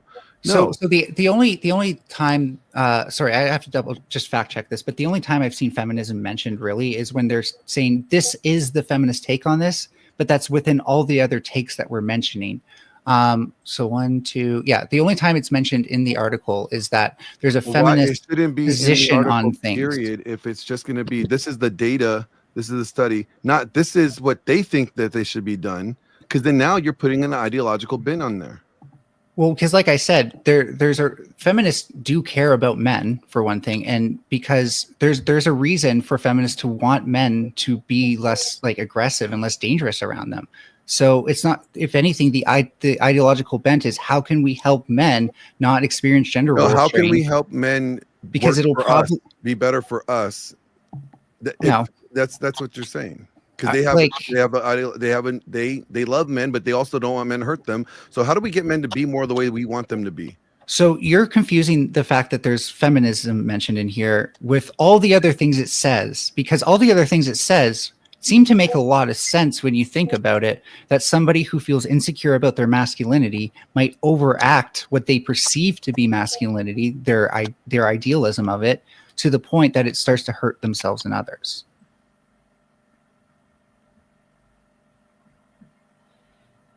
The same things that they complain about in there, about being a risk taker, about being violent, are all the same things that women want men to be when it suits them.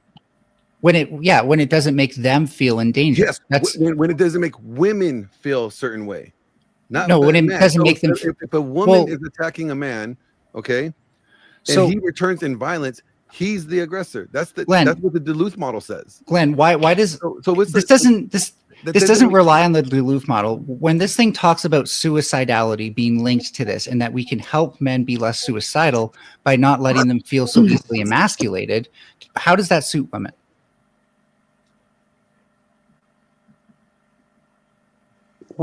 What? So when the APA, when these guidelines say, and I'm paraphrasing here, I'll have to find the exact What page? Because I have it right here. I have it up. I'll find it after I say this. That we can decrease suicidality for men by decreasing the gender role strain. How is that helping women? What page? Okay, I guess I'm gonna have to find it. You can just answer my question on the face of it too. Or we can go back to the subject. And this goes back to the subject because the question was brought up, like, men needing help. Where do men go? How do men deal with these problems? When they're in them. Well, again, when you got the Duluth model that says that you're automatically going to be the aggressor more likely than she is, we kind of just have this belief that when men are, when there's a domestic violence situation, it must have been he that caused it. Just like the other day, I had a woman on my panel from Australia, nice lady named Heidi. She asked the question, she's like, have any of you guys ever been hit by a woman? Has any woman hit you? And I was the only one that said, yeah. And she's like, well, did you feel threatened? Did you feel like your life was at risk? No, she just completely moved the goalpost from what was just easily dismissed.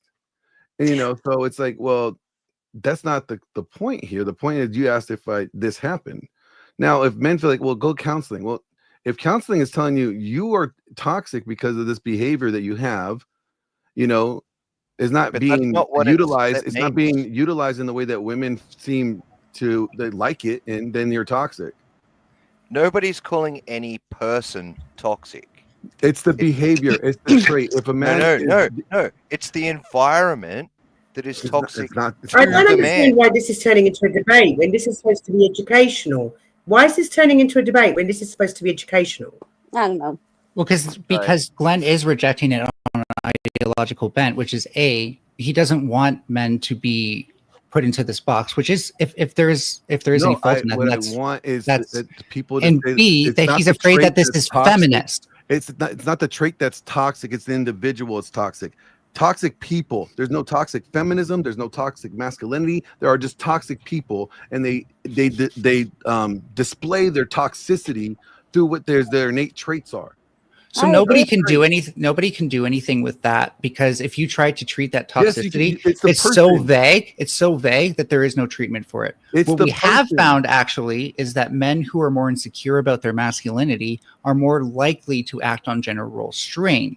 And so this is the connection that they're making here. They don't say toxic masculinity in this. They just say that over adherence, and I've double checked this, over adherence to traditional male roles is what's harmful. And I'm still looking for the thing you asked for. Gender roles are harmful. That's what creates toxicity. Can we go back to like actual DV stuff again? I'm just going to say one thing. Shaving one's vagina has disadvantages. It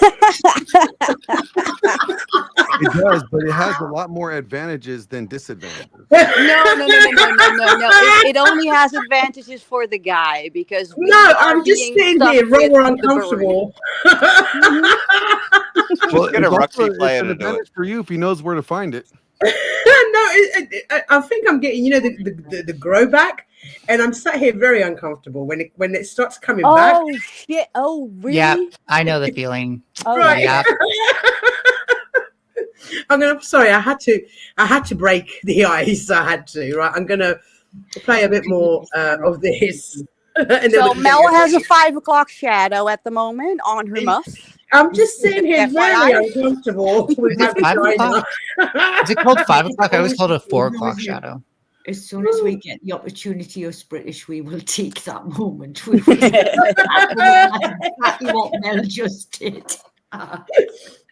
Okay, 5 so o'clock, but it's AM Back because to it's topic. down south. back to topic. Sorry, I had to break that because I am sat here very prickly, as Chris said.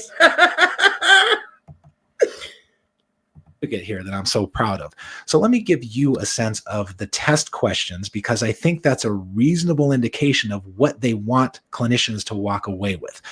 Question number 1 is, as of 2018, what percentage of chief operating officers at Fortune 500 companies were men? Question 2, in the 115th Congress of the US, what percentage was male? Question 3, men commit what percent of homicides in the US and represent what percent of homicide victims? And it goes on in that vein. There are a couple of questions related to things like prevalence of suicides, but for the most part, it is this ideologically driven, you're a member of the patriarchy, you need to understand how privileged you are. So let's say that I take this approach to the clinic. And let's say that somebody walks into my office and says, hey, Sean, I'm feeling a little suicidal. Well, why do men get suicidal? Well, there are as many reasons for suicidal ideation as there are men, but if you're looking for an overarching theme, men become suicidal when they feel like their problems are overwhelming and they have no way to solve it. They feel powerless and hopeless. Now, if I approach them with this and I say, hey, Mr. Suicidal Man, you know what your problem is? Your problem is you're too privileged. Let me lay some mad stats on you and knock you down a couple of pegs. You think that's going to help? I don't. So, man, this video is not a message from me to the APA, because I know they're not listening to me. I'm just one person. And worse than that, I'm a man. I smoke cigars and I tell dirty jokes. And I'm sure that they don't want me contaminating their ideological purity. That's the so video is bullshit. a message from me to Hang on, you, hang on. because I've heard a lot of you. We've got like 3 minutes left on it. Go ahead, Melanie. We don't want him contaminating things, like because he smokes a cigar like that. He couldn't sound more ideological if he tried, in my opinion. I'm done. Yeah, I didn't have much to say. That's why I just said it was bullshit and then was waiting for it to finish. Okay, we've got a few more minutes and then it's done. Denial. This is pure science denial. Well, let's just finish it and then we can fight amongst ourselves. You guys on social media saying that you will never again trust the field of psychology. And all I can say to that is I don't blame you. I'm sorry. This is an embarrassment to me. And I hope to persuade you that this policy doesn't represent most clinicians, because there's a world of difference between the kind of ideologue who writes a policy like this and a clinician who's out there in the trenches day after day working with real people trying to solve real problems. Because by definition, if you're in that position, then you are in contact with people's humanity. And when you're in contact with their humanity, it's difficult to hold them in the kind of contempt that the APA seems to hold men in. But I know those clinicians are out there. I don't know them, but they're out there. I hear the stories. And now that the APA has codified their contempt into policy, I think it makes sense that on the off chance that any of you guys are out there struggling and you are willing to take a shot on a mental health worker, that you should vet them for this issue. And I think it makes sense to talk to them on the phone and ask them point blank, do you think masculinity is toxic? Do you think masculinity is a problem? Ask it like that, and ask it with a neutral tone. And if you get anything other than an automatic quick no, then just hang up the phone and move on to the next person. I want to leave you guys with one last thing here. As I'm sure most of you are aware, if you take a continuing ed class, you usually have the opportunity after you've taken the test to leave some feedback for the organization. And I left some feedback for the APA. I don't know if they're going to listen to it. I don't know if they're going to care, but I want you guys to know that I left it. And maybe I just want it in the public record. So if I turn up missing, you'll know to look for me in a shallow grave outside the APA headquarters. But here's what I told you. This first ever guidelines for practice with men and boys is nakedly ideological and is transparently hostile toward any man or woman who values masculinity, particularly those who hold, as you put it, traditional, read conservative values. I believe these guidelines will be actively harmful as they will discourage men in need from seeking treatment. These guidelines have received much attention among men. So far, the effect seems to have been to sever whatever delicate threads of trust many of them had with our profession. The APA has sent a very clear message. Men are unwelcome in the dogmatically pristine halls of our temple. Please recant this mess before it causes direct harm to men and the families who depend on them. All right, guys. I don't know if this was useful, but hopefully it was at least entertaining. Spoken like a true ideologue, that letter was a self-report. We have someone special in the back. Is he going to present?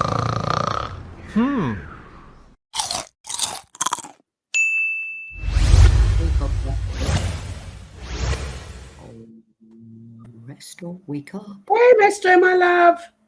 Yeah, I love this guy. Give your head a wobble. How's everybody doing? It's getting a little bit heated in the kitchen. I can see that. I've been listening. Can't stand the heat. Get the fuck out of the kitchen. Just as well we weren't talking about him because he was listening to it. I didn't hear all of it, Rach. Jesus, I didn't hear all of it. Well, you missed the part where you said, everything, Rach. I you thought missed the part where your mom said she wants me to be right underneath her. Hey, You know what that means, right? Resto, You know what I'm that getting means. teabagged. I'm getting teabagged off Resto, so there you go. God, do I need to get my fan on again? Jesus not a Christ. fucking mom. How's everybody doing today? Everybody doing all right? That's looking a little bit hot. Jolly good show. Jolly good show. Yes, it is. Jolly good show. Jolly good Jolly good show? Oh, yeah. That's As Christmas. Brits would say, it's a jolly good show. Shoe. Crack on. Jolly good shoe. Crack on. Resto, Hope how you everybody's doing, my love? I'm putting okay. my foot on Max. Oh, Max. Jesus. No, I've been doing good.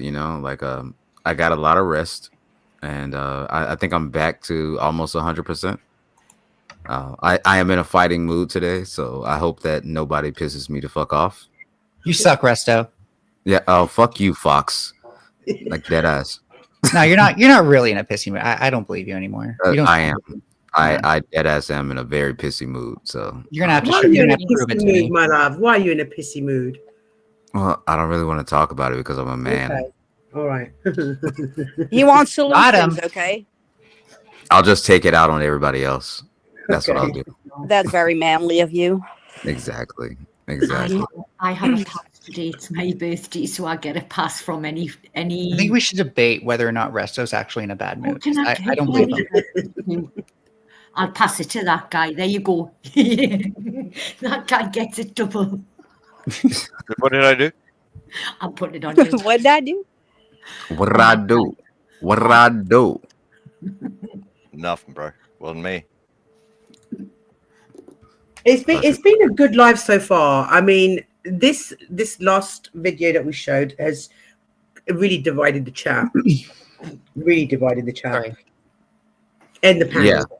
Mm-hmm. Are you prepared? Are you prepared for your lemon debate?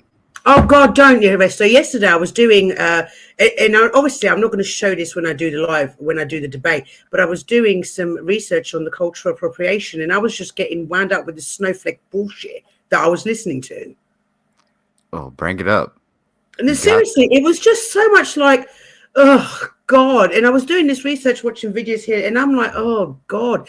But it's so like, I just don't want to fuck up on Saturday. But I was getting like, this is just. Kick his ass.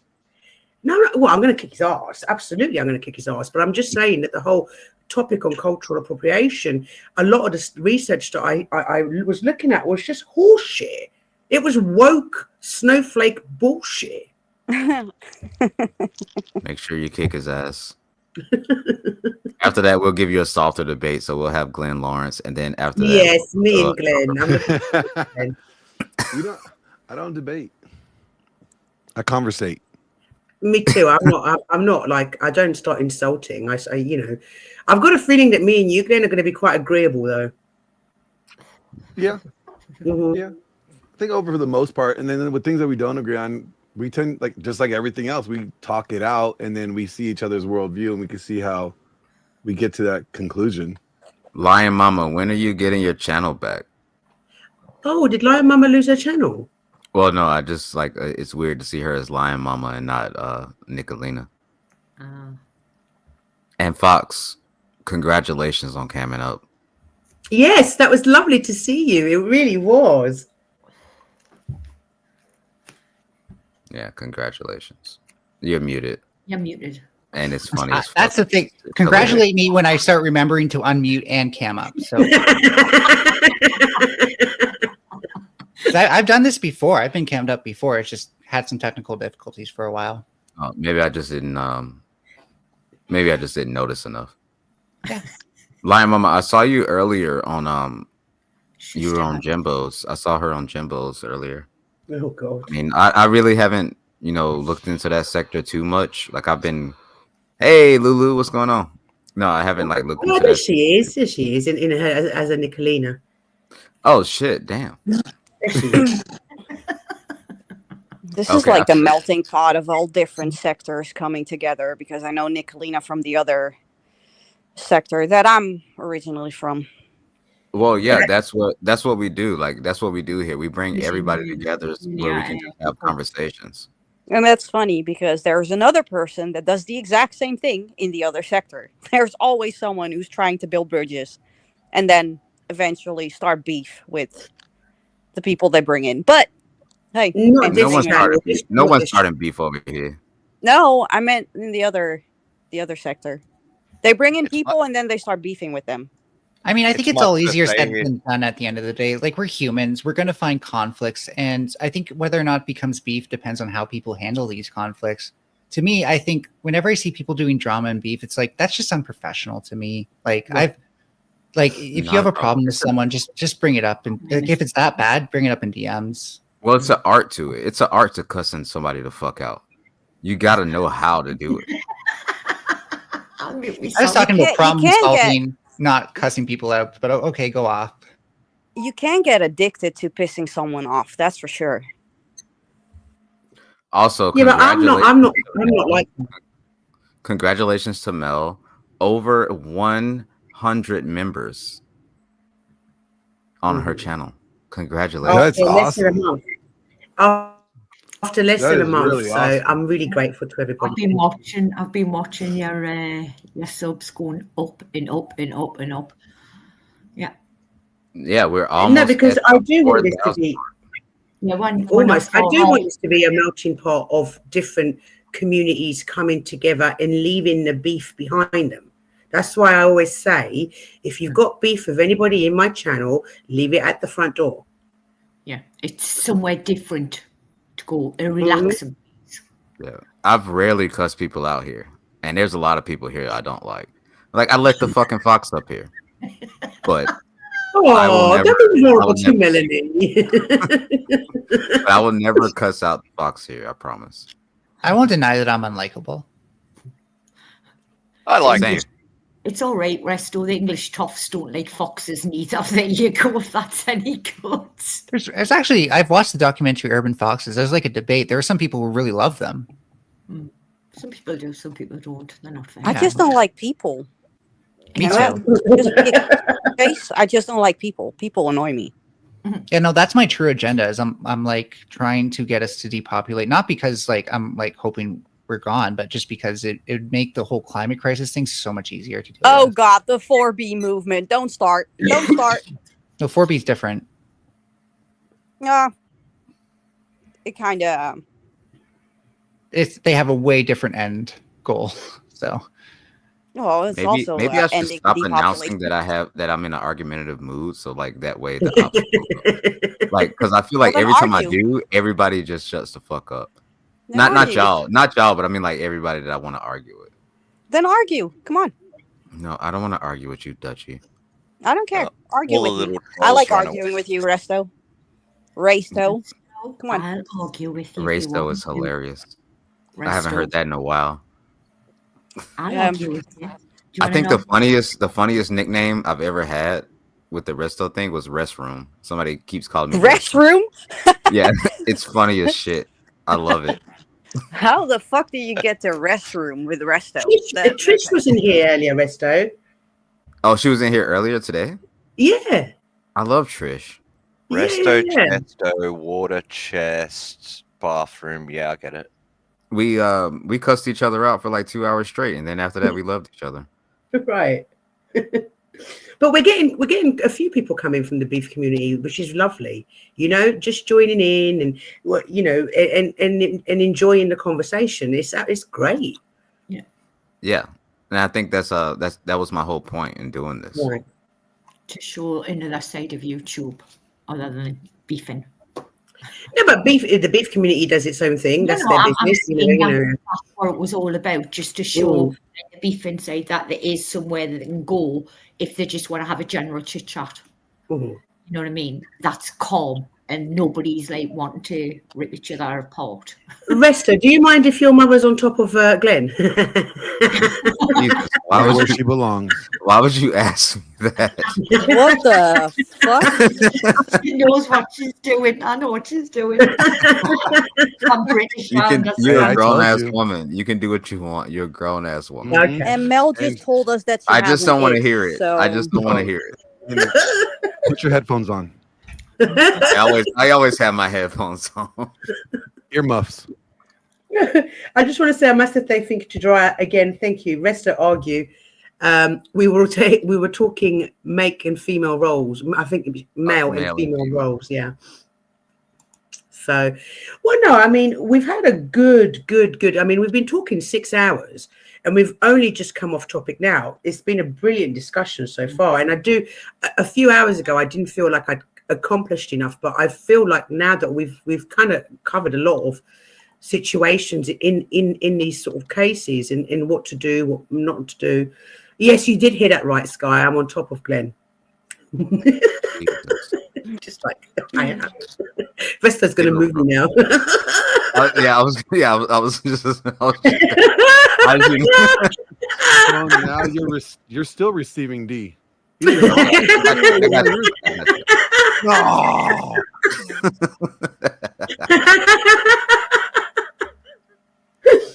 Oh dear.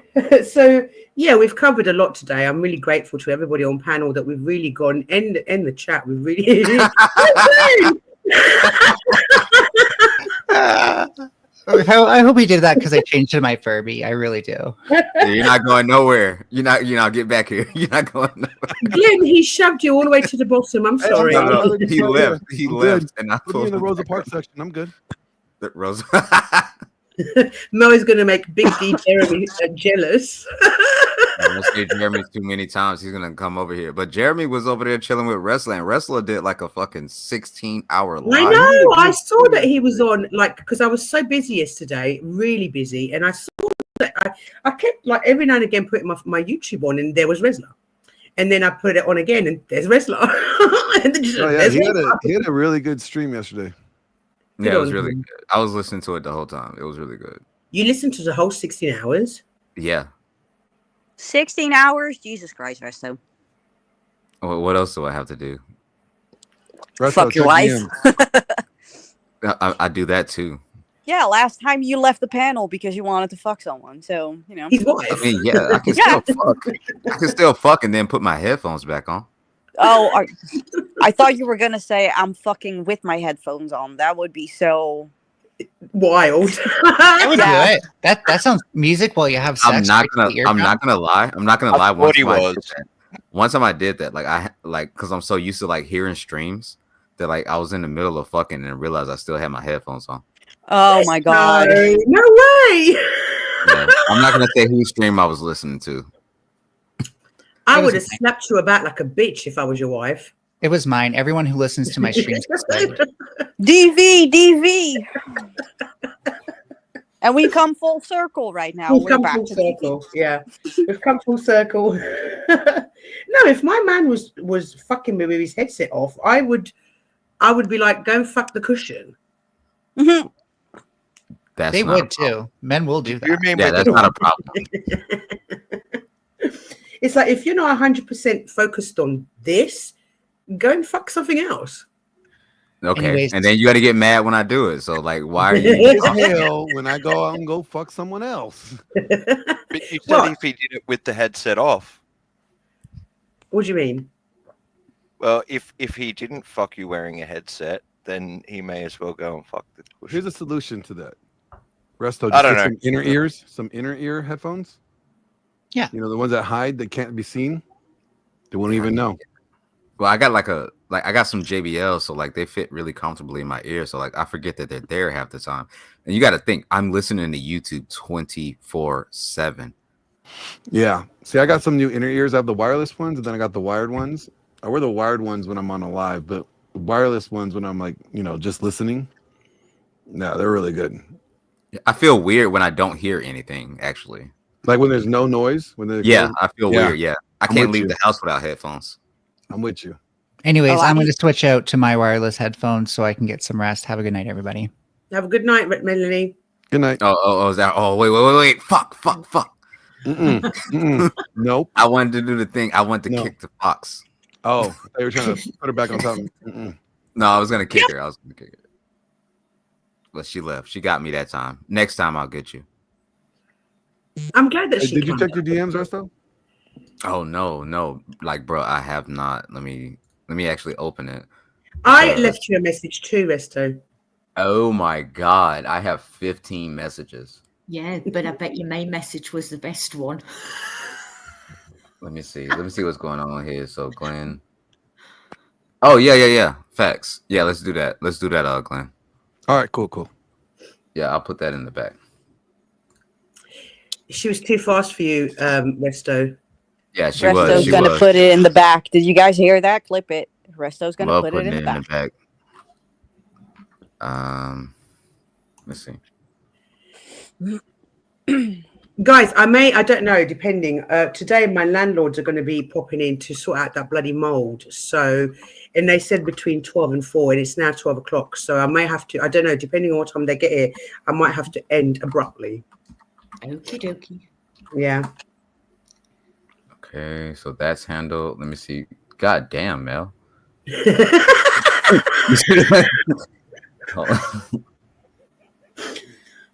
Yeah. We'll talk about that later. Yeah, there's a lot there. Yeah. Yeah. Oh, okay. Then these more clips, of course. I'm so tired of getting clipped. Just let you know, Garuda's on Flow State. Oh, okay. Oh, for real? Okay, bet. I'm in oh shit, let's go. Flow back on. It's Flow back on. No, yeah, Flow's back on. It's his first day. It's his first day back on. Garuda's No, I on right didn't even now, see talking he shit was about back me, talking shit about Resto. Restream. Okay, bet. Restream. Nah, bet. All right, yeah, I'll be right fucking back. You go, I'll be right fucking Resto. back. Go, go do it, go do it. No, I don't even know. Let me see if I can bring up. Hang on. Let me see if I can bring up. If I can bring up the thing. Restream the stream. I didn't even realize that he was back on. I didn't get no notification. Let's have a look. I didn't even know that he was struck again. Yeah, he'd been struck. He was off for 2 weeks. Miss Pottymouth, did you see me comment? Where is he? Well, I should be. I should be. What the hell's going on? Why can't I find him? I should be subbed up to him. Sorry, guys. Keep talking. Oh, here he is. Hang on. Keep talking amongst yourselves. Let me see if I can find what's going on. Yeah, I'm subscribed to him. I don't understand why I didn't get no notification. Right, let's have a look. Might not be hitting algorithms. Might not like him just at the minute. Well, it's in the back chat. I put it in the back chat. Normally, when you do something like that, they still put your Hang hand on, on. guys. Go on now, find it. See, Resto wanted to debate someone because he was in a pissy mood, and now he's got his throwing haymakers. You best come up here and catch yours. Hurry up. Hurry up, you stupid bitch. Hurry up. You gonna mix Angry these Snowman was the least scary edition. Get the fuck up here. Send the link. Okay. Hey, the link is pinned, bitch. The link is at the top. Don't be scared. I got you. Don't be scared. What you got to say? I really am happy that the word woo bang has entered my vocabulary. Yeah, no shit. I had no idea what the hell a woo bang was till we said woo-bang, that. you know what it means immediately when you hear it. You just Yeah. know. Yo, I'd have salute read Flo, the salute sentence, I'm Sasquatch, confused. salute Machine Live, salute wrestlers up here. Yeah, how can you be in there as well? Oh, yeah. 007's up here. Drag Resla kicking and screaming through all this. I'm about to drag this motherfucker by his front teeth all across the YouTube streets. Get your dumb ass up here. God damn. What the fuck is a woo bang? Big ass teeth. Oh my God, how can you hear that sentence and not know? My man's okay, never mind. Y'all go ahead. Get the fuck up here. You mad? You mad?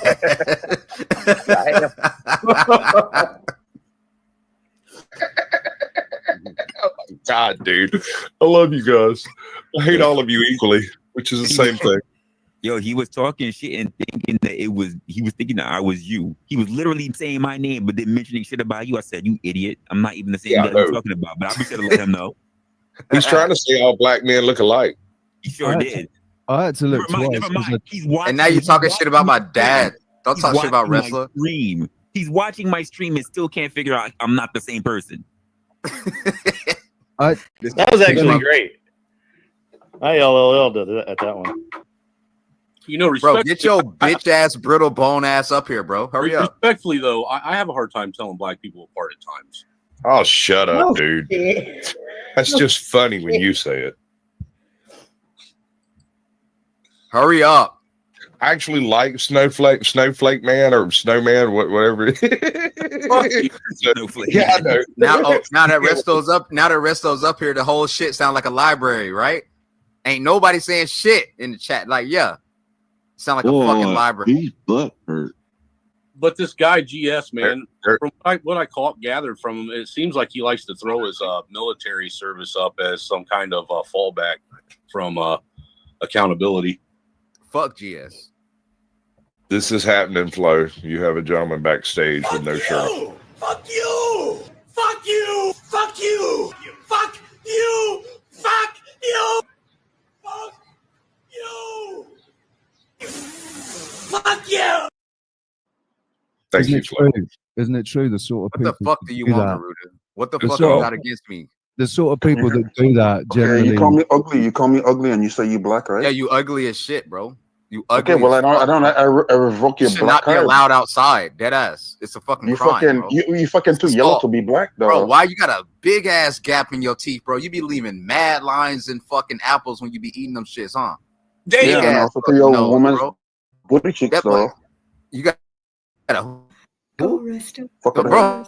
White ass tongue. Hey, pull your tongue up, boy. Pause. Yo, No, Tom, thank white as you. shit, bro.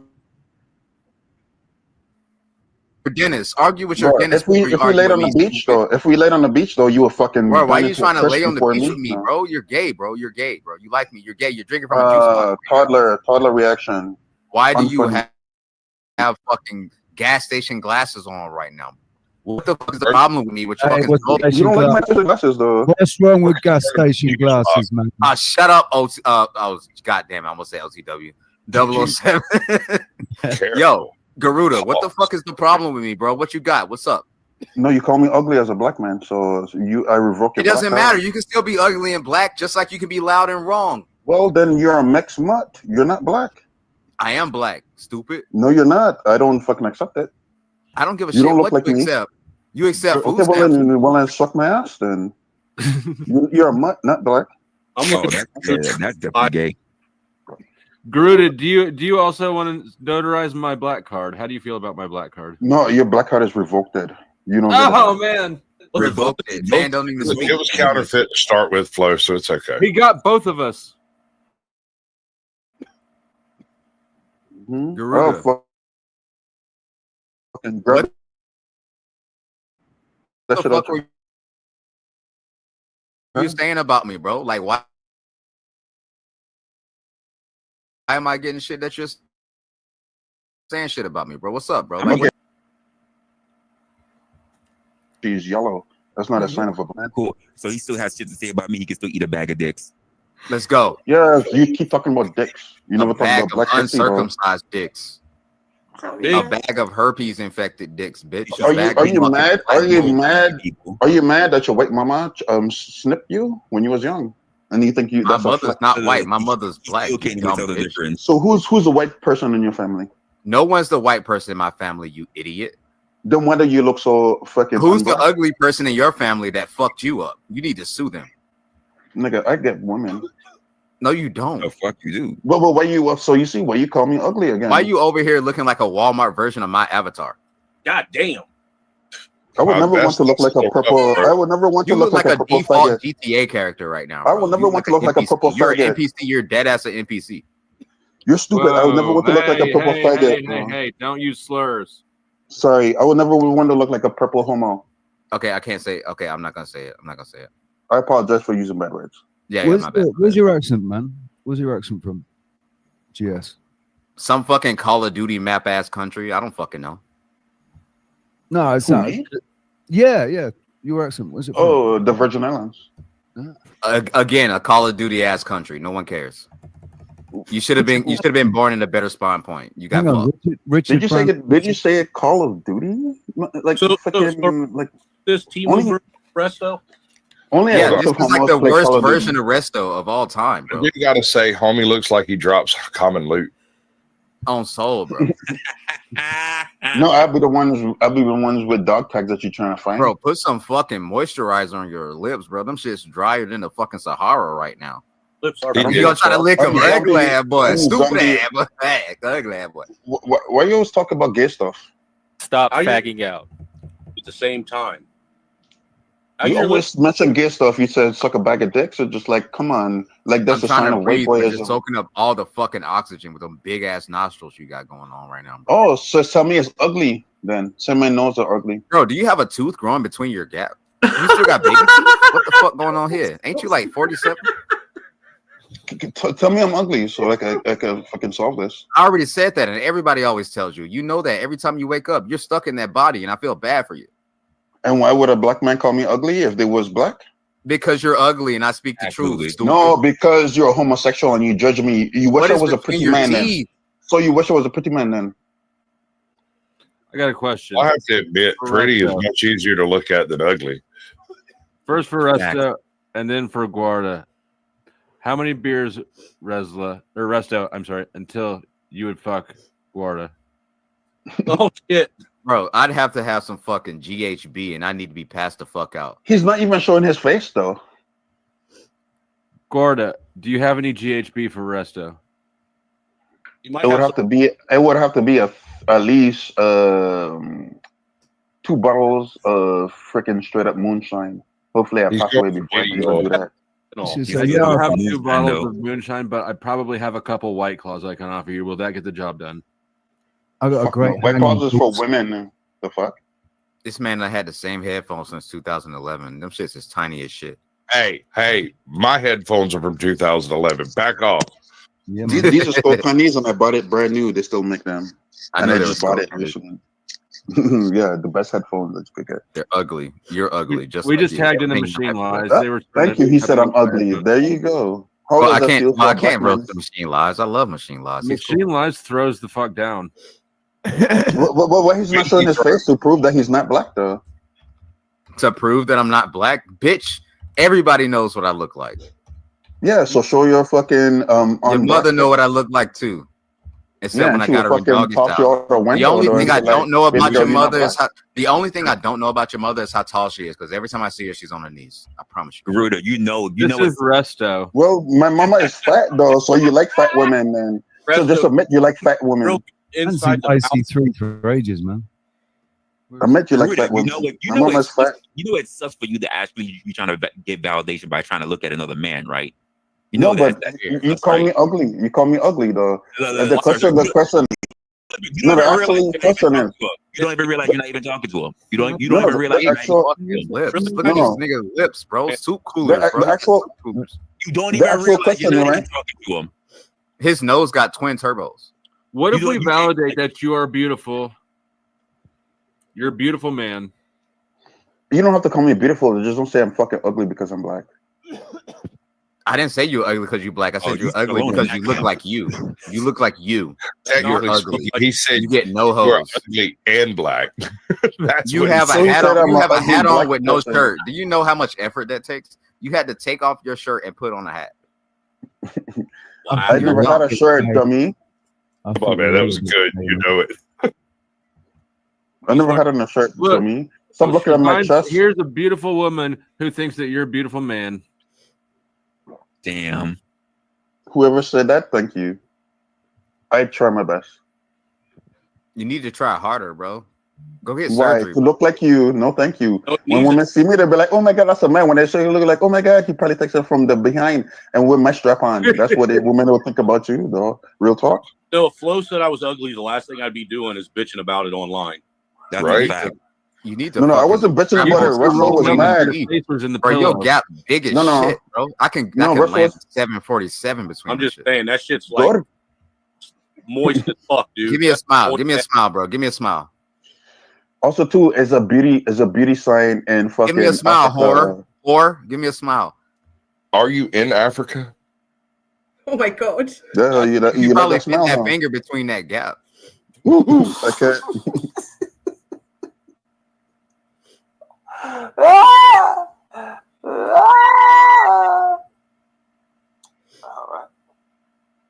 This You know- motherfucker be Oh, leaving mad oh, lines in greatness apples. in Hey, when you Africa. be eating apples, do it be leaving like mad lines in that shit? I don't eat apples. Only white people eat apples. When you eat pussy, do they got to get stitches when you're done? Woo. No, but over there I could like lick their clitoris with my Not with that gap white ass teeth, though. tongue, bro. Brush your tongue, bro. Dental hygiene, bro. Oral hygiene, Giving bro. people clap and shit. Stop eating juice boxes. I am apocalypse ready, baby. No, And it's called Are beatbox, you by the way. apocalypse Stupid. ready? Hold on, sir. Yes. Sir, I have to ask this because it's really weighing on my mind. Have you ever thrown a snack pack at someone? Oh God. Who, me? Well, yeah, but we can go to the rest of the panel after you answer. I mean, I have. Who, me? You asked me. Yeah, they're like the perfect throwing size. Yeah, I throw one at my kids every day. this man be trying to eat. No, gold. I did once, but I was feeding homeless people, but not necessarily a kid. They were just an adult who had kids. Bro, we're gonna act like you don't have a tooth in the middle of your gap. Oh my god. You really do. Smile, bro. That makes no logical sense, genius. It's literally one right there in the middle of your gap. Tooth has a tooth? That's fucked up. You were born wrong, you backwards built bitch. You were born wrong. Just call me a hillbilly and make it equate. Call me like I'm not white. Hillbillies. Gaslight me. I I got have more all my teeth. I have my wisdom I got teeth, more baby. respect for them than you. When? Oh, so you say you respect Oh, hillbillies late more than you compliment? Oh no! Now we bring it back to race. We're adding attributes. Okay, cool. My man just said that, literally though. said, my man literally said Hang the on. gap in his teeth has a toll clerk. Hang on, let me pause this for a minute. Let me pause this for a minute. What was that, Glenn? What did you do? Mel, stop what? I can't. Let me put you on big. I can't see it. God, my Mel, stop object. Let me just remove this.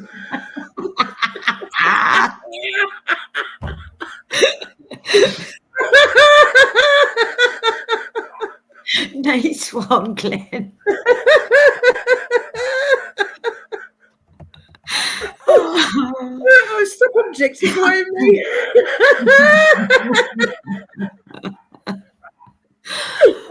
I don't know, guys. Do you want to watch any more of this? I I mean, just feel like I'm a human dildo. yeah, but that's not up to. I don't know whether I mean, you're I'm a not human complaining. It's a dildo good or not. job. I mean,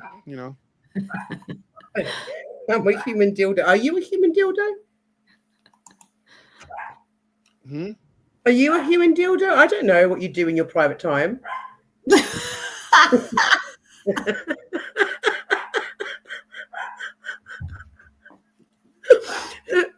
Glenn? feeling objectified right now. I'm feeling really objectified right now. Well, if you're going to put half-naked pictures up of yourself on the internet, well, you're going to be objectified, aren't you? Stop objectifying me, Mel. I'm objectifying. I'm more than just. This is what happens when you put half-naked pictures of yourself up online. Hey, the OnlyFans girls get a way better response out of this than we thought to treat them like they're still smart. They're not just all boobs and butts, right? Yeah, obviously. But if you're going to be like they're doing this with your panties on, I mean, they've done. I've seen. Never mind.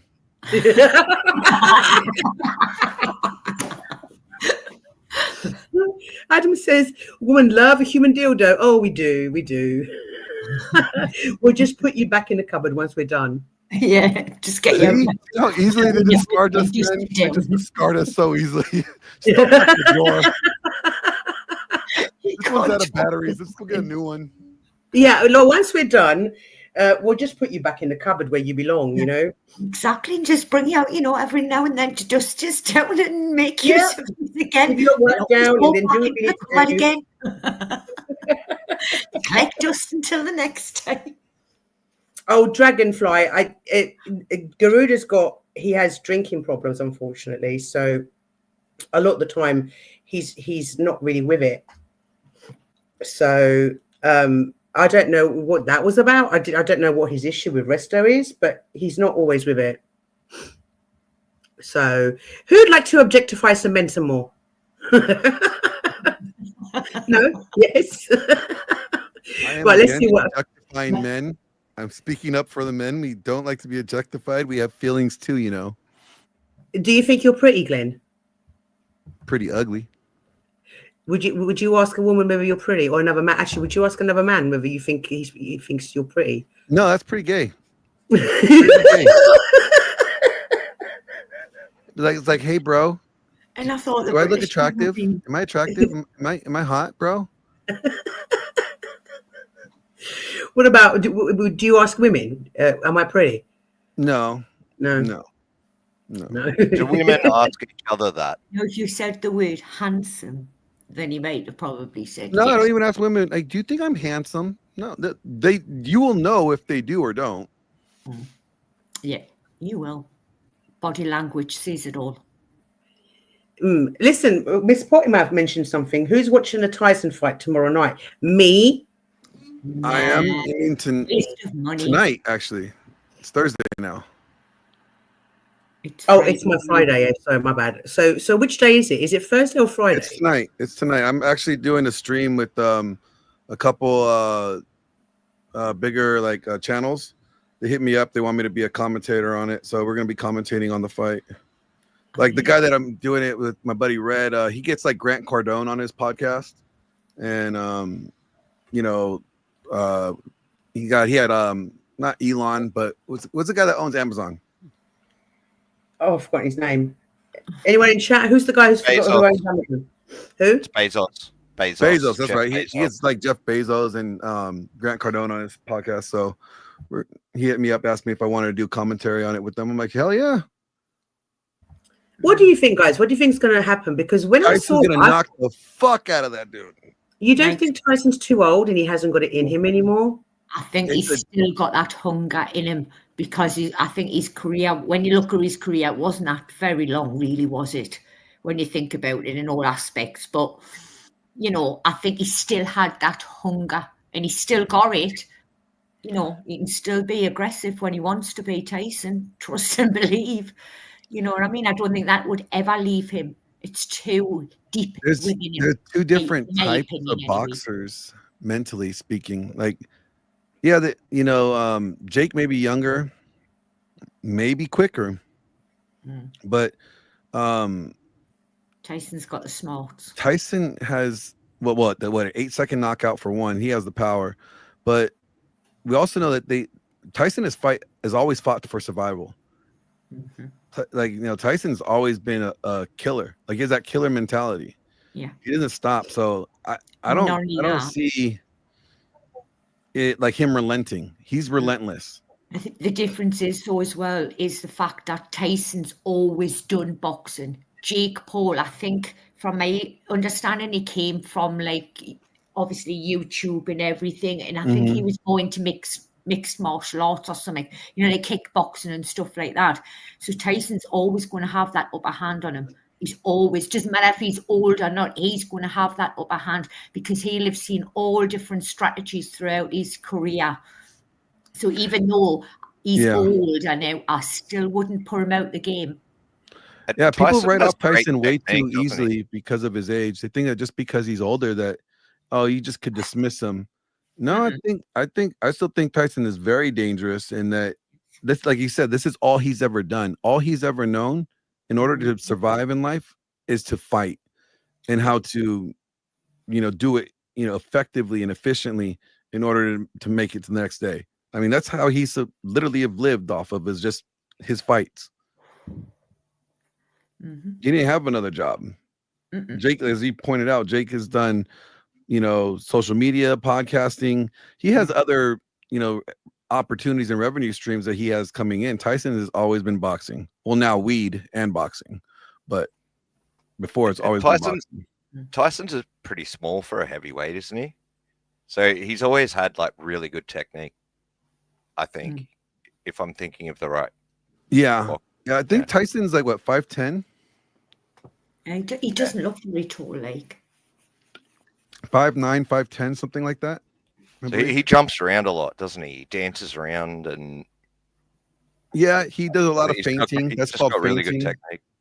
Yeah. all he needs to do is stay away from the Yaz. Otherwise, it'll get him into trouble. Stay away from the reason why I ask, guys, because in my 20s, I used to do Muay Thai and I was really fucking good at it, right? If I was to do it now, I'd probably have an asthma attack after 5 minutes, right? I think the thing is, so when you're an athlete like that, you're always going to do some kind of training because you've got some kind of structure there going on in your life. It's just like Tyson Fury's wife says, you know, even though I don't want him to go into boxing, I know it's good for him because then he feels a sense of purpose and he's got something, you know, to focus on. You know, it's just an addictive thing. Is you're going to keep some sense of your boxing regime going throughout your life. You're going to keep that discipline going, whether you're in it or not. You know, whether you're currently fighting or not, you're going to. Yeah, I don't know, guys. As much as I want Tyson to win, Glenn, you've been a bodybuilder for a long time. Would you say that you are as capable now as you were 10, 15 years ago? Of what, fighting or of competing in bodybuilding? Both. Oh yeah, I mean, I plan on competing sometime in 2025 to get back into it. So I'm already, like, as soon as I get through this current health issue, I plan on getting back into the ring. I mean, or on stage. I mean, I did get my pro card already, so I already reached that goal. Now I just want to, place top 3 in a pro show. That'll be good. I'll be happy with that. How does it work in America? Because in England, you would have a category of over 40s. Yep. I'll be in the master class this year. 35 and over is masters. Masters, okay. Because I know my brother, when he last competed, he was in the over 40s category. Yeah. And he won that category. Yeah, like most men don't like the. You got to figure like you're stronger. You're strongest at like 35. That's why it's called the masters. So anything over 35 is like considered masters. Like anything coming up to that, your muscle is still not at its full growth. Like you're your strongest on average. Let's say your muscles stop developing around 40. So like growth wise, or strength wise. So that's why like a lot of the bodybuilders are all like the big ones, big famous ones. They're all, in their 40s, and then by 55 they haven't need a hip replacement. But all right, and thank you for the $5 super chat. He says the fight is a work. Tyson leads early. Paul wins late decision. Rematch in 9 months. That's his prediction. Anyone agree? Actually, that's a really good prediction in R. Allen. That's actually, yeah. Actually, I think the rematch would have to be in 6 months though, not 9, just because Tyson is not getting any younger. So if there would going to be a rematch, it would have to be while he's still in good conditioning. Either he's going to have to maintain the conditioning, or he's going to have to, retrain and get back into that conditioning. So I think that it would have to be within the 6-month window. Oh, Brian says Tyson's been having heart problems. I guess he wouldn't be. If the doctor just cut him off for that, like not allow him to fight? No, he's obviously, so they postponed the fight originally. It was supposed to happen in July, and he postponed it. They had to postpone it because he had like they had an issue with his heart. So it was either a heart rhythmia thing, or maybe his blood was thick and he was, having like he was like on the verge of stroke or heart attack, range. But if they're clearing him to fight, that means they're saying that he's fine. Yeah, but if there's a rematch, the doctor can sign him off if he's having heart problems, right? If there was a rematch necessary, he would still have to they both would have to get cleared by medical professionals, saying that they were good to go. I mean, I don't like boxing as such, but there was something about Tyson. I think it was his just like, his ability to go in and knock someone out pretty much straight away. That it was pretty impressive, right?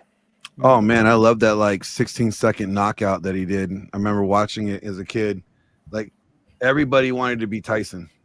Everybody wanted to be Tyson. He went in there and he just went, just destroy the guy. I think he let himself down when he did what he did with Evander Holyfield. I think you just let yourself right down there. Yeah, there was more issues than that. But I think that was if anything, that was just the icing on the cake. Like, I mean, he was having the legal problems with his ex-wife where he ended up, I remember that. And then his management was bad. They were robbing him of money. So I mean, he was getting screwed over right, left, and center. Yeah, and I think it just kind of like came out at the end. It was bad, but it was bad because my dad absolutely loves boxing, and Tyson was one of his favorites. And it was actually my dad that got me into watching it. And here's the thing, we have this thing in America that we like to destroy our heroes, but then watch them, rebuild back up. Yeah, and that's right. Evander Holyfield did keep on headbutting. He did do that in that fight. Actually, here, watch. Play this link. Well, I'm gonna drop it back. Let me just remove Flo, because that was getting a little bit like gay. Yeah, I have it still playing over here. It was almost like they were setting up to make love to each other. Especially when Resto said something in the way Garuda. It was like they were just like it was almost like they were making the bed. It was something like that. It was, Yeah, right. it was getting a little Okay. suspect for me, if you ask me. Okay, so this is what's this, Glenn? Before I play it, this is the Oh, this knockout. is a Yeah? 16-second knockout. This is great. Let's have a look.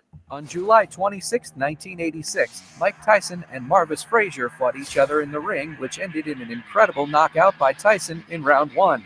Mike started the fight aggressively at the start of the bell, using his jabs, right uppercuts, and right hooks. This must move or we're going to be out of here very, very quickly.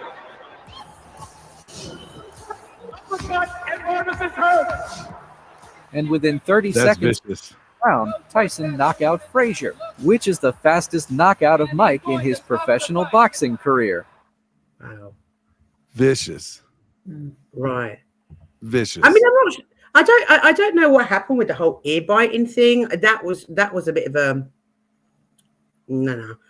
Well, I don't know. That's what I forgot who put that comment up was saying. Like he was, yeah, like Evander Holyfield kept on like headbutting him, you know. So Tyson got tired of getting hit in the head, so he's like, "Fuck it, I'm gonna take a bite out of crime." He would have been pretty angry, I guess. I think that was when his career ended, basically, wasn't it? Yeah. Yeah. Yeah. That's when And he it's a lost shame because he was promising, you know what I mean? He was onto a good thing and he let something as silly as that get to him. And I get, you know, his personal life as well, it'll have been a part of it. I'm not saying it's right what he done. It's not right what he done, but you know, I suppose it's like a pressure cooker. And that was just the cherry on top of the cake. That was just the last thing that was needed to finish the whole cake off. And obviously, Evander Holyfield just pushed his buttons too far and he snapped. Yeah, I think like, you know, when I think like didn't he just get reinstated too? Like I think he just got out of prison shortly after that. And yeah. I know his license was revoked. I don't know whether it was indefinite or whether it's Well, it wasn't indefinite because he's able to box now. If it was indefinite, he wouldn't be able to fight now. It must have been for a good few years then, I would think. Maybe 10 years or something like that. Maybe 5-10 years be banned or something. I don't know. I don't know. I don't. I'm not sure how long it was though, but it'll be well over now because if that was in the 90s or 80s or whatever it was. It was in the early 90s or late early 90s. 90s, yeah. Well, it'll be over now, his ban, because it'll have only been about, well, I reckon about 5-10 years at most. 10 years if they wanted to make an example of him. Yeah. Because that then will put what they see as him out to pastures then. But he's do we been believe the accusations that were against him that he got done for? I don't. What do you mean accusations against him? The lady accusations. Oh, his wife, his ex-wife or whatever? I think it was his girlfriend. Or girlfriend. I don't know. I wasn't there. So that's always what I say. I'm like, I don't know. I mean, is he capable of it? Sure, he's capable of it. Could he have not done it? Yeah, he could have not done it too, because we know women lie. I don't know. That's all I know. I didn't. All I know is that I don't know. I didn't follow it. I heard about it, but I didn't follow it. Was he put in prison for that? I Yeah, think he was. he served time for it. Yeah. I don't know. It sounded all a bit manufactured to me when from what I remember, because it was a while ago now, but from when it was happening, it didn't feel authentic. It didn't feel. It felt staged. Yeah. Yeah. But who knows? Who knows? You know, we weren't there, like Glenn said. Who knows? Hey, Kitchen Man. You know, we weren't there. We don't know what happened, but I don't know. The whole thing just felt. It was almost like the final nail in the coffin. But then again, though, media never tell you the truth, though, do they? They never give you the full truth, though. They just take snippets and run with whatever they want to run with. So you'll never know the full truth unless he comes forward and makes his own book. Or does he, I don't know. He's gonna write. He's gonna write. Do you know what I mean? It's gonna be like OJ, if I did it. Aye. That was insane, that book. We did a live on that, Glenn, a few weeks ago, and I didn't realize he'd written a book with I Did It on the title. Yeah. I mean, it was insane. I was like, but you can't do somebody twice, obviously, double jeopardy. I can't say it. You can't. So I think he did it. The glove must not fit. We went into it quite extensively. He had arthritis. All he had to do was tell him to stop taking his medication for the arthritis, and his hands would swell up like that, and so the glove wouldn't fit. I mean, no, but Glenn, the glove had been frozen and then thawed, and it was leather, so it was bound to shrink a tad anyway. So I mean, and if you add the fact that, like, again, like if you're on arthritis medication or whatever, you take it so you're able to move your hands and they, so they don't hurt your joints or whatever. But if you're not on your medications, your hands will swell up because it's stiff, and so if you're not on your arthritis medicine, plus the glove, being frozen and all that stuff, yeah, of course the glove's not going to fit. Exactly. No, but it's the way that he did it. He kind of stretched his hand out really, really wide, right? That's true.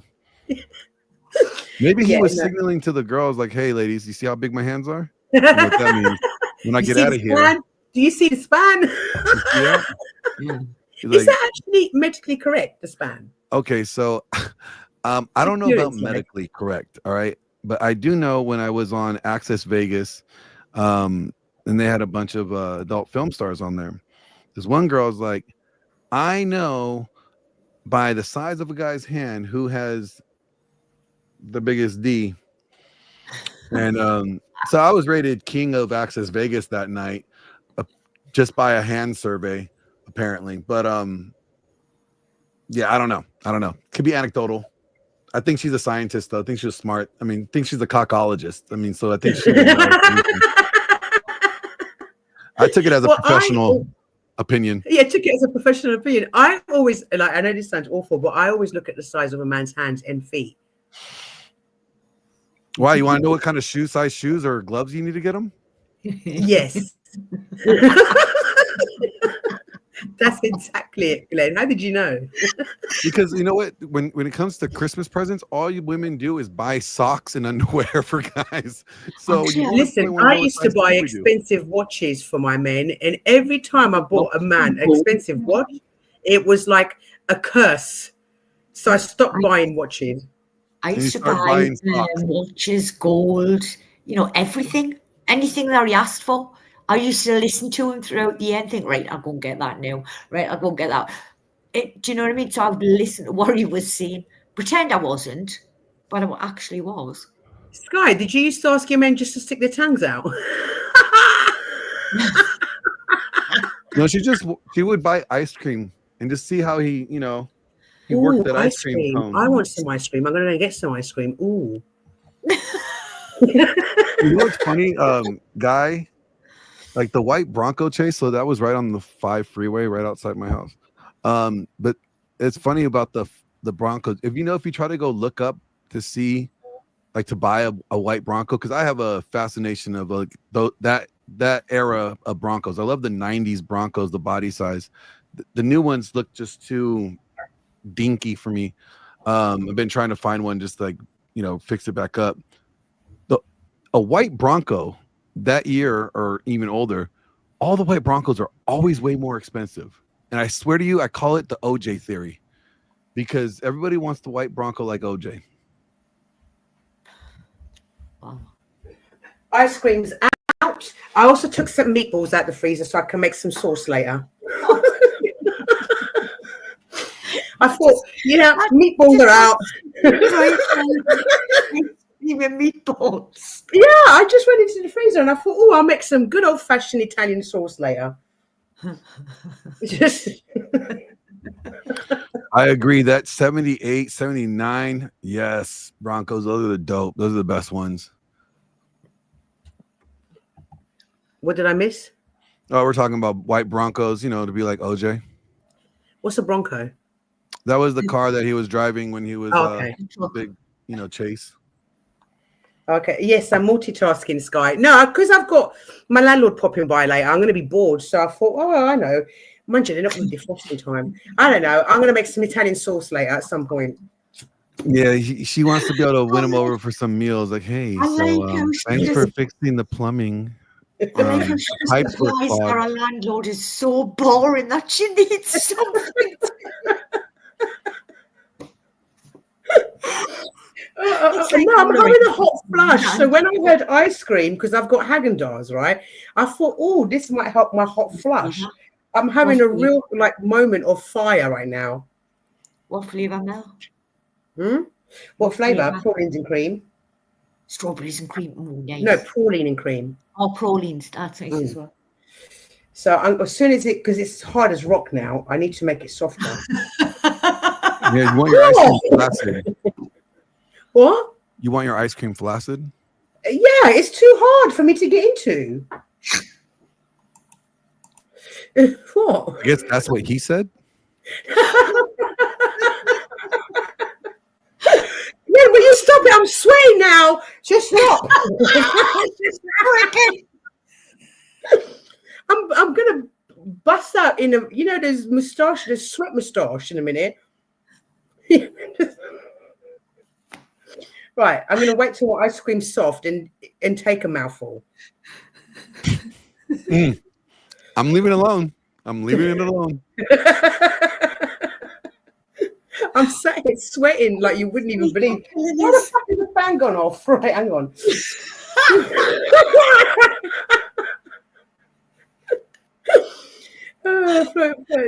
No, rude girl. I more than our ice cream. Is it hot over there this time of year? No, it's fucking cold. I'm hot. We're nearly going into winter. We're only a few weeks off winter. We're in autumn at the minute. Do you have the heater on? No, Yeah, I'm just hot. I'm in my 40s, Glenn. 40 stuck. I do. Yes. like it's fucking freezing. That's right, Sky.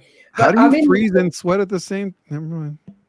No, I'm not fucking freezing. I'm not fucking freezing. I said the weather's freezing. I'm on fire. I'm having a hot flush. So, yeah, I'm just going to wait till I stop sweating. Mm-hmm.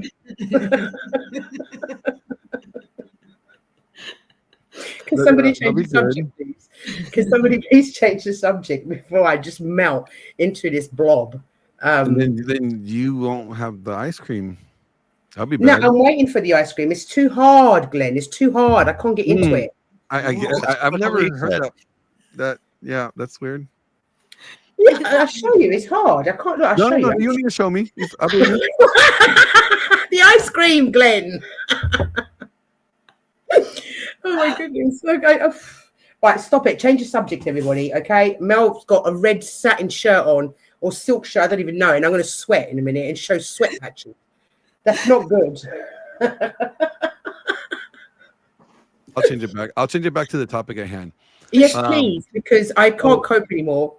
What we witnessed though, when I want to point out, like when I brought up the Dr. Sean T. Smith, instead of just being able to listen objectively and just hear what he's saying and accept what he's saying, and then just, coming to your own conclusion, what Mel did, not sweaty Mel, other Mel, proceeded to do was to try to discredit it the whole time.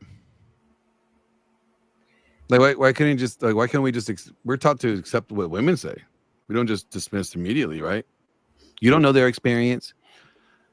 So why would guys think like, okay, the guy's a psychologist pointing out like, hey, guys are going to have an issue with this, especially when it comes to seeking help. And if this policy in place is going to be very counterproductive for men seeking help, should we not be aware or remove something that may deter men from going out and seeking that help that they need. But everything he said was against what the science says. No, everything he said, it was against what the feminist science has said.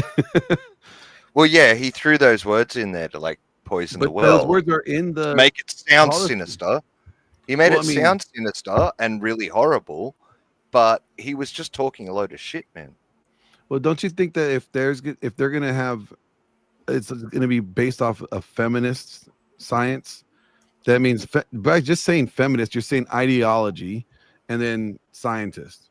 So this scientist with this ideology. So that means they're already telling you that this person has a slant towards this view.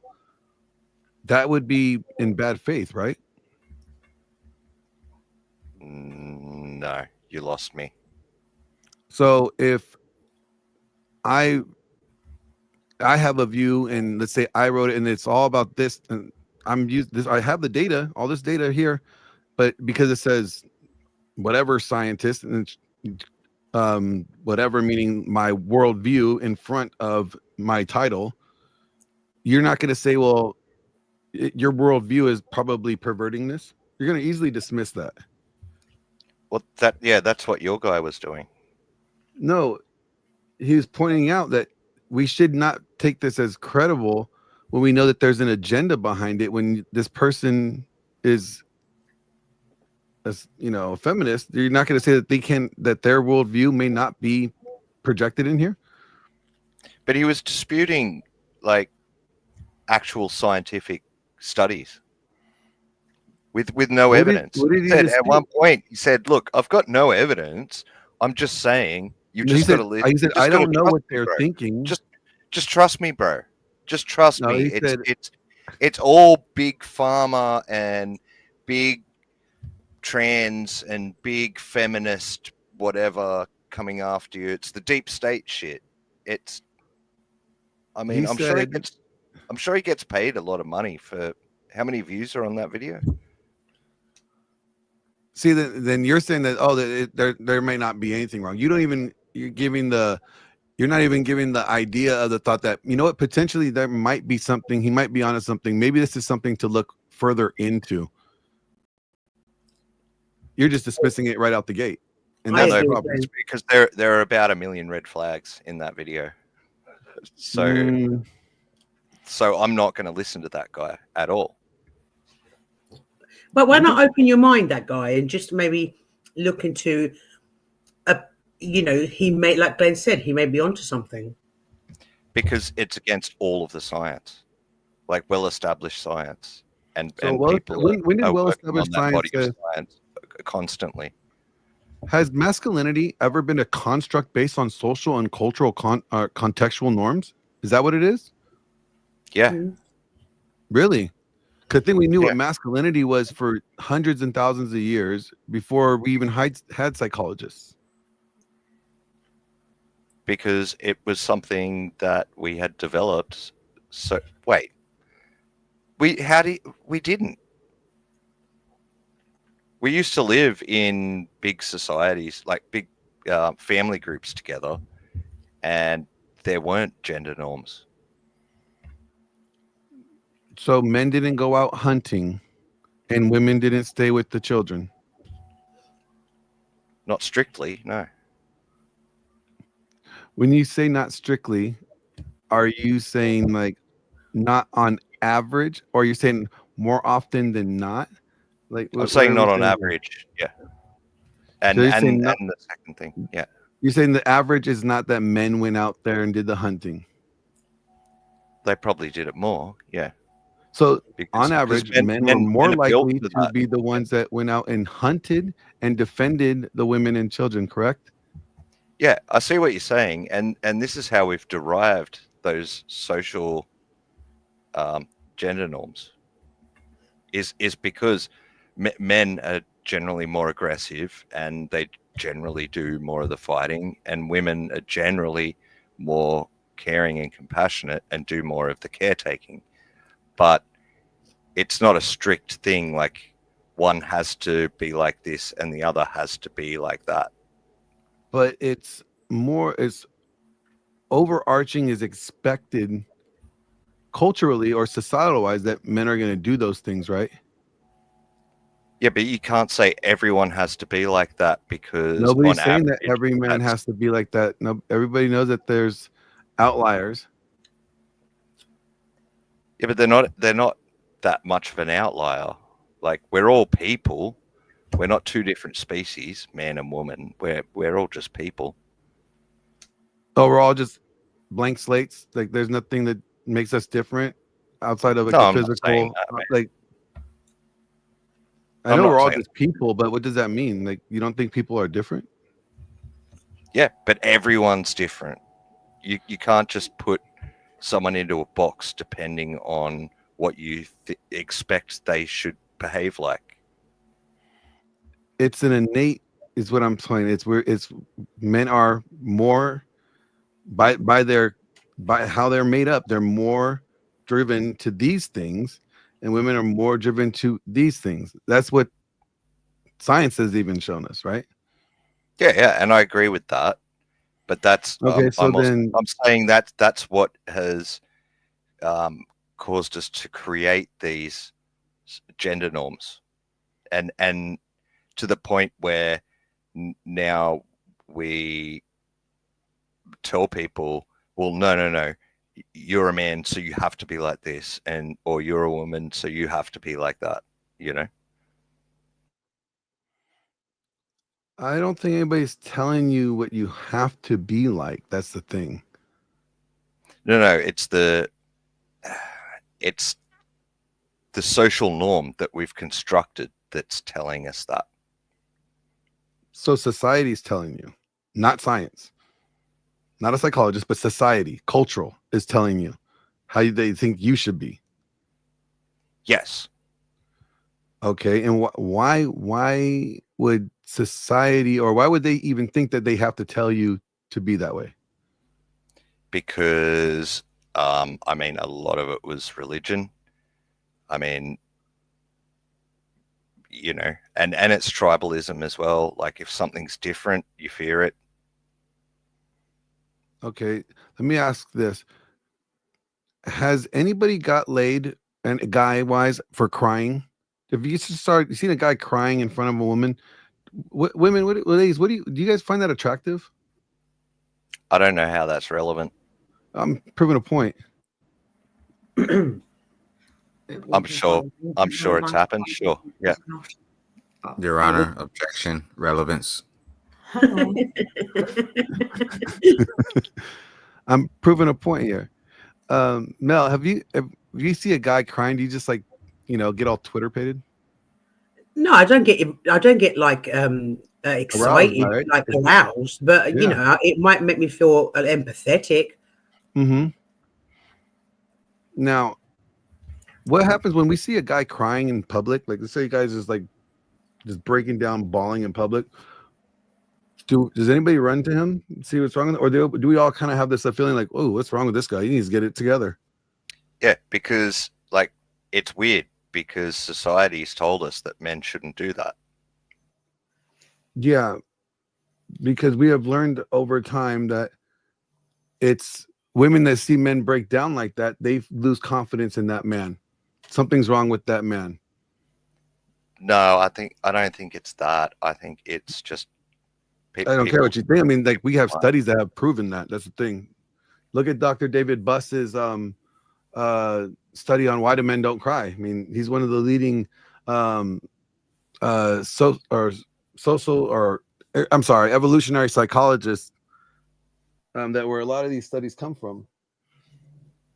Okay, I'll take your word for it.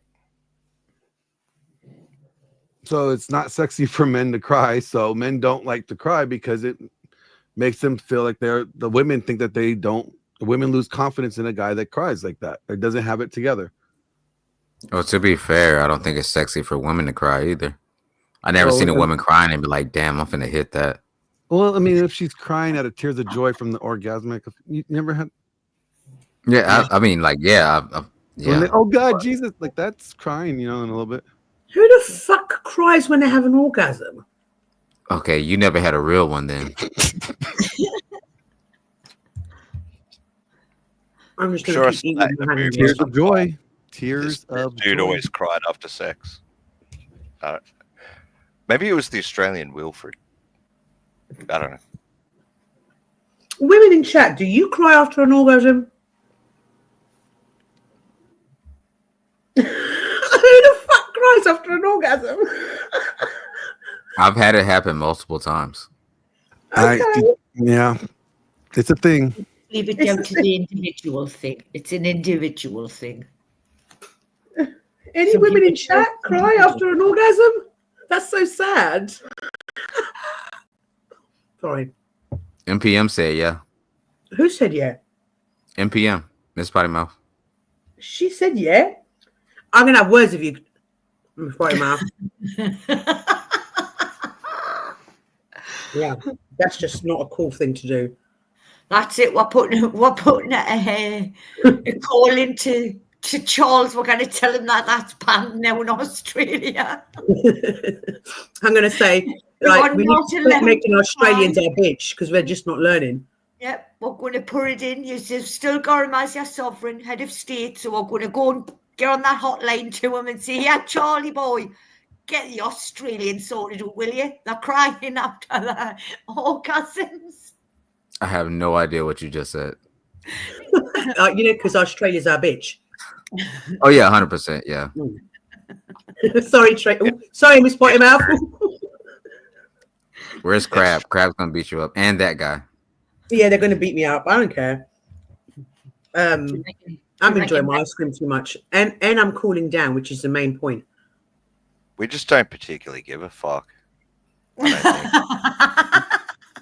You're a bitch, that guy. I've never met an Australian that actually gave a fuck. All of y'all don't give a fuck about nothing. Maybe I down here, and we got to worry about all the spiders and snakes. I love that for y'all. I don't. By the way, Resto, we were watching you while you were on Flows.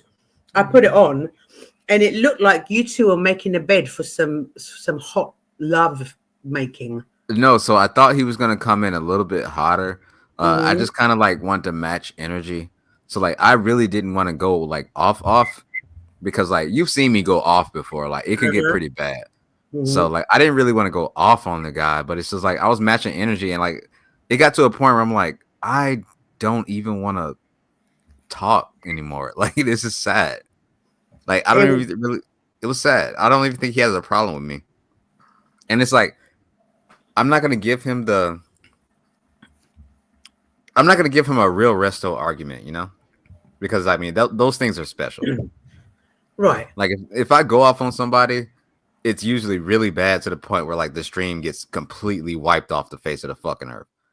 But yeah, with Garuda, it was whatever. Like if he had a real problem with me, yeah, I would have went off. But like I was just matching energy at that point. I was just making corny ass jokes and just trying to like pick and prod at him. But I really didn't even feel like it at that point. Like I was just toying around, just like throwing my food around basically. Like I didn't have anything to really say because I don't have a problem with Garuda. If I had a problem with him, yeah, I would have fucking dusted his ass within the first 13 minutes. But, no, I mean he's all right. But last time he was in my chat, he was talking. People were concerned about his welfare. Let's put it this way. Yeah, yeah, 100%. So like, yeah, I didn't go. I went in there like kind of strong, and then like after a while, I'm like, he doesn't really have an issue with me. He's just trying to like say my name for some fucking reason. So I just backed off and just let him do his shit, and then just like hung out with Flo and them for a minute. I didn't get no notifications of him going on. Oh God, that's killing my teeth. Let me put the ice cream away. Yeah, I didn't get a notification for some reason that he was on. How long was he on for? I don't know. Flo? Mm-hmm. Well, so he got P-bombed. Tonight? Yeah, so like Flo was on, like it was his first day back on. I was so happy. I'm like, damn, Flo's back on. And then like I was literally scrolling through YouTube, right? And you know how like when you scroll, you can see like a little preview of like what's going on right now. I saw one guy on there, and I know that he's like a known P-bomber. So like I tried to go in there and type the flow, like, yo, get this dude off your channel. He's a P bomber. By the time I did that, he had already did it. Oh, And no yeah, way. yeah. Flo had to delete the live, so he started a new one. That's terrible. Yeah. Did you see my message in the back? Yes, and yes is the answer. Okay, cool. I'm just trying to get the link. I asked for a link. I think he will drop it. I'm not sure.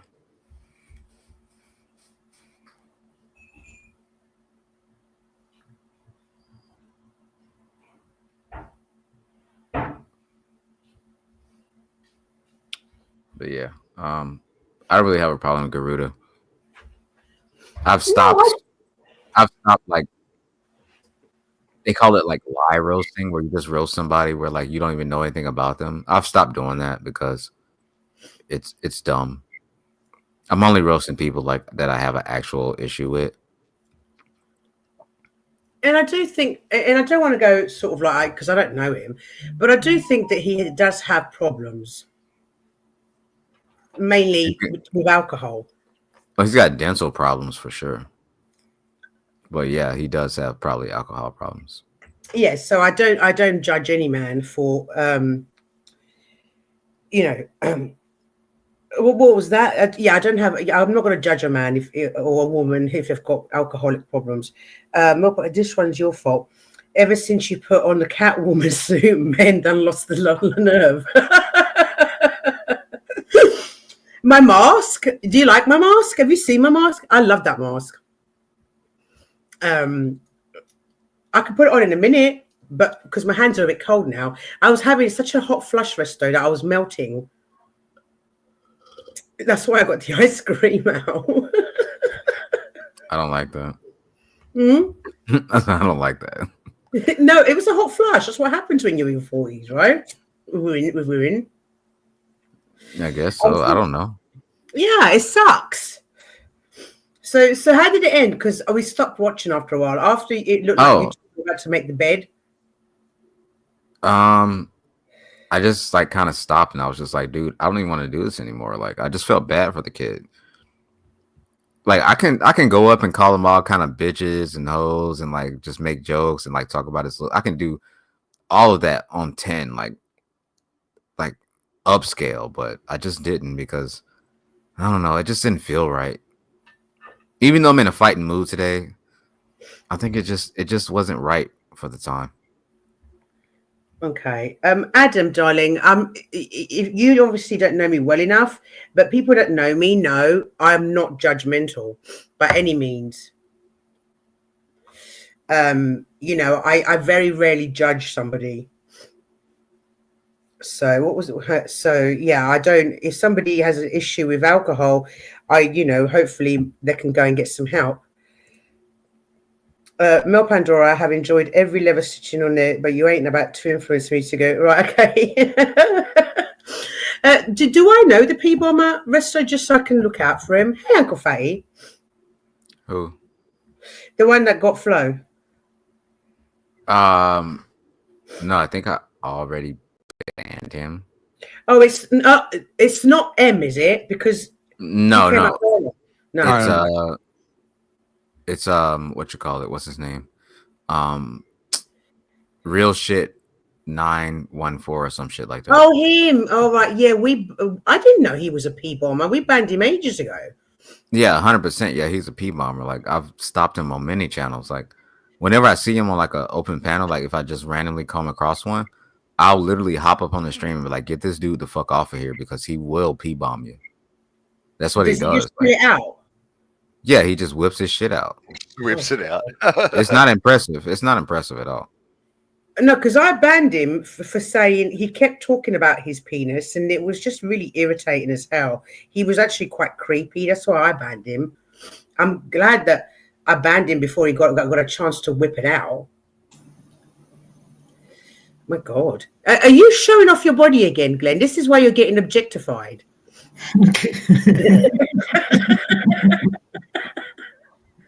I was whipping it out. You're whipping it out. See, every time then you complain that you're getting objectified. Don't complain. that women look at you as an object now. No, that's not fair. Because y'all want to walk around wearing mini skirts and shit, and we can't objectify you. Let's not do that. Yeah, but that's not walking around in your pants. Nah. You ain't got nothing to say. I'm just saying, like, you just walk around ass See, out. Here's the thing. Like, I love when people are like, well, it's double standard. So what? Life's not fair, and we have double standards. So what? Get over it. You know, like. Do we have? Is there truly double standards, guys? Yes. Yeah, we have double standards, and that's, you know, it is what it is. Like, I mean, okay, here's a perfect example of double standards. You know, the courts will throw the book at men for committing murder, but then a woman could stab her boyfriend 108 times and get probation. That's insane. I can't believe. I mean, don't get me wrong. I understand a drug-induced psychosis is a real thing, But and I weed- also But understand. weed. Yeah. I know somebody who had a drug-induced psychosis by weed. Did they go Yeah. stab a person 108 times? No. This is what I'm talking about. This is what I'm trying to say. I understand about a drug-induced psychosis very, very well, and I understand the effects of a drug-induced psychosis. But what I don't understand is how she managed to prove it in court, because these things are really hard to prove, especially when she stabbed him over 100 times. She stabbed herself over 40 times, and she stabbed the dog. Maybe the little bastard pissed on the ground and she got tired of it. I knew that was going to get someone. I knew the dog was going to get someone. I was thinking Mel. So remember, just a minute ago we were talking about therapy, like talk therapy. So this study right here from this is off of here. I'll just put it in the back chat. It talks about the two forms of psychotherapy, right? Which ones work and which one doesn't work for genders. Interpretive therapy. Male patients had better outcomes with interpretive therapy than supportive therapy. Okay, that means, again, they're giving them actionable advice, looking internal. This is where your traumas come from. This is how you address. They give them actionable advice to deal with what they're dealing, what they're feeling, what they're going through. So that's the form of therapy that would work better. Like, here are these tools. You're having this problem. This is where the root of this problem is. If you address this and you handle it this way with some of these tools that I give you, then you'll have a better outcome. But we see more. There's heaps of stuff that we don't teach people. Like, I think these things, if we taught them to people as kids, I mean, they wouldn't have to learn them as an adult, you know? What do you mean? All right, darling. Just life skills, like how to handle your problems. I don't know if it's that simple, that guy, because life is very different now than when it was 20 years ago. And life is not easy, is it? No. No, life is not easy. I mean, you can teach your boys how to regulate their emotions, but does that prepare them for the way life is nowadays? I don't know. Is it enough? Yeah, well, I wouldn't put this on the parents. I'd put this on society as a whole. Like, that's what I'm saying. Surely the parents make up surely society. we can do better. Parents make up society. It's not just children, it's parents that make up society. Yeah, but I'm not putting the responsibility solely on parents. I would put the responsibility on parents, yes. They're the ones that have their children the most, and they're the ones that are able to determine what their children are going to be exposed to and not be exposed to for the most part. I mean, yes, obviously they can't keep them away from everything in the world, but they could limit the amount of exposure their children have to culture and society if they think that's conflicting with what they're trying to teach their children. Sure, of course, but also, like, parents don't. I mean, parents don't know what they're doing. You don't have to get a fucking degree to have a kid, do you? It just happens, and you're thrown into it, and you're like, oh shit. And everyone tries to do their best, but I think they need a bit of help, is all. I think when you say do their best, I wonder their best for who? Well, hopefully for the kid. Well, we know that parents do not do that. We know that parents, parents that alienate their children from their other, from the other parent, that's not doing it best for the child. Well, and this is what I'm saying. This is why we can't leave it solely up to the parents. No, but you said you couldn't blame the parents or solely the parents, and I'm saying yes, because it's the parents that alienate the children from the parents. Yeah, it's but I the mean, actions or the inactions that the parents allow, that either allow the exposure to society and everything that that's out there, or they're they have their child's best interest and they're letting their child be exposed to what is good out there and keeping them from what is bad out there. Sure, but if they didn't have adequate help, then you can't blame them. Oh yeah, no, absolutely, you could blame them. Like somebody has to be blamed. We can't just like kick down, responsibility or blame. I mean, it's at the end of the day, even if you want to, let's just get rid of the word blame. Yeah, I agree. Let's do that. Yeah. Responsibility. Stop using blame. Whose responsibility is it at the end of the day? It's always going to be the parents. Yeah, well, I think society should have more of a responsibility, and I know like that. That's a very vague term. Well, I'm wondering can we hold society accountable then? How do we hold them accountable if they're failing to do what they're supposed to do? What's the consequence to society? What do we do? Well, you're going back to blame now. Where like there shouldn't be a consequence. The consequence is things don't turn out as well as they should. Like we should just always try to do better. Even when we're doing well, we should always try and do better. But better for whom? For everybody. I'm a little bit about always blaming the parents as well. My brother's very much like, oh, you always blame the parents. I'm a little bit on the fence about it. I mean, if your kid decides to go break a window, is society going to pay for that window? You're going back to blame again. I'm just asking who's going to be held accountable for the broken window. You have insurance companies for that. Who pays the insurance? Like, who's going to have to pay for the window at the end of the day? Who's going to pay the what is it, the premium or the deductible? Yeah. Sorry, I know I'm being pedantic, man.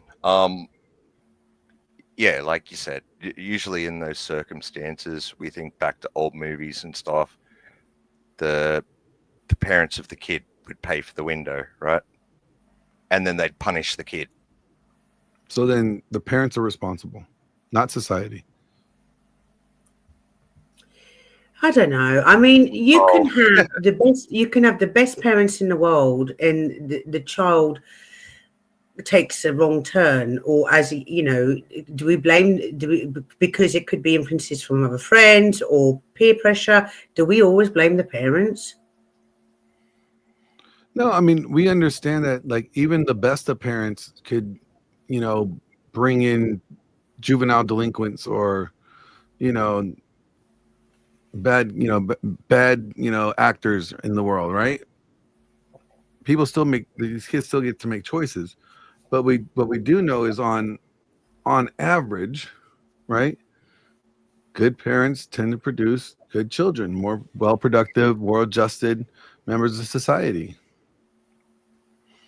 So parents that are being, like, what we have a problem with now is that both parents, we have to work so hard just to survive, just to be able to make ends meet.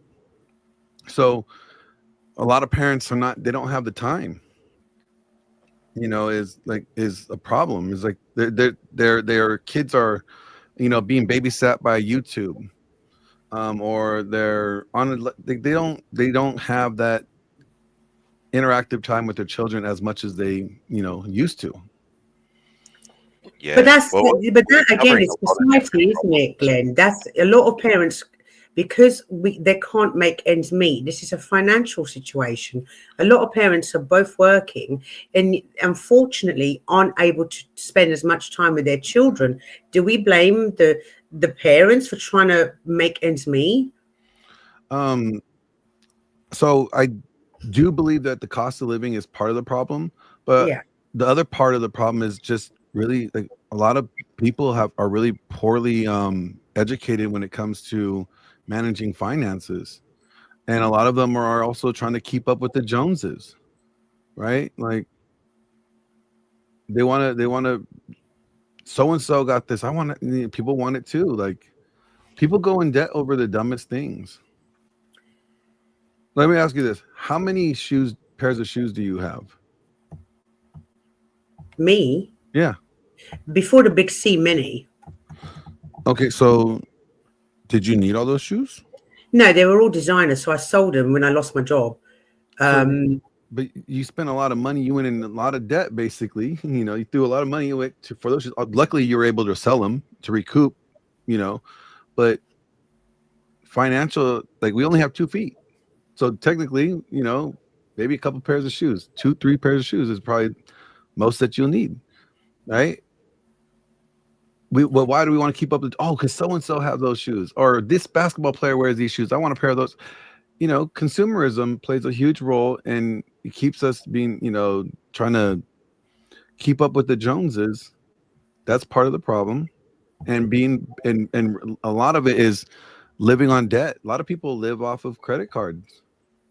Yeah, but who isn't in debt? When you look at mortgages, people with mortgages, people who have got car on finance. There's some debt that's like good debt. I'm talking about consumer debt, right? Okay. Most people are not living off of their credit cards on to pay, to buy a house or to buy a car. They're living off their credit cards to go on trips, buy clothes, buy experiences. They go go do something. They're spending money that they don't have necessarily. Yeah, but Glenn, aren't there also a lot of people that are doing that not to go on a trip, but to get food to feed their family or to pay rent or something like that? Yeah, there's a percentage of that's also the case, but we know that, again, on average, not all, but the majority of people that are deeply in debt in consumer debt for frivolous things that they didn't need to sustain their livelihood. Like they didn't need to do it because in order to live, they did it because they want the experience, or they wanted to keep up with what social cues are saying that is cool or good. Or I don't know if I mean, yeah. But like I said, I'm a little bit hesitant about, especially in this day and age, trying to make ends meet and putting food on the table. I'm sorry, but I'm a little bit about always blaming the parents because life is tough now. So if you need to keep a roof over your head and you need both parents to work full time, and yes, unfortunately, that means that the kids suffer because they're not able to spend as much time with their parents. Why? I don't think we should be blaming. Well, I'm saying it's multifaceted, right? So we have cost of living is ridiculous, right? Right. That's one thing. But also we have this drive to want to keep up with the Joneses. We want to look good. We want to, be fashionably acceptable in society, right? We want the new iPhone. Why? Because everybody else has the new iPhone, and I want the new iPhone too. Like, we do that too. I mean, a minimalist mindset is a much better mindset overall for people if they don't have a substantial amount of resources at their disposal. But dude, they need us to keep doing that. That's what drives capitalism. Yeah, but you don't have to give them what they need if you can't afford it. If it's not going to help you and your family get ahead, right? Oh, I agree, 100%. Yep.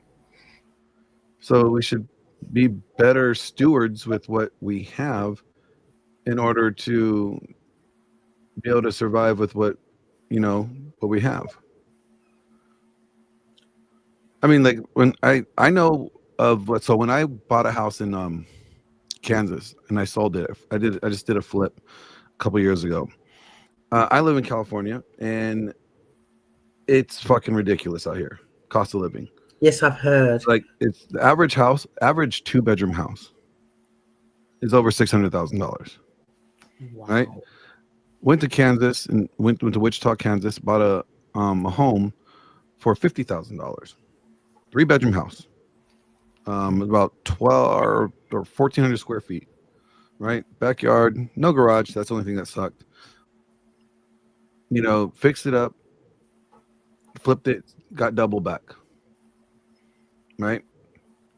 You can't do that in California. So there's places in America that the cost of living is much lower and can be more affordable for people. But, we want to live where we live because we like where we live. So well, some people live there for they try to live close to work and stuff like that. Yeah, absolutely. Like I work in the film industry. So for me, I gotta be kind of traveling. Yeah, I'm either traveling. Either I would always be traveling back here, or I might as well just live here, right? And I grew up out here. I'm from here, so this is also where my family is. So it's like I choose to be here, even though I know that I could afford to probably live a lot better, more comfortably financially elsewhere. But then, as you mentioned, traveling, and I wouldn't be able to be in the career field that I'm in. So we make choices like that. Yeah, absolutely. Yeah, man, I relate to that heaps. Yeah. But that doesn't mean they have to. We choose to. A lot of this is a choice. Is what I'm getting at. It's not always like the big bad this or your hands are tied because you can't do it. No, we have to realize that we choose to live we choose to put ourselves into the situations that we're in. For the first time ever, Glenn, I don't think I necessarily agree with you. Well, we gotta have to have something to debate. I think the economy is getting too hard to cope with, and I think that parents, whether it be both parents, single parents, are just struggling, even just to buy basic stuff. And I agree. I'm not disputing that at all. I'm also saying it's not all the economy. It's that sometimes we as adults and people we are not as diligent with our finances as we should be. For example, the other day, I was paying the bills, and I realized what the hell is this damn charge on my account? Well, it was a stupid editing software app that I haven't used in 2 years, but they kept on charging me $10.99 a month. Well, 2 years of paying $10.99 a month, I threw away a couple $100 that I didn't even know I was throwing away. I wasn't as do you see what I'm saying? Like, we're not being as diligent as we could be with our resources that we have.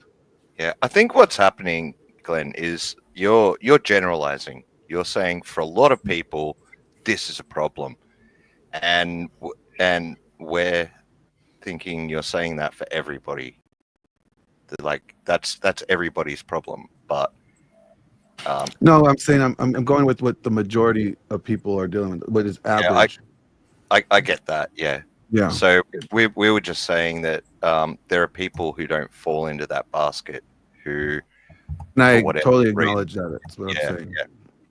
I'm just saying the problem is multifaceted. It's not just one thing. It could be a multiple of things all at the same time that are playing the role. Yeah, you're talking about the car, whereas we're looking at the left rear tire. That's a good way to put it. I just think, it's all too easy to blame the parents for everything, but sometimes it's not the parents, it's circumstances. That's what I think. I mentioned to that guy earlier, how about we just remove blame and we just put responsibility there instead of it? Because Even if it's But not their you've just- fault, but who still has the responsibility to figure out the solution? But you've just replaced the word blame with responsibility.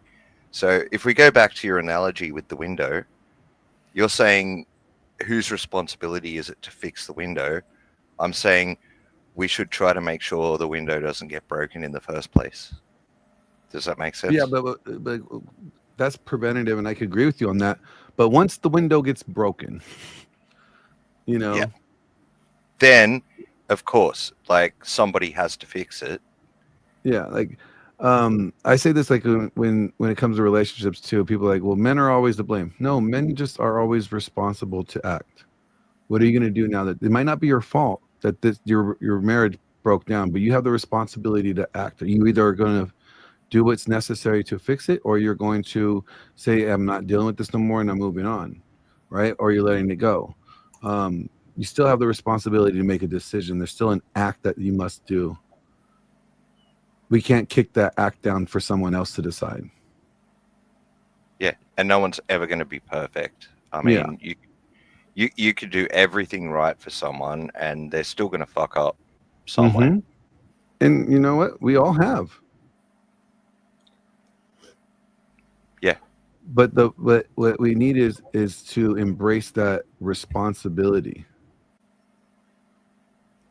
I think that's why, like, if it's a more like kind of holistic approach where more people are involved, if one person fucks up, it's not so bad for the child, I think.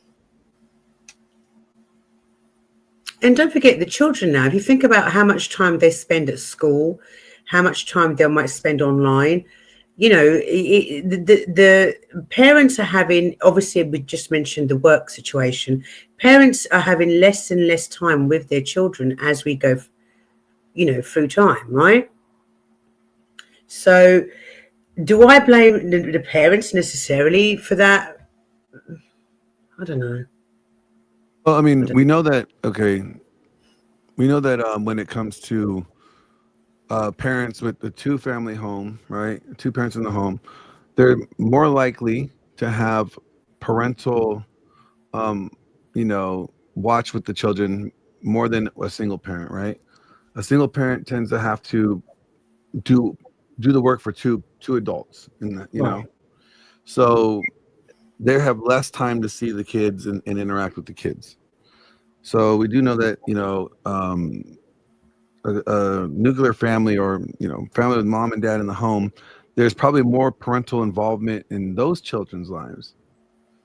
And, you know, parents are probably more able to observe and, you know, engage with their children in those lives than with single family parents, right? Single family homes.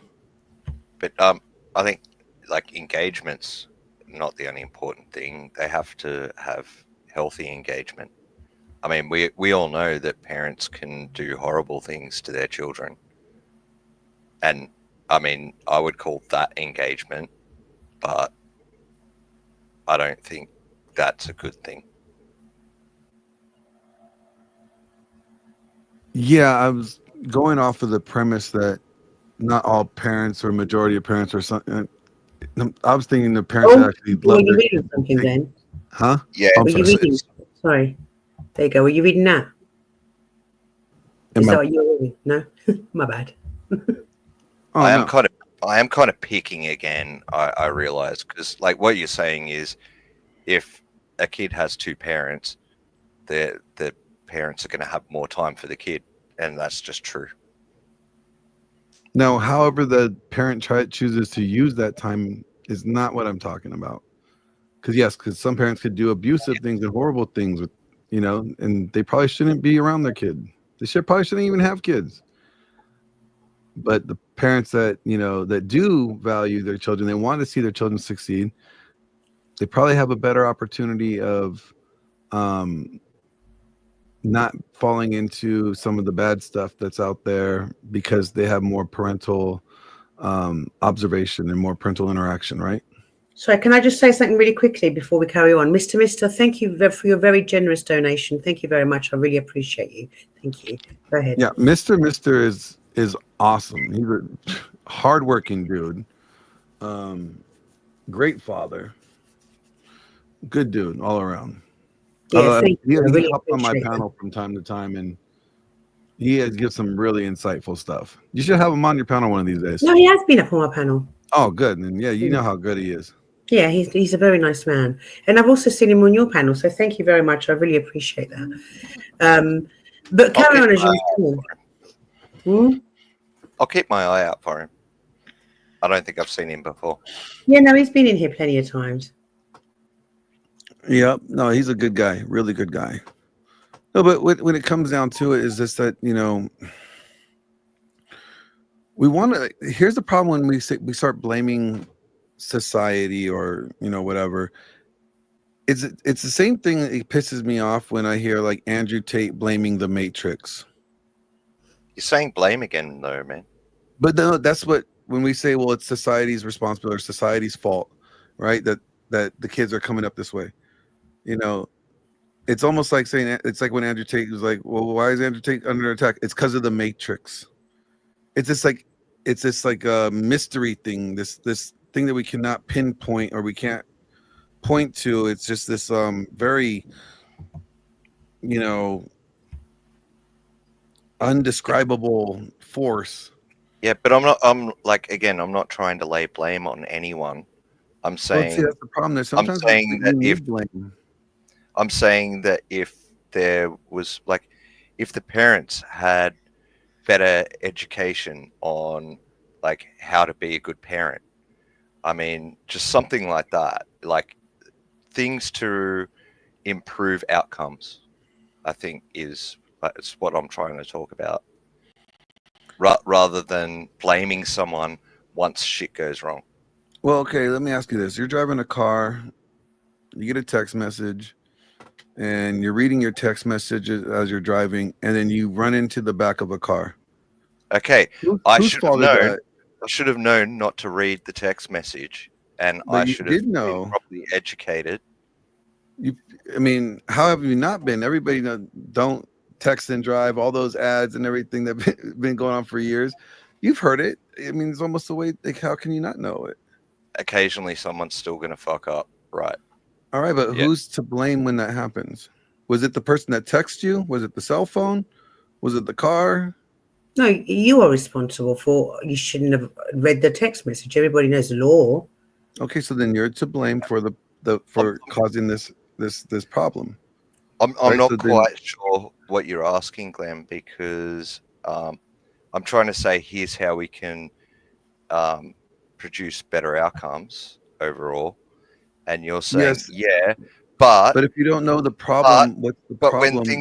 when things still go wrong, who are we going to throw in jail? And I'm like, well, I'm not interested in who to throw in jail. I'm interested in how to produce better outcomes. Can you highlight Mr. Mister's last comment? Of course. This is what I'm talking about. He's hitting it right on the head. Okay.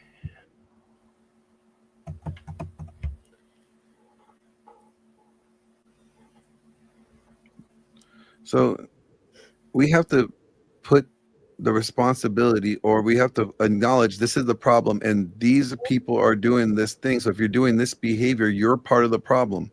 That's blaming them, and that's holding them to account. Okay. Say, yep. hey, and I know that you're doing it wrong, but I'm gonna educate you so you don't do it, continue to do it. But if you still do it, then yes, you should face a consequence. Oh, of course, yeah, man. Like, I'm not saying we should just stop the whole legal system and. No, I know you're not saying that. I'm just saying that. Or anything. Yeah, yeah.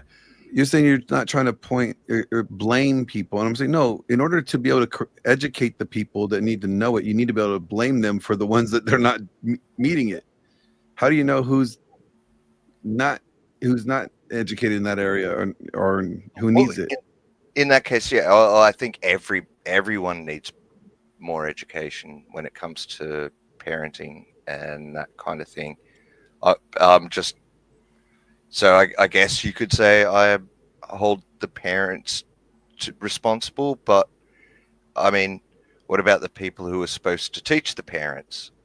It's you see how it's kind of like a messy thing. It's just sort of if everyone can try to work together to do better, I think it's once you become an adult, regardless of your upbringing, you do have it's upon you to get educated, to learn more, right? So I just think I'm just going off this thought that like people can have kids, and you don't need to like go to uni or anything like that to have kids. You just have them, and then maybe that's the problem. We need to like have a better entry or to barrier for those that want to have kids. You want to have kids? Can't have kids until you pass these parenting school. Yeah, and I'm not sure how you do it, but I mean, we know that people are uneducated enough. Some people. Rach, Wiccan, can you take over for a minute? I've got somebody at the door. Girls. Either of them there? Yeah. Sorry, I was just clicking. Okay, thank you. Rock thought it was a bat phone. To me, it sounded like a hospital intercom or something. That guy, are you being lippy? What? No. Mel's intercom. Oh, Mel's intercom. Oh, yeah. The very posh intercoms then. Yeah, to me, it sounded like a noise that I'd hear in the hospital. You see, up in the northeast, it's just like a flat do. We're not as posh as London. Yeah, I was sick of hearing that noise. Luckily, they fired me.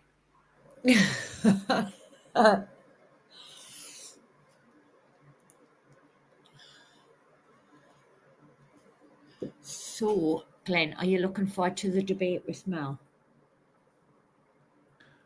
I am. I'm ready to just, put her in her place and just, give that woman the lesson that she's been missing for years. I'm just going to give her her comeuppance and shut her down. I just hope she hasn't been trained by the SAS. That's all I hope. Otherwise, you've got no chance if the SAS has trained her. I think Mel still has a few secrets. Oh, yeah. I look forward to that debate much more than I did when I had a debate Ben Thorpe. I'll say that. When's Lemons? I think she's debating Lemon as well. I'm sorry, I didn't hear that. I'm saying I think she's debating Lemon shortly. Yeah, that's what I heard. Yeah, that one should be an interesting one as well.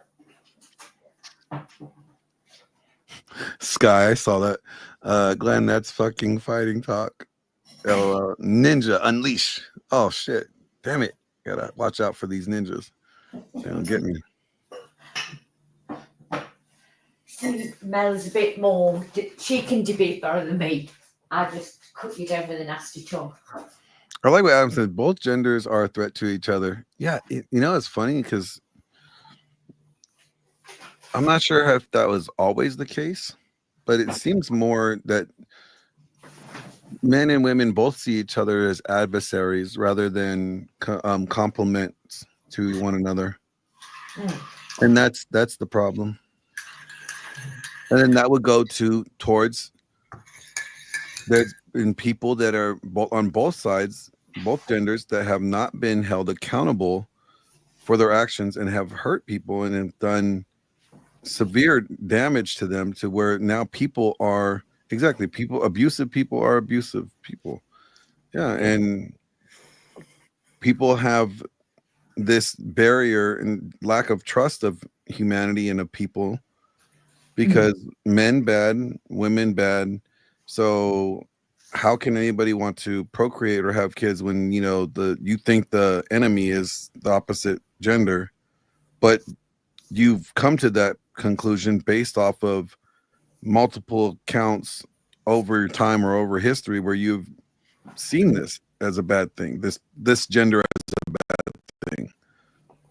Well, and yeah, it's not just the gender thing. Like there's division everywhere at the moment, but like you do have people at the moment saying things like "your body, my choice," which doesn't help. I don't think. You know what, Ghost, you're right. We talked about that on my channel. We need to stop saying accountability and start saying growth opportunities. Yep. Accountability is a growth opportunity. That's right. I fucked up. I dropped the ball there. We all. She kept on using the terms that we switched it to.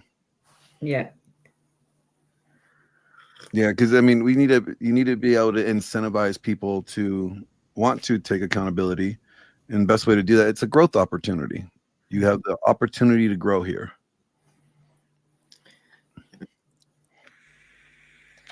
Yeah, I think like too many people aren't taking the opportunity. And then we got to incentivize them to do so.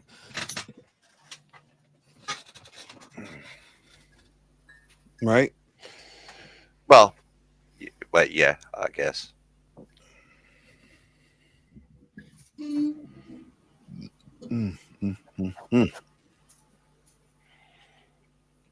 What's going on, chat? What you guys are saying? Yeah.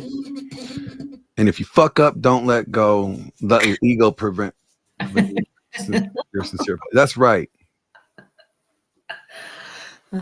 I'm staying out of this one. I always get myself into trouble, so I'm staying out of that one. Zoot's in Boots in chat. Hey, Zoot. She's my new best friend.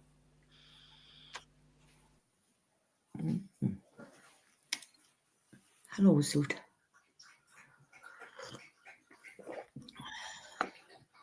What am I kicking? If only you knew, Sky. If only you knew what was going on in my head. I just said I was like, not going to comment on that bit because I get myself into trouble all the time. So, oh, Zoot, we are in the future. It's Saturday for us. Where is it for you? How? Like, where do you guys live? What time do you guys live in? It's 13:43 in the UK now. In America, there'll be on a Friday. Yeah, on a Friday, and it'll be early on Friday as well for America. It's about 1:45 in the morning on a Saturday for me. So you're 11 hours in front of me. It is almost 6. It's 5:45 over here on the beautiful Gold Coast. 10 or 11. Mm.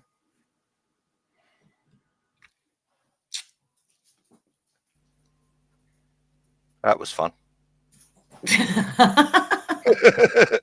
Chat, give us a topic, chat. Yeah. Give us a topic. Snooze, you lose. All I can think about is food. I'm getting hungry. Oh, I enjoyed my bacon and eggs before. Oh, it's lovely. I bet you did, Rach. I haven't heard a peep from you all night.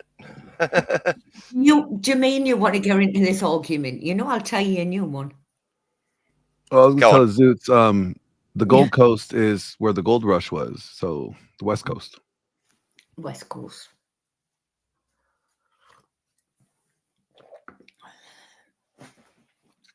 I've been to America twice. And I enjoyed it both times. Because I didn't go to tourist spots.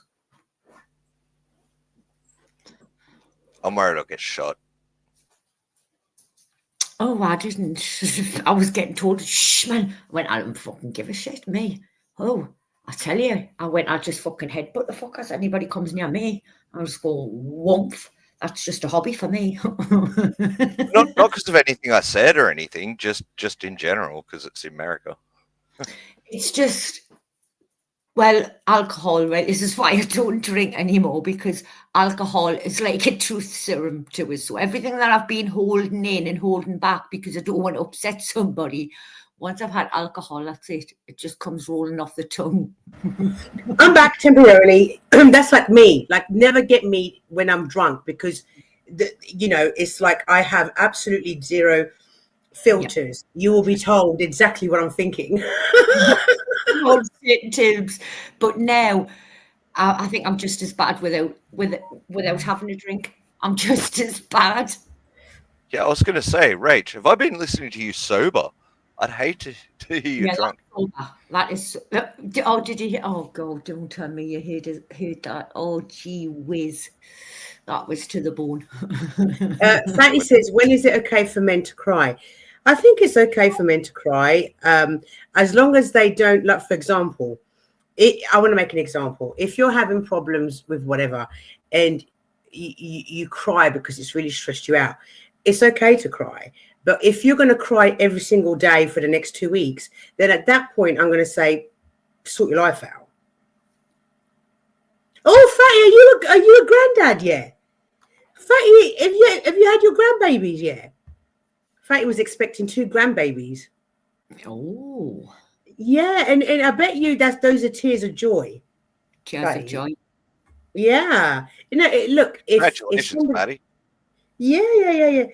Never okay for men to cry in front of their women unless there's a death. Yeah. I mean, I would say if there was a death, it's okay for men to cry. It's all right for a man to cry just as much as it's all right for a woman to cry for whatever reason in my eyes. Whatever reason. If you need to cry, cry. It's better off out than in. What doesn't kill you makes you stronger. I've always lived by that. Although Rachel, I remember when I was going out with I was dating a bodybuilder and he was coming off the roids and his estrogen levels were sky high and he kept crying.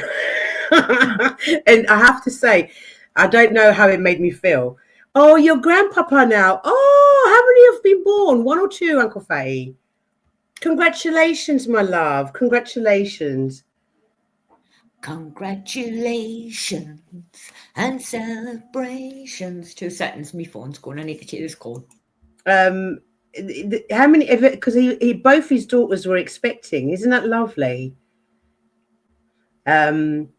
Congratulations, my love. So, what do you think? What about a baby girl and a baby boy coming in a few weeks' time? Oh, that's lovely, Uncle Fatty. How lovely. What about you men? When do you think it's okay to cry and when is it not okay to cry? I'd be curious to see what the men say.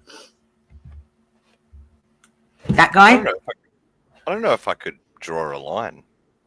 I mean, it's going to be different for different people, different situations. I don't know if I'd put it into a box like this is okay and this is not. I mean, I come from a family where the men in my family don't cry. I told my dad when his dad passed away and when his mum passed away, I got the news first to tell my dad. Never shed one tear. I've never seen a tear come out of my dad's eyes, but he was old. He's old school. You know, he's like a man's a man. I've only ever seen one of my brothers cry when the dog died and he cried like a baby on my shoulder. That was heartbreaking. Yeah, it's the same. I grew up in a family where, well, and also in a time, you know, during the 80s where men didn't cry. That was a thing. And I used to cry a lot when I was a kid, I think, but at some point, when you're a kid, when you're a kid, it's okay. It's okay to cry as a kid. You can't tell a kid not to cry. Yeah. At some point, I just kind of stopped, and now I don't cry much at all. But I don't think there's anything wrong with it. No, I don't. My thing is like, you know, just because we may have not seen our fathers cry doesn't mean that they didn't cry. Maybe they choose not to cry around you. There's nothing wrong with that. Maybe they want that is their time to release their emotions or to, you know, express their emotions. Yeah, and I'm not sure how I would have felt if let's say my father used to cry a lot or something. I don't know how I would have felt about that. It might have. I don't know. I don't remember my mother crying much either. I think either of them crying would have upset me. I mean, my dad wouldn't even cry tears of joy. I remember when I told him I was pregnant, he said nothing, turned away, and then got in his car and drove off. Oh. Yeah, and I was old, Mum. Yeah, it wasn't like I'd made a mistake when I was in my ears, you know, my teens. I got pregnant like in my mid-30s. Well, just before my mid-30s. So it's not like I didn't wait. He just turned around and drove off, said nothing. I'm sorry, Mel. That's horrible. You know, because he was shocked. He was just shocked. I didn't even get a congratulation. It just sounds horrible. No, my dad's not he doesn't show emotion very easy, but that's a generational thing. My granddad was the same. His dad was the same. I'd hug him and he'd just stand there like a statue. That's my granddad, but I loved him, you know. So, you know, I don't know. I think it depends. I think men, hello, Nova, sweetheart. Hello, darling. Thank you for passing through. And hello, Grid One Motorsports.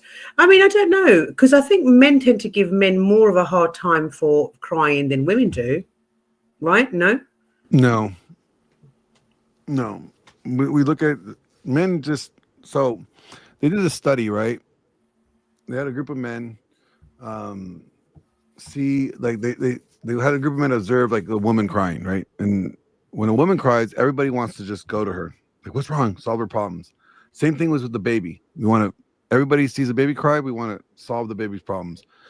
When we see the man cry, everybody, even men and women, we're all kind of like, oh, what's wrong with this guy? We have this like, it's the ick. Best way to say it. Everybody kind of gets the ick when they see a guy cry. Really? Even if there's been a death? You don't know why, because you're putting a reason to it, to why he's crying. We're just saying, if you see the guy crying, you have no reason or no knowledge of why he's crying. Everybody has that initial reaction is the ick. Well, I'd feel the same thing if it was that situation with a woman. If she was just a woman standing there just by herself crying, I'd be like, oh shit, should I talk to her? Or more likely than not, most people would go to approach her to see if there's anything they could do to help her. Mm. Probably, yeah. And this is not my experience. And again, these are studies. I'm not telling you my experience. I mean, shit, I cried in the movie My Girl. You wanted to be a fucking astronaut, damn it. I don't think there's anything wrong with a man crying every now and again. If he's doing it, it on a regular. Here's the thing, you gave me you said this perfect thing. You don't think it's wrong for a man to cry every now and again. So you are arbitrary and saying, like, you know what, I'm going to say, if he cries every now and again under these circumstances, that's fine. So now men are going to appeal to what women want when women think men are supposed to cry, or if they're supposed to express their emotions. That's what I'm saying. Like, the reason why men don't cry all the time is because it's not sexy. No, but Glenn, I'll go back to the guy who was coming off the roids, right? Who was crying like a bitch all the time. I mean, I know that was because of the coming off the roids. He must not have post-cycled properly. He didn't probably post-cycle at all. I don't know much of how you come off them. I'm not educated like that, but he was very emotional all the time. But I put that down to him coming off it. But it was a bit kind of like, will you please stop crying? And it would be the same thing with any person. Let's not say man or woman. Any person, if they were constantly crying, you'd be like, okay, there's a problem here. Jariah said that is the roids. Exactly, that's what I said. It's the roids, because the estrogen levels goes up tremendously, don't they, Glenn, when you stop them? I'm not that educated in roids. So what happens? Yeah, your hormones your hormones are this more testosterone or whatever in your body, right? So when you stop taking it, your hormones become imbalanced, and you end up, your body's not producing nowhere near as much testosterone. Or actually, your testosterone production gets shut down when you're using synthetic testosterone, and your body has to wait till it it's low enough to where it starts producing its natural testosterone, and sometimes it doesn't even start producing natural testosterone again because you've been on synthetic anabolic products for so long. But you have to post cycle. There's a reason to post cycle, and there's a way to do it properly. You just can't just like turn off the valve and be like zero, testosterone injections. There's a way to properly do it. If they're not educated, then they shouldn't be doing testosterone or any steroids at that. Hey Kurt, how you doing, my love? Oh, I'm good. I just had to come up here. That shit earlier this morning was driving me nuts. What shit? I appreciate the men on panel that are talking about what it takes to be a man and what it takes to control your masculinity, but it was just so aggravating to hear somebody that doesn't want to be a man anymore try to tell men how to be men. And I know that's going to piss a lot of people off, but I think that's a big I'll problem say it too. anyway. No, I'm saying it. I don't care. It's true. It's people. How can you tell a man how to be when you don't want to be a man anymore? And I think that's a big problem with the masculinity too, is that people are trying to tell men how to act rather than experiencing it for themselves. I don't know. I could be Hey, completely Big wrong. One Motorsports, welcome. Hello. Hello. How you doing? I'm good. How are you? I'm good, thank you. Sorry, carry on, Kurt. No, you're good. I didn't see that you had that thing up, or I would have shut up. No, it's okay. Carry on what you were saying. It's just it was just a safety precaution. No, there's young men that are growing up that maybe see this, that are 18, that are, dealing with some of that stuff themselves. And it was just so frustrating to hear somebody that referred to themselves as a woman try to tell men how to carry themselves. Like, that argument was just so irritating to me. Yeah, I didn't get that at all. And I'm not trying to be a dick, but I'm just trying to say what I got to say, because I feel like people are afraid to say that because of the Me Too movement or whatever you want to call it. And I feel like, how can you sit up here and tell grown men how to be grown men when you don't want to be a grown man anymore? Like, that's kind of weird. But anyway, I hate to be a negative Nancy. No, Kurt, I get it. I just don't see the point of presenting the obvious. I rather, because that's what they expect, right? They expect that reaction. They expect somebody to say that because it distracts from. I rather just face the discrepancies in their argument rather than point out the where's Waldo. I can agree to what you're saying, but at the end of the day, this is the internet, and that guy doesn't have an image up. So if you are somebody that doesn't know this platform and doesn't know this panel, you're hearing that as a woman presenting on what a man should do rather than a man that gave up his masculinity to be a woman. So that's why I wanted to say it. Not because I felt like that was the easy route to take, but on the internet, if he had his face up and you could see and understand where he was coming from because of that situation, then yes, 100% I can agree with you. Well, my question would be, so if a woman told a man what a man should be like, would you feel any different than a man that doesn't want to be a man? 100%. I would honestly, I think that it's both just as dumb. No, I disagree, because a man and a woman wed and a man and a woman but a woman doesn't have any experience of being a man. No, but she has experience backing a man that she has dated or been in a relationship or even been friends with, that can see it through a woman's perspective, through a woman's brain. And so can a man tell a woman how to be a woman? No, but a man could definitely. I can tell you a lot about a C-section. I can tell you a lot about bacterial vaginosis. I can tell you a lot about a lot of different things that women go through. So I do have compassion and empathy for what they're dealing with. So I can speak on certain things because I've experienced them with a woman. But okay, I want to point out a discrepancy in your logic here. You're saying a man can't tell a woman how to be a woman, but a woman could tell a man how to be a man, because a woman. No. She can't tell a man how to be a man, but she can give opinions and points of interest on what he's doing, if that makes any sense. Like, So can a man do the same to women? yeah. Okay, that's what's trying to clear up because I was just wondering if it was Yeah, going no, one way or not. it should work as a team effort. It should work both ways. But I guess I can see your point on how ignorant for me to get mad about that. But I don't know. I think it's just because I have. I'm a not son. saying you're ignorant for it at No, all. I was kind of ignorant for getting mad at that aspect of of what he identified as. But I have a son, and I don't want my son to think that I can act a certain way, and I don't know. It's just weird to me. It's different. Maybe it's because I don't know. I should be more open minded. Maybe.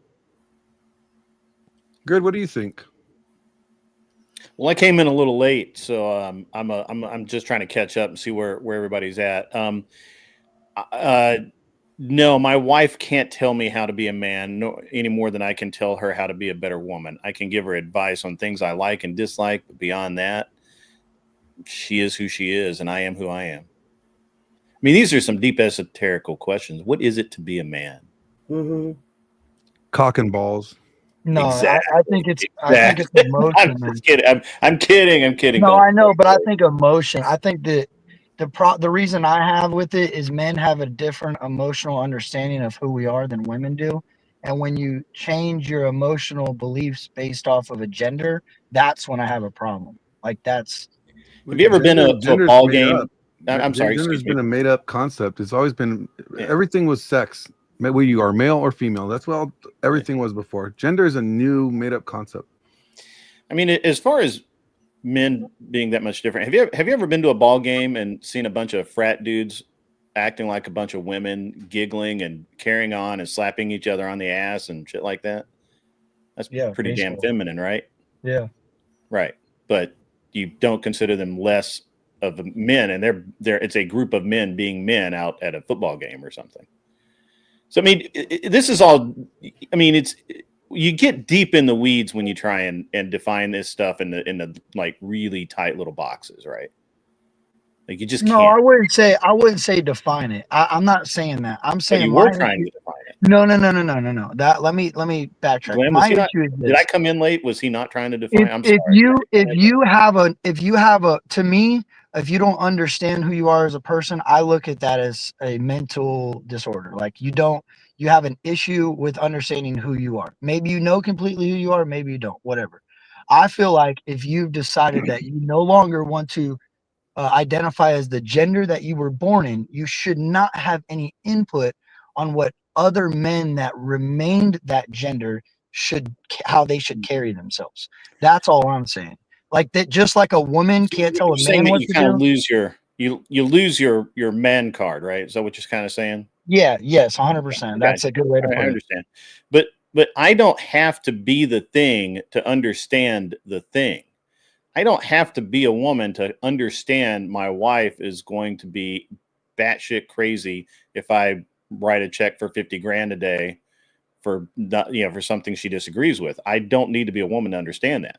I don't need to be a woman to understand that she likes perfume and she's going to spend money on expensive things that I do not understand. And she's going to flip out when I say something that I think is very innocent and she thinks is very offensive.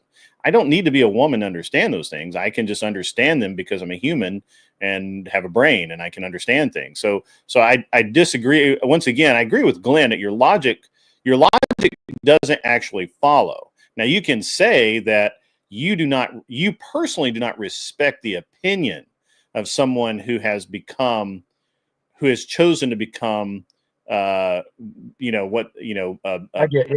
or whatever. Yeah. You can say, look, it's not that look, I don't hate you as a person. I've lost all respect for you. That's fair.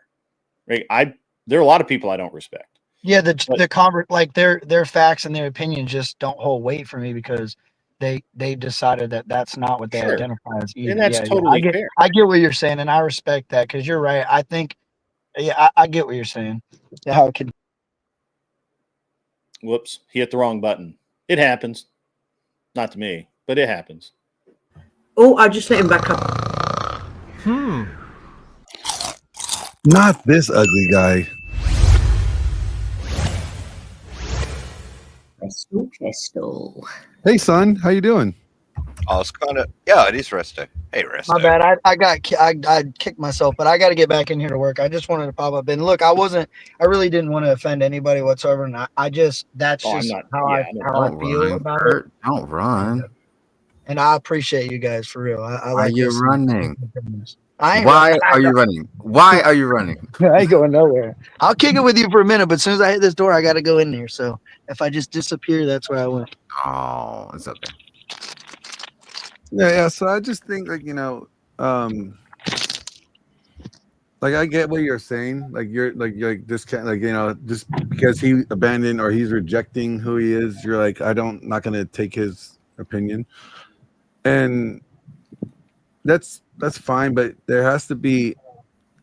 Then that makes it personal. I'd rather refute their opinion based off of what they're presenting, rather than make it a personal thing. Does that make sense? 100%. It does. And that's why I said maybe I should be a little bit more open-minded and look at it from what it is and not who it is. I think you have to have a little more intellectual honesty. What you're saying really is that you've lost respect for them, and that has nothing to do with them having a valid. Their opinion could be 100% valid. Yeah, it could be just true, and don't I'm accept their opinion because you need to be more intellectually honest about it. And most people really do need to be more. Oh God, the frog came out. A lot The of frog time. with the hat. I know what that means. It's about that time. Somebody's feeling I froggy. love you. I'll be in chat. I got to get back in here. Hi, Kat.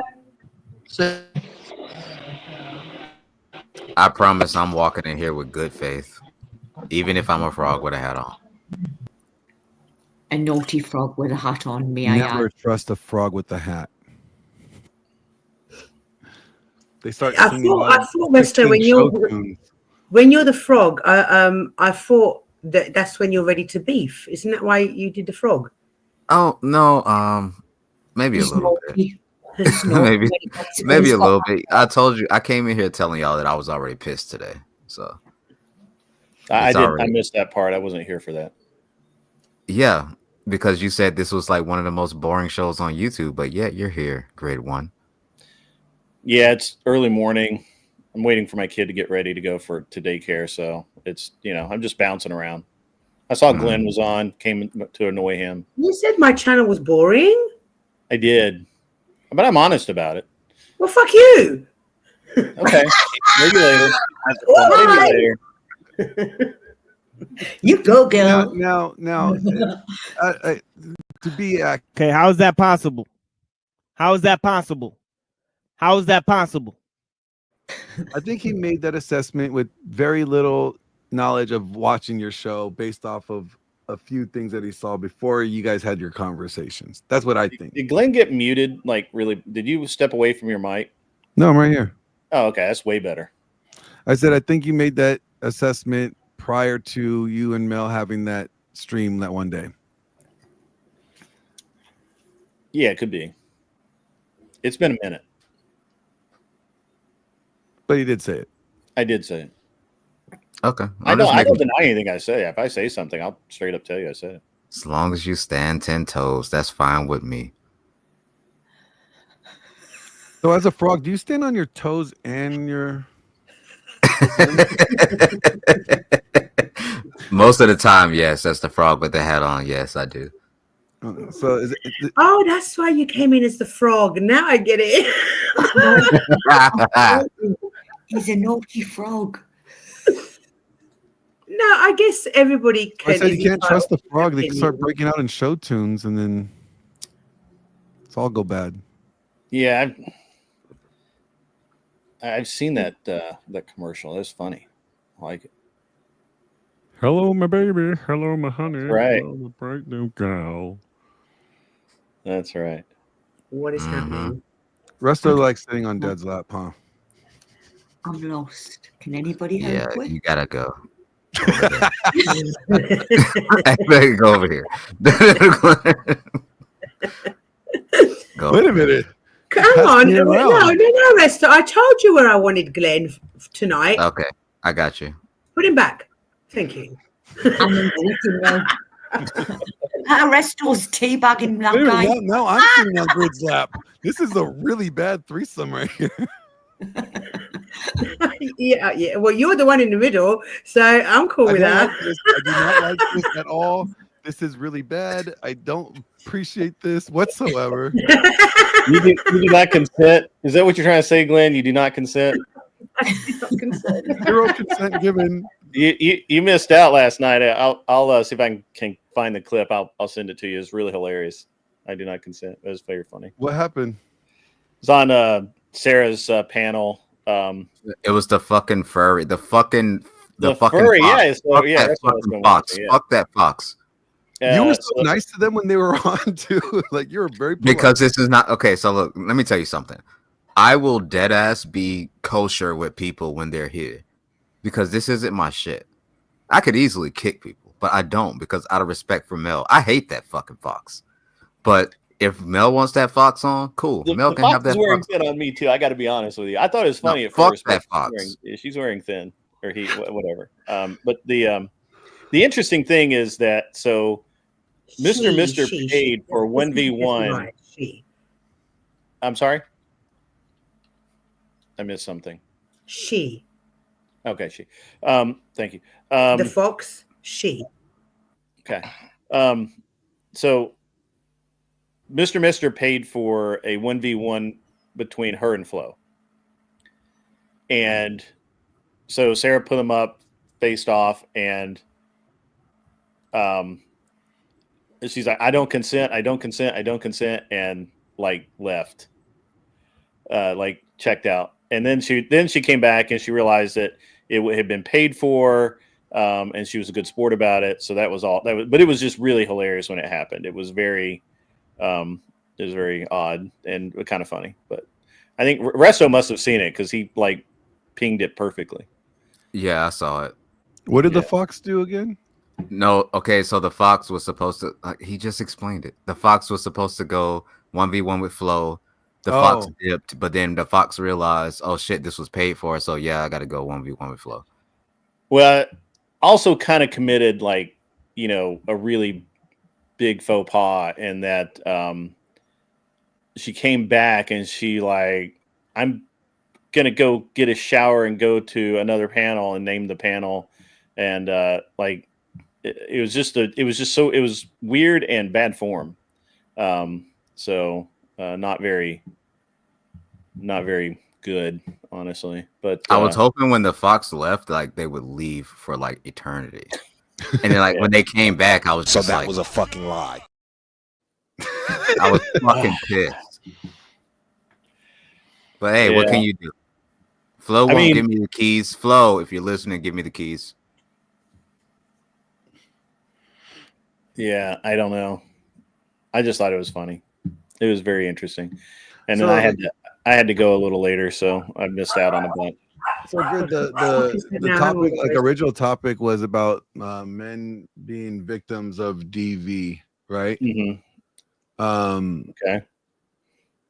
We were talking about it, and we're trying to find. We were talking about actionable advice to give men, like how to address these things when they're in these scenarios. And we watched that video. Yeah. They watched the video where the guy's getting beat up in public or by the girl, and everybody's just kind of like watching him and laughing. I was thinking of the other video. But yeah, and then they watched my video, like the suicide videos. I was thinking of the last one. The last But one. we did. We I don't watched think that he's as ever well, yeah. watched that video. I'm not sure if I ever showed that one to Grid. Same too. Yeah, I may not have seen that one. I'm trying to picture the one you're talking about. I don't think I've seen it. So they did this like a social experiment where the guy and a girl will walk, and the guy would like be rough and manhandle and start doing like some aggressive, violent, physical stuff with the woman, and everybody would react to it. Get involved to get him away. Almost beat him up, right? But then when the woman did it, people were laughing, videotaping it, recording, going up and hitting the guy as the woman was hitting him, right? Like, so like socially, you know, we don't see males as victims of domestic violence. And so the question was, well, what do guys need to do when or what can they do when they find themselves in this situation? What's the best way for them to, you know, what tools can they have, or, you know, what advice can we give them to handle that scenario the best way? Honestly, the best way is just to walk away. You're not going to win a fight with a woman, whether you even if you win, you lose. Yeah, like you just gotta just There's leave. no win. There's no win. There's no win with a woman. Like, if I straight up suplex a woman because she came at me with a knife, I still lose. There's no way. So, if you're out in You gotta public, suplex her. Like, I mean, suplex isn't that bad. There's worse. That's true. Yeah. You could DDT her. That would be really fucked up. So if a woman is that, if you're out in public and a woman is yelling and berating a man, like you can just see this. You see this every day. You just don't realize it. And it could be just, yeah, you know, you piece of trash, you messed up everything, whatever. And people will literally just laugh, point, ignore, whatever. The man does the same thing to a woman, and people will be like, "Hey, buddy, knock it off. Leave her alone. Why are you being a dick?" All of these things. And I mean, I think it's and that's low level. Once it escalates, it gets even worse. Like, just you know, I've seen a lot of the social experiment videos where men have done different things, or they've staged different things where men have pushed women or whatever. And men will immediately come to her aid. So it's just it's a very interesting dynamic. I think it's interesting. I'm probably the only one. I'd be interested to see the results if it was like female on female or male on male. Joke's on you. I'm into that. You're into male on male? What? Male on male, maybe. Like two dudes that are dating, like smacking each other around and calling each other bitch. I said male on male. Oh, I'm sorry. Male on male. Around a man. I do the typical woman stuff when we do like that. Why do women always go slappy, for the hair? slappy party? Yeah, they're one of them. Yeah, one of them. I did it with my baby daddy when him and my son got into an altercation not that long ago. I jumped in the middle and started. I mean, did I surprise him? Yeah, but that's what I did. I'm not going to be able to beat up a man. I'm not going to do much damage. Not at all. No, not at all. No. Now, would you advise the guys? Let's say that this was done in the home, right? Would you advise the guys to leave the house? Yes, I would advise the men to leave the house. Grid? Resto? Yeah, dip. You're not gonna win. It's not gonna look good for you legally or anything. Yeah. I don't know why my OBS on OBS needs to update. Jesus. Give me a second. I'm getting a call right now. Give me a second. Oh, that's sweet. I mean, I don't think there's a win there at all. If you stand your ground, even if you were to call the police and tell them that, hey, my wife is being really bad and trying to hit me and, you know, stab me in the eye with a fork and all that kind of stuff. Even if you did that, you're still going to lose, you know. They may take her away for that evening, but you know, at some point coming back. And I just don't feel like this is there's no win. There's no win there. So so do you think he should leave the house? I think the safe play is to leave the house. It's morally objectionable, and I think that it's terrible that it you know, that's the way it is. But yeah, there's really no other choice. If you stay, whatever happens, you're gonna lose. So. Yeah, I advise the guys to go lock themselves in a bathroom and call the cops. Well, yeah, You can call So the they don't cops, leave the but house. again, see that as that's simply delaying the loss. Sorry about that. Well, if he, You're good, sweetie. then he could get the DVRO, the domestic violence restraining order on her. If he leaves, Well, he I mean, doesn't get to do that. I mean, currently, at least in the U.S., it is more common now for men to be able to get those. Yeah, against well, women. not by much, but yeah, it's statistically It is more it's common. gone up. I mean, I'll take any percentage point because there for a while it was almost impossible for a man to get a DVRO. I believe it was like 50% to like 250 percentage point difference. Like men would get it on average, like out of 100 cases, 50% of the time, and women would get it like almost every time, like without a doubt. Like, yeah. Yeah. Even that case that we talked about at the start, it was only a female officer, I believe, who said, "Hey, I think this guy's the victim." This is going way back to the beginning of stream.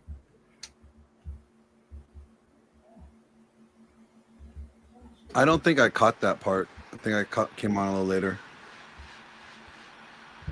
So which one was that? That guy? Which case did we talk about? Which one? Because we talked about a couple of cases at the beginning. Okay, it was a case of DV against a man, and it was the one where it said, I think we can read it out, that a female officer said, "Hey, hold on, I actually think the guy is the victim here," and that's the only reason that he really was believed. I think. Was it the American case where he unalived himself? Maybe. I'm sorry, I don't know. Yeah, Adam 87 is right. But sorry, I just had some news. 1 second, guys. No worries.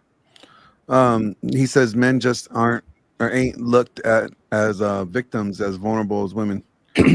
Yeah, well, because we know men men are the bigger, aggressive, more violent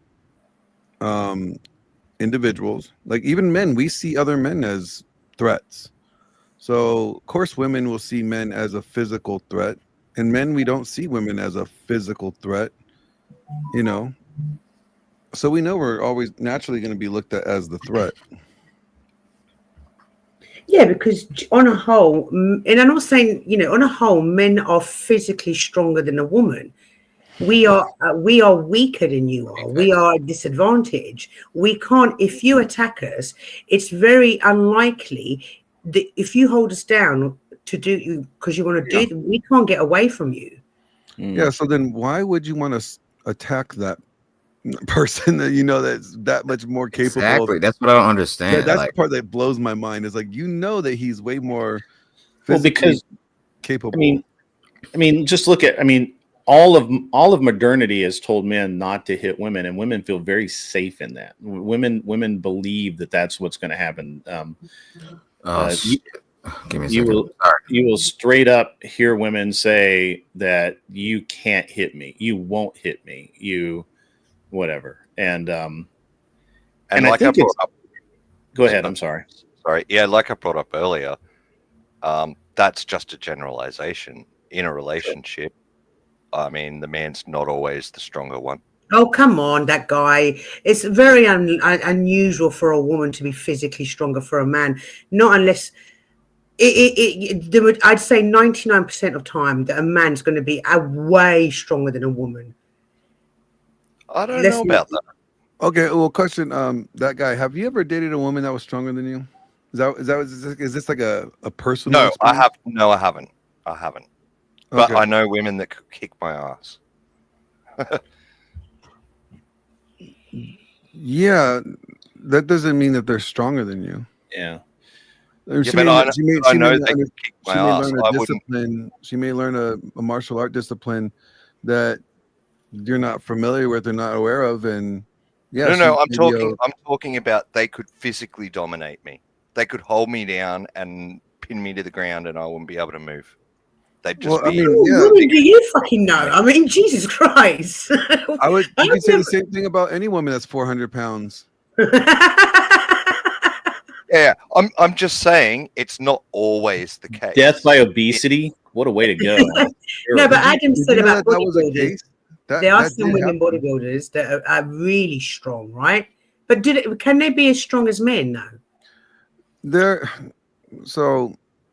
okay. So female bodybuilder is probably as strong as the average man because she's taking, again, she's running gear, she's running steroids to help her get to that like level of muscular strength and abilities. But even then, it's still like they're like the, I wouldn't even say average man. They're still slightly, below average in my opinion. Because I mean, I've worked out with female bodybuilders, and they're definitely not, benching 315 with me. They may be doing 145 or 165, but they're not hitting over 200 either.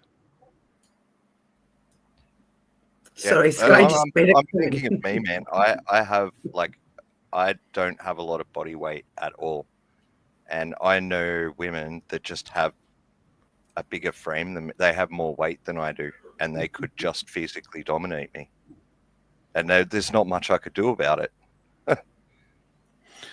It's funny. Did you guys hear about that story? This guy died of asphyxiation or suffocation, right? Yeah, from eating box because the girl, his girlfriend or wife or whatever, she was like 400 pounds or something ridiculous like that, and she sat on his face. I remember that. Yeah, I heard about it. I was like, what the how selfish. Like, she took his breath away, literally. Yeah, but that was getting around mean, on like the man shows and stuff like that. Wasn't it? Like, I'm not sure if it was a real story or if it was just No, it was a real story. There's an article out for it. I gotta find it. Yeah, okay. Sky, stop Sorry, it. I'm You're back. making me laugh. You're making me laugh, and I shouldn't be laughing. Stop it, Sky. Hey, she wanted that box to be eaten right, and I she just wasn't got gonna let back. him up. and She's Now we're like, talking about box. We're talking about box Suffocated now. by box. It's my favorite. It's my favorite subject. What? Even if you're suffocated by it, Yeah, suffocate me, baby doll. Let's go. until you die. I don't give. If I die, I die. Okay. You don't know you're Man's dead. on a mission. I have to go.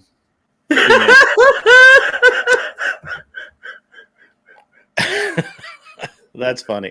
That's actually really funny. That's a great parting. That's a great parting thought. I have to go. I may be back if you're still on. Okay. Bye. Bye. You get your split back. Hey, Alright. make sure you just watch it, bro. Don't make sure it's no flakes. I don't want no clitty litter. No clitty litter in that motherfucker. Oh, that's Clearly, huh? I had to confiscate it. Liddy forever. litter. What's that? What's Oh, he's talking about the litter? dried residue on the dick after. I got you. No. Okay. I forgot my mother said. Chat's cracking me up. Stop it, chat. So, you see, like this 400. Just kind of.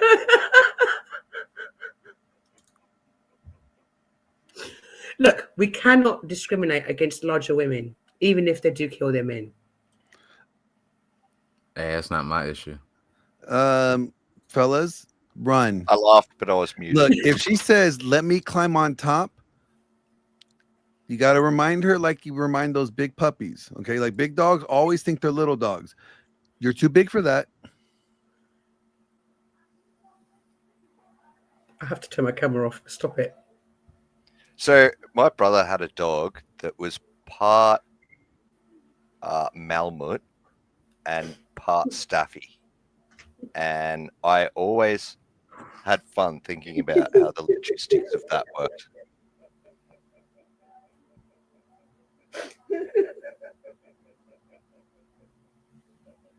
In case you don't know, a Malamute's a huge dog. No, stop it. I'm crying behind it.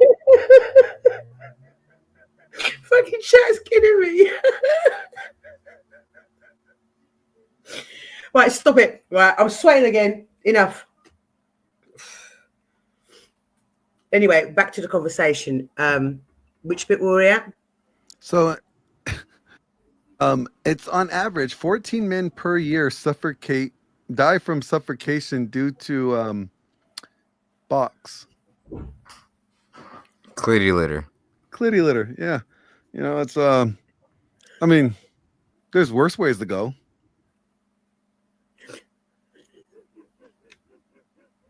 If he was more efficient at, you know, if he was more talented with this, he probably wouldn't have. Resto, can you write a book about this? Like, you know, how to do it properly so you don't die? No, right now I'm trying to capture a flag. I'm trying to give me a second. Suffocation. Give me 1 second. Give me 1 second. I can't even read. I can't read chat. Hold on. And fuck. Right. Yeah, Stop I it, should have chat. muted during this. I should have muted. Who wanted the link? I don't know. Just saying, there's a pretty interesting study there. Oh my God, look. 1 second. I wonder, so that if you're not, you can't use a safe word in that sense. You have to use like a safe gesture or something. You can't say a safe word because you're suffocated by vagina.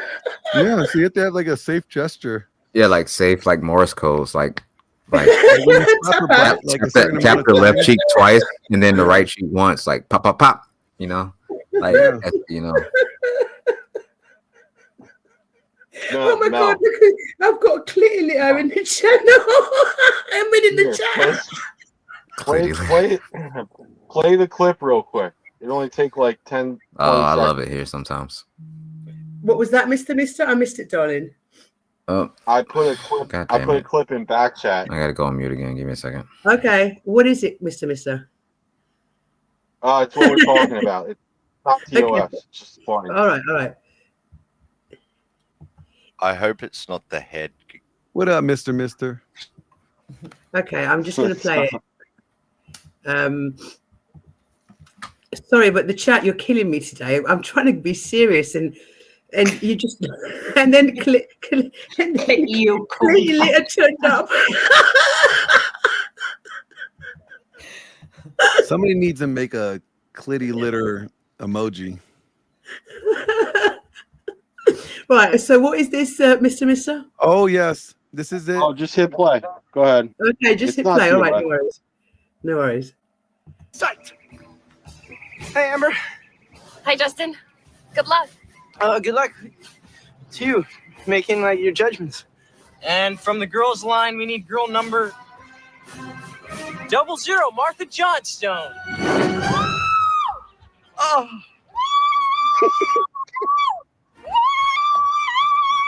Toss the hands, Liberty, and cradle out, okay? I'm not wearing any panties. Oh. Ready? Liberty, ready?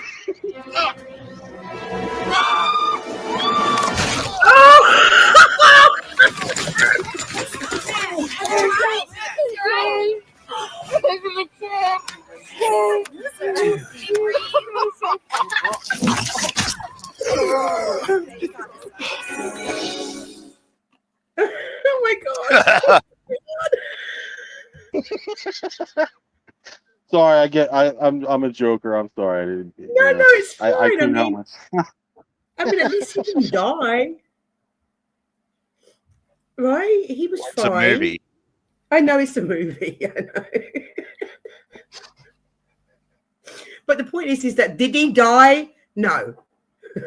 He didn't.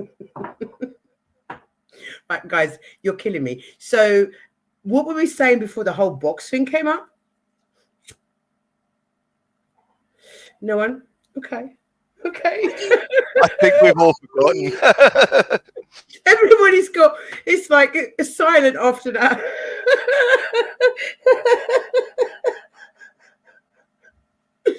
But guys, I thought you lot liked eating box, irrespective of where it comes from. I mean, Well, I mean, you could be What do you after, mean by- after an incident like that, you could be traumatized. You might never do it again. what do you mean by where it comes from? Well, I mean, it doesn't matter what size someone is. It's box is box. Oh, size not so much, but like cleanliness, sure. Yeah, exactly. Size doesn't matter as long as it's clean and moisturized on a daily basis. Remember, ladies, moisturize your vaginas and your bum holes with moisturizing cream, which especially designed. No, I moisturize mine on a daily in the bath, but it's especially for that area to keep the pH balance. Oh, but yeah, by all means, like do that, but like just keep it clean, ladies. Yeah, ladies, don't use soap on it or any soap products because your pH balance goes all over the place and you're going to start getting infections and yeast infections. Everybody's seen my advertisement for my moisturizing cream that I use in the bath. Keeps your Have you ever tried tasting soap? It's not nice. Well, no, it's not good. Women don't realize that they use even products which have been designed for down there. A lot of them will get your pH balance off, and that's when infections start.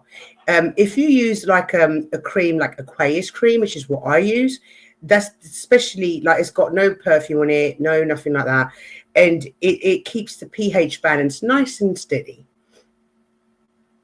So moisturize every day, ladies. Well, I know it's like sensitive down there, so you might want to wear a football helmet or some other kind of, because you might get kicked in the face. They might move the wrong way. Let me go and get it because I think people in chat are not sure. I'll show you, girls. Honestly, it's quite a cheap product and it's brilliant. You moisturize both ends of it on a daily basis in the shower or in the bath, and you're never going to have any problems. I go and get it. And thank you, ladies.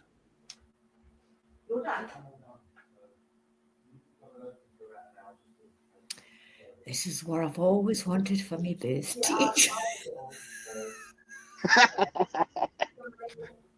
This is what I've always wanted for my birthday. I'm sorry. Listen. I can't help myself. Sometimes I just, I gotta. I don't know. I've always wanted to know how to moisturize me butthole on my birthday. Thank you so much.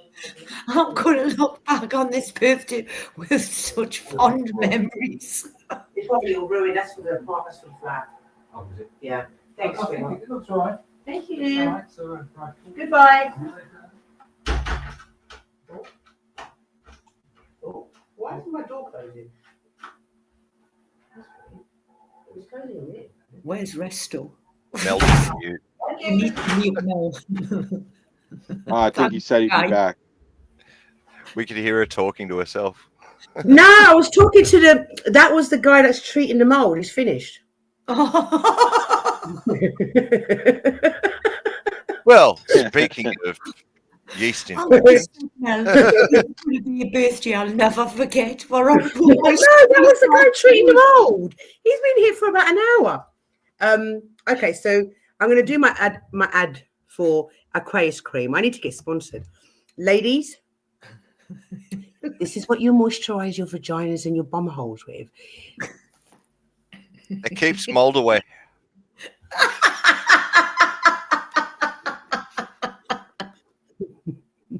It's got no fragrance, fragrance free, other bits free, and it's really, really good for you. And you'll keep fresh the entire day. It's good for the face as well. Yeah, you can use this just externally, like normal moisturizing cream. But the doctor for down there that specializes down there, when she told me to use this, I tell you what, don't ever use soap down there, ladies. This is the best thing to use. Keeps you fresh and lovely the entire day. Rejuvenated. And your vagina gets some moisturization that it so desperately needs. And the men will get a free facial when they go down. It's true. It's true. I've been using this product for years. Never had any problems down there. And plus, can you imagine all that lovely moisturization that your vagina's getting on top of it? God. I need to be sponsored by this. You're killing us. Give them a call. Show them this Yeah. screen. Let's go. I rub it. I massage my vagina and my butthole with it in the bath every day. Please don't do the actions. Please don't do the actions. They'll give you a script to read. I gotta go like this. You know, like when they do like with ice cream, like that. Get a spoon and like spoon it out and watch it drip back into the container. Like yogurt. You could. I don't know if you can use it on your gob before sucking because it is cream. You know, it's a lovely look.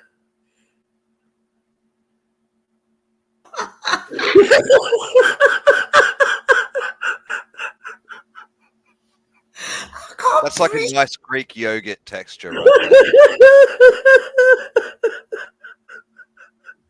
I can't show you a demo, darling.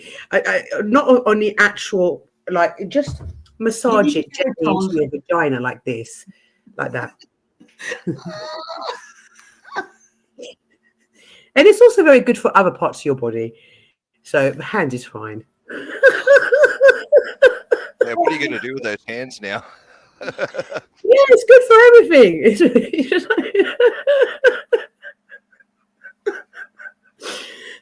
I don't know. It's called Aqueous cream. So I don't know if you've got that in the US. Just order a load from the UK. They're very reasonably priced. You could do your nipples. You could do your nipples too. Yeah, you could do nipples.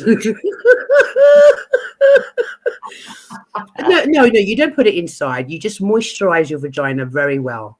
You just moisturize your curtains.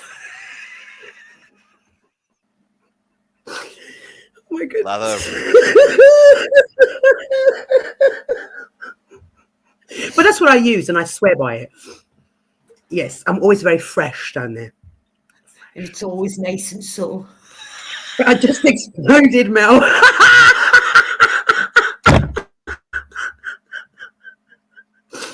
I've never used it on my nipples, but I could try, let you know how it goes. Like if they feel any fresher or if they're any softer, I don't know.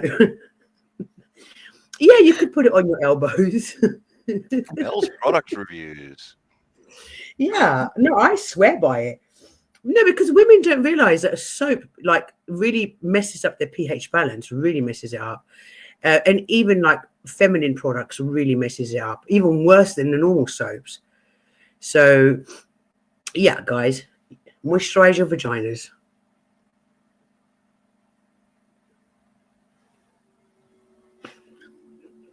And cut. And cut. Some panels like silent. You should guys, there's no flavors. It's odorless. It's odorless, perfumeless. It's got nothing in it. There's no odor. But yes, wasn't nothing. Cum cream works. That's good for your face. That's good for the face. Save a bit for when you're getting paid, Mel. Yeah, if you men could maybe jar up some of it and sell it on, we could use it for facials and stuff.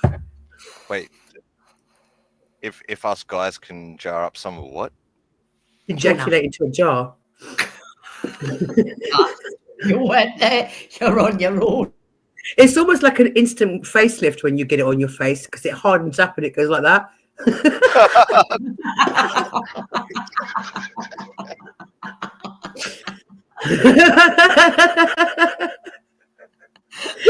Instant facelift, jar of cum. Not wrong. Yeah, when it hits your face, after a while, it just kind of, you can see your face doing that. I've never had it on my face, but yeah. Why not?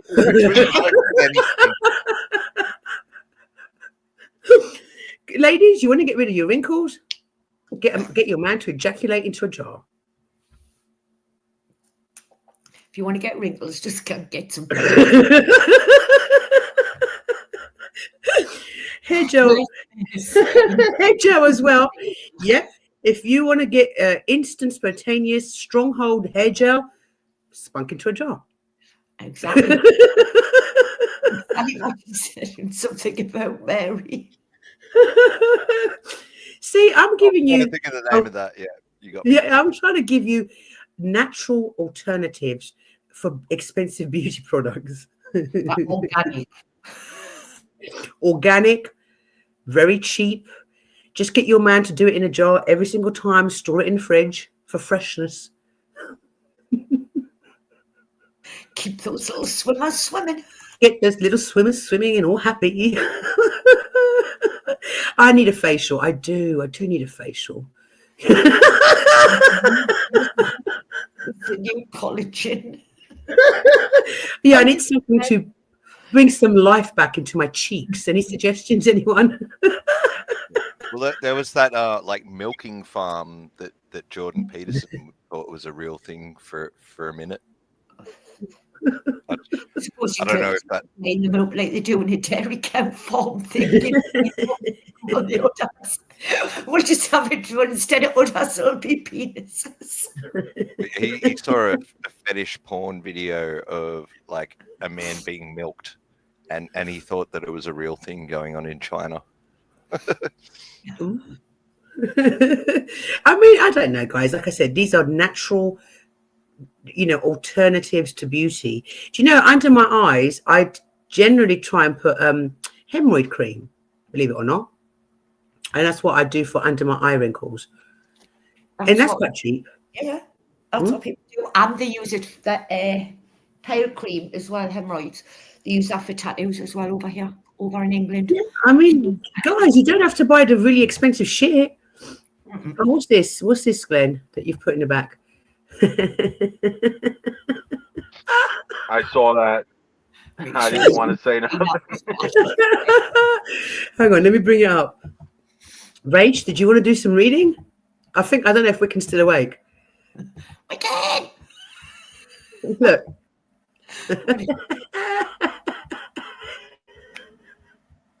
Oh God.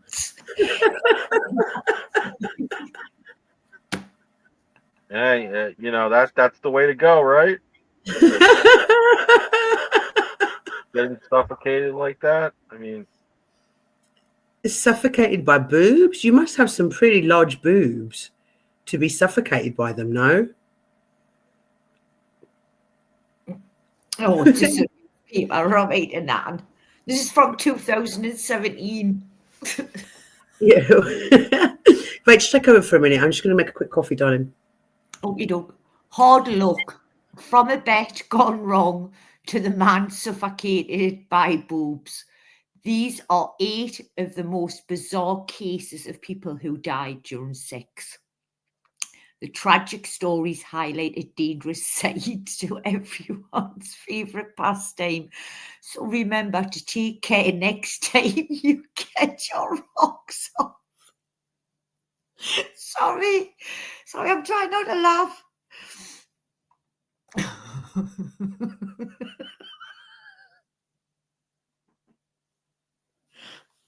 So what does everybody think about the article so far before I go further? well, like I said, got to gear up. Happy birthday. I need to know more. I need to hear more. That's all I can say. So, guys, remember this. The next time you just want to get your rocks off, right?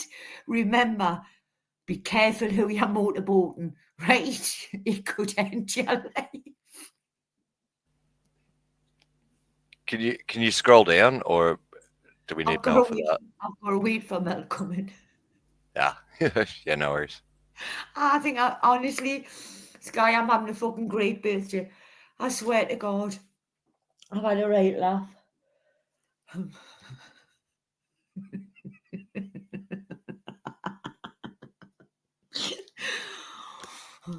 I tell you what, let all just play devil's advocate. What do you think are these 8 most bizarre cases could be? I think one's got to do with boobs. What do you think the others could be to do with? Let me think of what these most bizarre cases could involve. It's people who died. Okay. I think one of them will have to be kind of dogging or something. and they've just been in the wrong place at the wrong time and they got hit by a car or something like that. Yeah. Or lightning struck a tree and it fell on them when they were having sex outside. For anyone who doesn't know, dogging's like going out having sex in public. Yup. That's what it is. Us English, they give some weird names. Well, I mean, if you're in the ocean, maybe you get a shark attack or you think. Mm. Well, that would be bizarre. No. Hot tub. Think what else? Drown. I'd say. Oh, I did hear something once about someone who died because it might have been that the woman, for some reason, her body was producing something really toxic, and then the guy died from having sex with her. Sky, is that you? Sky? Yeah. I'm gonna while I'm drinking. Hello, Rogelio. Hi, sweetheart. I'm gonna drink this coffee and then I'm gonna end after the coffee. How you doing? Where's she gone? She was here. Where's she gone? What the fuck? She pressed the wrong button. Because I've got to do some. I'm still got to do some homework for my debate tomorrow night. So I've got to do homework, I'm afraid. What's the topic? We've got cultural appropriation. What else have we got? We've got cultural appropriation. Then we've got, let's have a look. Oh God, I've forgotten the rest of it. Where is it? Oh, here we are. Is religion? Oh, I don't know. Are these from? Hang on. Who? Resto, I need your help. I don't know which one's a which. He's always listening. Resto. No, because these don't sound like the ones that he gave me before. I wonder if these are Glenn's. Yeah, I think these are Glenn's. God, which one? I've lost them. Here. Resto, I need help. Oh, Resto. Oh, there's Sky instead. Hi, Hello. Sky. Hi guys, how's it going? Not bad. How are you? I'm good, thank you. I wanted to come up and wish Rach a happy birthday. Oh, happy birthday. Rach. Oh, happy birthday, Rach.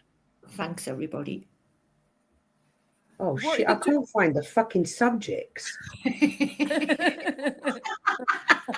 I can't find the fucking subjects. I help with homework. Yeah. I know the first one was definitely cultural appropriation because I've studied that. I did that yesterday, but I can't remember the other ones. I still think it's crazy that you have. Oh yeah. Is a content creator accountable for their community's actions?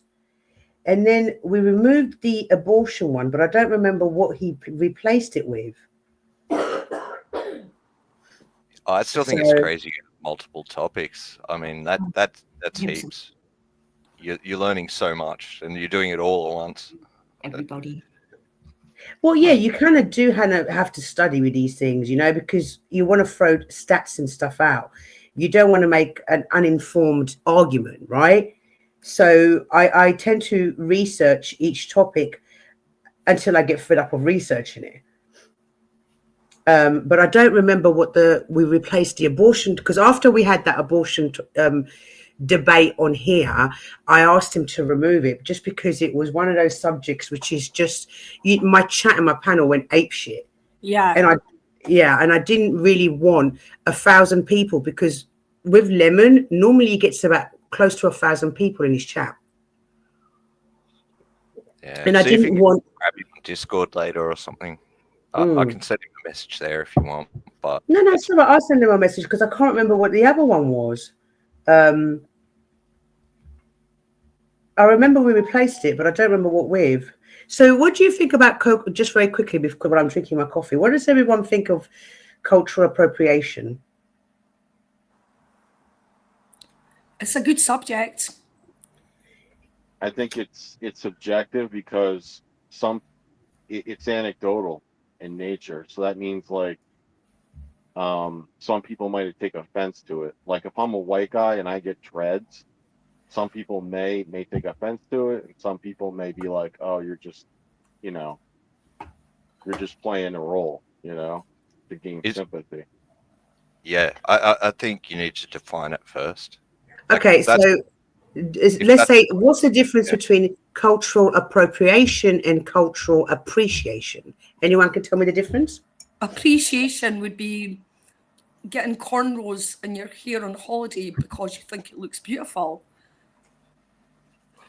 It's got nothing to do with the culture per se. It's the fact that we're flattering that look and decide we like it. It doesn't mean to say that we're going to live as another coloured person or a person of a different colour.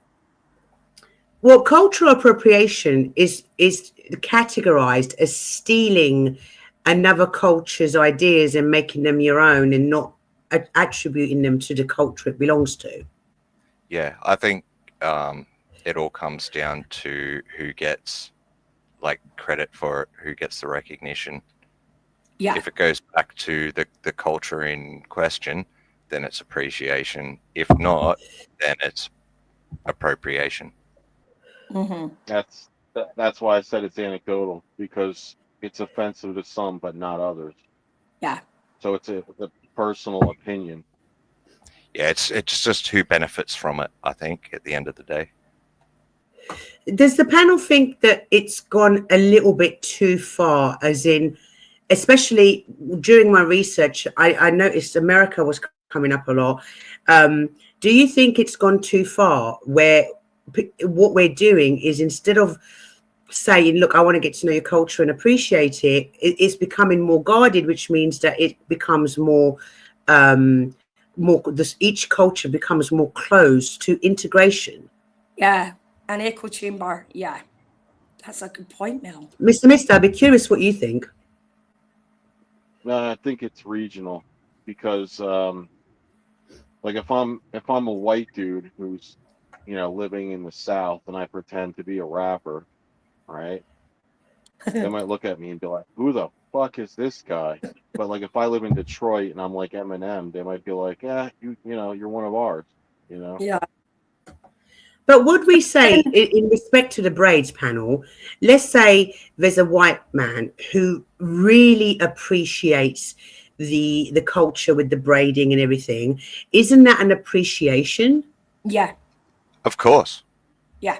Even though if he has it done himself on his hair, isn't that an appreciation of, I love the braids? Or how many men wear kilts to weddings and big celebrations at New Year and things like that? Us Scots don't think that you're taking away any of our culture by wearing a kilt. It's ridiculous. It's a form of appreciation. When I think of appropriation, I think stuff like the Washington Redskins. Yeah, that could be viewed as something like that. Yeah.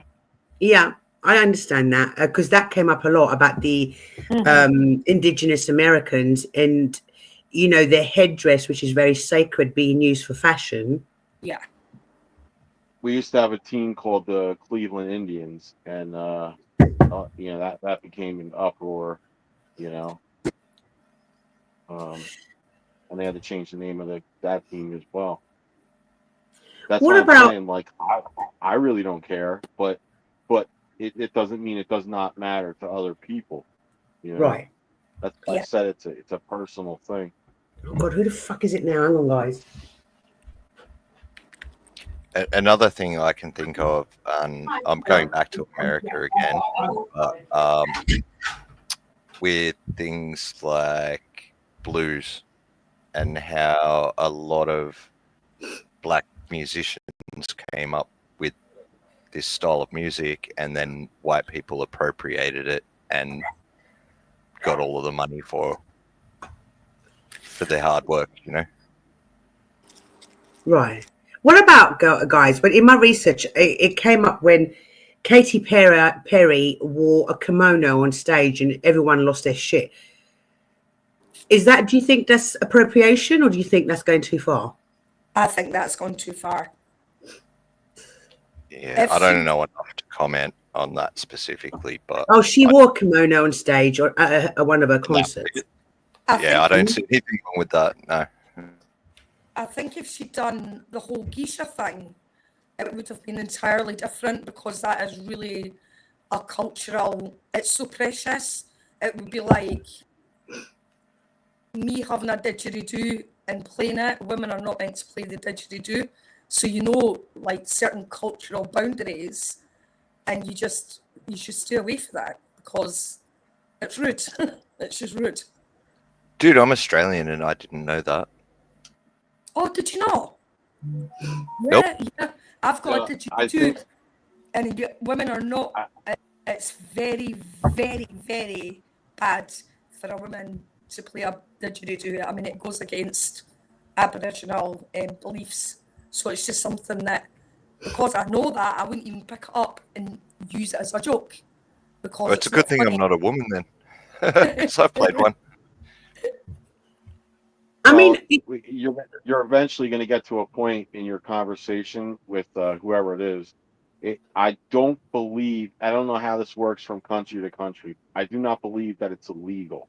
And that's why I said it's going to come down to an anecdotal thing. It's going to be personal to everybody. So the real question you're asking... Blackface is illegal here.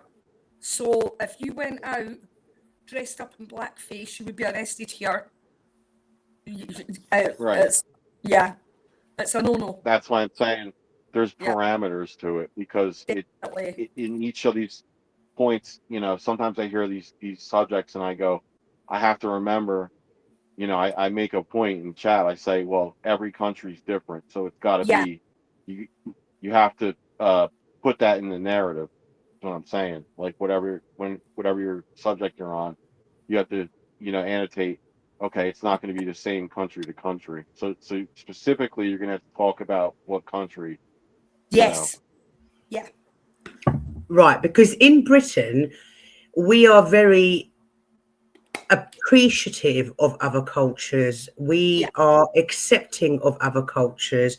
We accept other cultures, and we, you know, and I know that in America it's slightly different. So it's a real tough one, isn't it, to say when is it appropriation, when is it appreciation? How do we distinguish the two?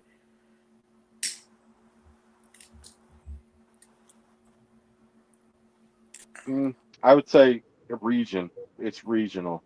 Like I said, I mean, barring laws, you would be viewed as one of your own when you it didn't matter like what you look like, but you might, you know, appropriate to that region a certain way, you know,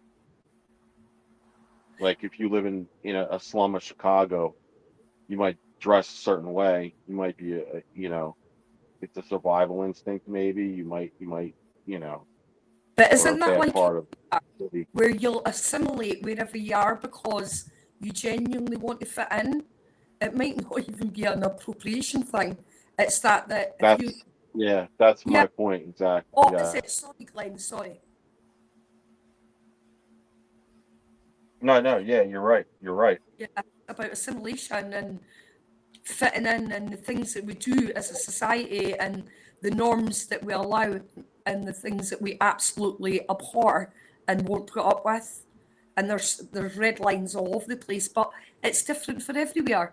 It'll be different, you know, in England and Wales, and it's different everywhere. Everywhere has a different way of looking at things.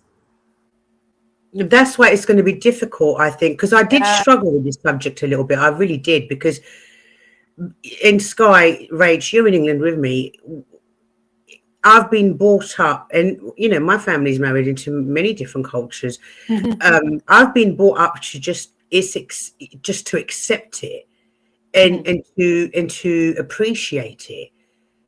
I've never really been brought up in a country, in a place where, or my environment where it was, I don't know, it's going to be real difficult, like, subject for me, because I'm never going to truly understand it, I don't think. Yeah. And also, I would just make. We're open-minded. Sorry, Mr. Go on. Oh, who's that? That guy? Who is that? No, that's what's her name? I don't want to interrupt. Sky, what were you saying? Because your mic's a bit crackly, darling. Oh, I'm very sorry. I thought I interrupted Glenn so sharp. Who was talking? I don't even know who was talking. Who's talking? It was Glenn, I think. I'm sorry if I interrupted. Oh, I didn't. I wasn't talking. Hey, sorry, it wasn't me.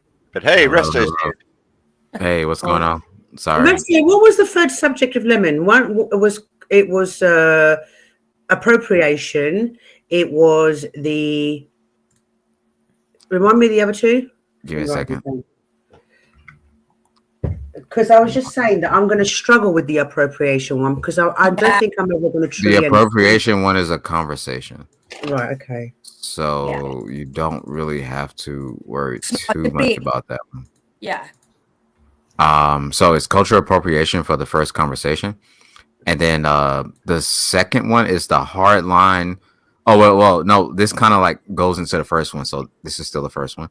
What's the hard line between cultural appropriation and cultural appreciation? Hard. And then like we should do what's the difference between segregation and separation? True. Oh, that's kind of what I said. Is a content creator accountable for their community's actions? And then let's see. Oh wait, I sent it to you in Discord. Let me open up the Discord real quick. Say the content creator be responsible for their community's actions. No. Yeah. So let's just say like somebody is mad at Mel, like they come over to Mel's and like start bullshitting and like just start going ham, because right? of And then, like because of what they heard someone else say, like their content creator? Exactly. Like should that content creator be responsible for it? Give me a second. Let me go to the. See, I know where I fall with that. I know where I fall with that. Yeah. with that conversation. Yeah, I don't know. You gotta hold people accountable for what they do, not what other people do. They're good topics because I they don't can know, be argued Glenn, from both sides.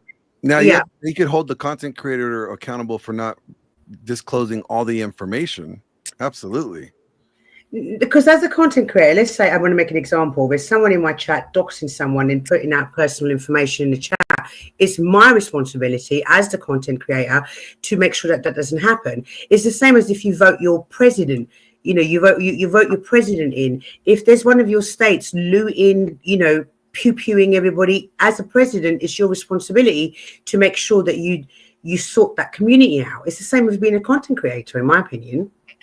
Yeah, and so the You hold other, do you hold the president accountable for the people looting and stuff, or well, no, it's up to the. well, real president. quick. Here's the third Hey, one. let Here's Resto the third finish, one. guys. Come on. Because there's three options for the third one, and I have not picked, but it's can objective moral standards exist without the belief in God or a higher power, or next one is religion. Is religion essential to making ethical values? Nope. A social order in society, or can secular institutions fulfill this role? Or do religious beliefs support or hinder the advancement of human rights, such as LGBTQ or gender equality? So there's three things at the end that I have not chosen yet. And also I have the hot seat, which I will not, the fire round, which I have not decided on yet. Sorry. Can I ask you, because it'll be an interesting topic, is Lemon religious? Lemon is very religious, and this is why. Oh wow, that's going to be spicy, that one, because I am. Oh man, yeah. that Yeah. I just moderated some of that topic yesterday. That's hard. Yeah, that one's Yeah. going to be spicy because It's very I am difficult. not religious, and I stand by my values. That it's got nothing to do with religion. You're more stand. You know. I just you- want to get this shit over with. I'm so it's only one more day, Resto. One more day. so fucking tired, Mel. I know. Look at this. So you said you, since you're not religious, but you have your moral values, but would you say society and culture has helped influence or shaped your values? I'd say yes, but especially my parents, who have, and they're not religious either. Yeah, the familial values. Yeah. But In okay, fact, so I would like say in that America, I would say that the most, some of the most fucked up shit is done under the name of God, Glenn. oh, of course, people have Mhm. abused that all the time. Like people are bad, and that doesn't make God bad. Exactly. But like America was like founded under Christian principles. So even if you're not religious, if you adhere to the values of the America, right, of the laws of the land, then you, in a way, your ethics or your moral compass is based off of an ideology, whether you like to agree with it or not. I'm not born in America. I know. I'm just saying. So I'm using that Let's as go. an example. I'll give you an example. So just like England, right? The Catholic Church has very much influenced a lot of the laws that were out there. No, Henry VIII changed that. Remember, he made his own religion. What? When? Who? Henry VIII with the Protestants. He made up Oh his own. yeah. He was cutting was off like, the "Fuck wives' you." head, right? Yeah, he was like, "Fuck you, Vatican. I'll make my own." Why do you think Guy Fawkes did what he did? That was because of the way the Church of England and everything were treating the Catholic. Well, more so the government was treating the Catholic faith. That's why Guy Fawkes went and done what he done.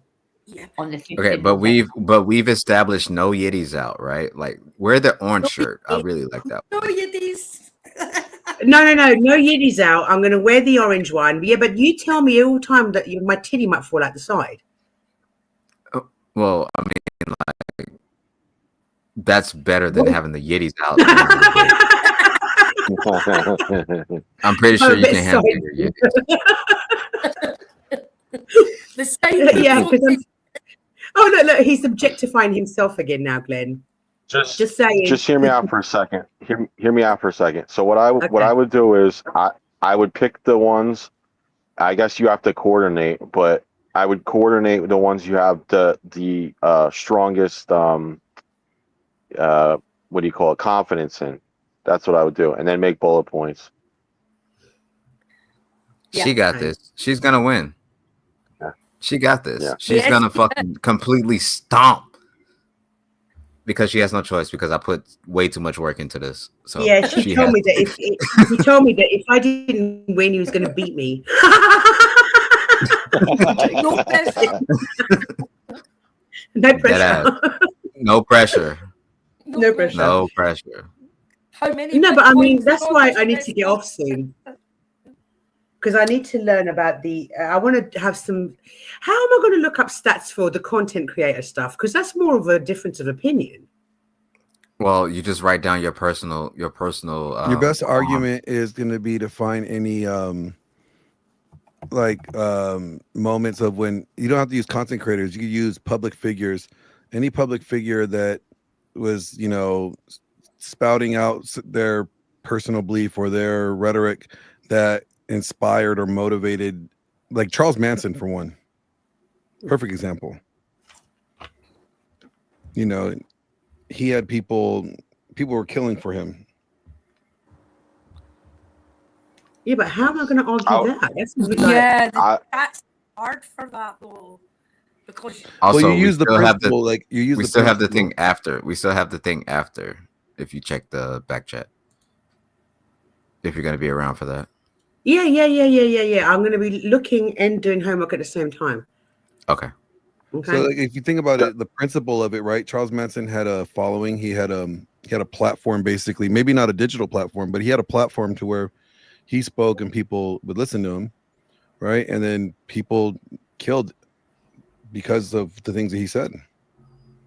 So that would be a good place for your argument, even though I don't necessarily agree with Hey, it. Grid One lied. He didn't go to sleep. Grid One lied. He's on flow states. He lied. He didn't go to sleep. Did he? He didn't say he was going to sleep. He said he had to take his son to school. Mel, I would also look at the law because they might bring that in. They might talk about the law. Just kick his ass, man. The Kick law? his ass. What do you mean the law, Mister? I mean, like they're like we said, every caveat for every argument, because we're all in different countries. You have to look at that aspect regarding the law. I would say, because their opinions might be different because they might not be in the same country. Yeah. Like free speech laws are different in different countries. Right. Yes, if you were using Manson, you would have to look at that state and the state laws in that area that were applicable. Look, I don't know how I can argue him as being a good argument for. I think that content creators are responsible for their. That's not.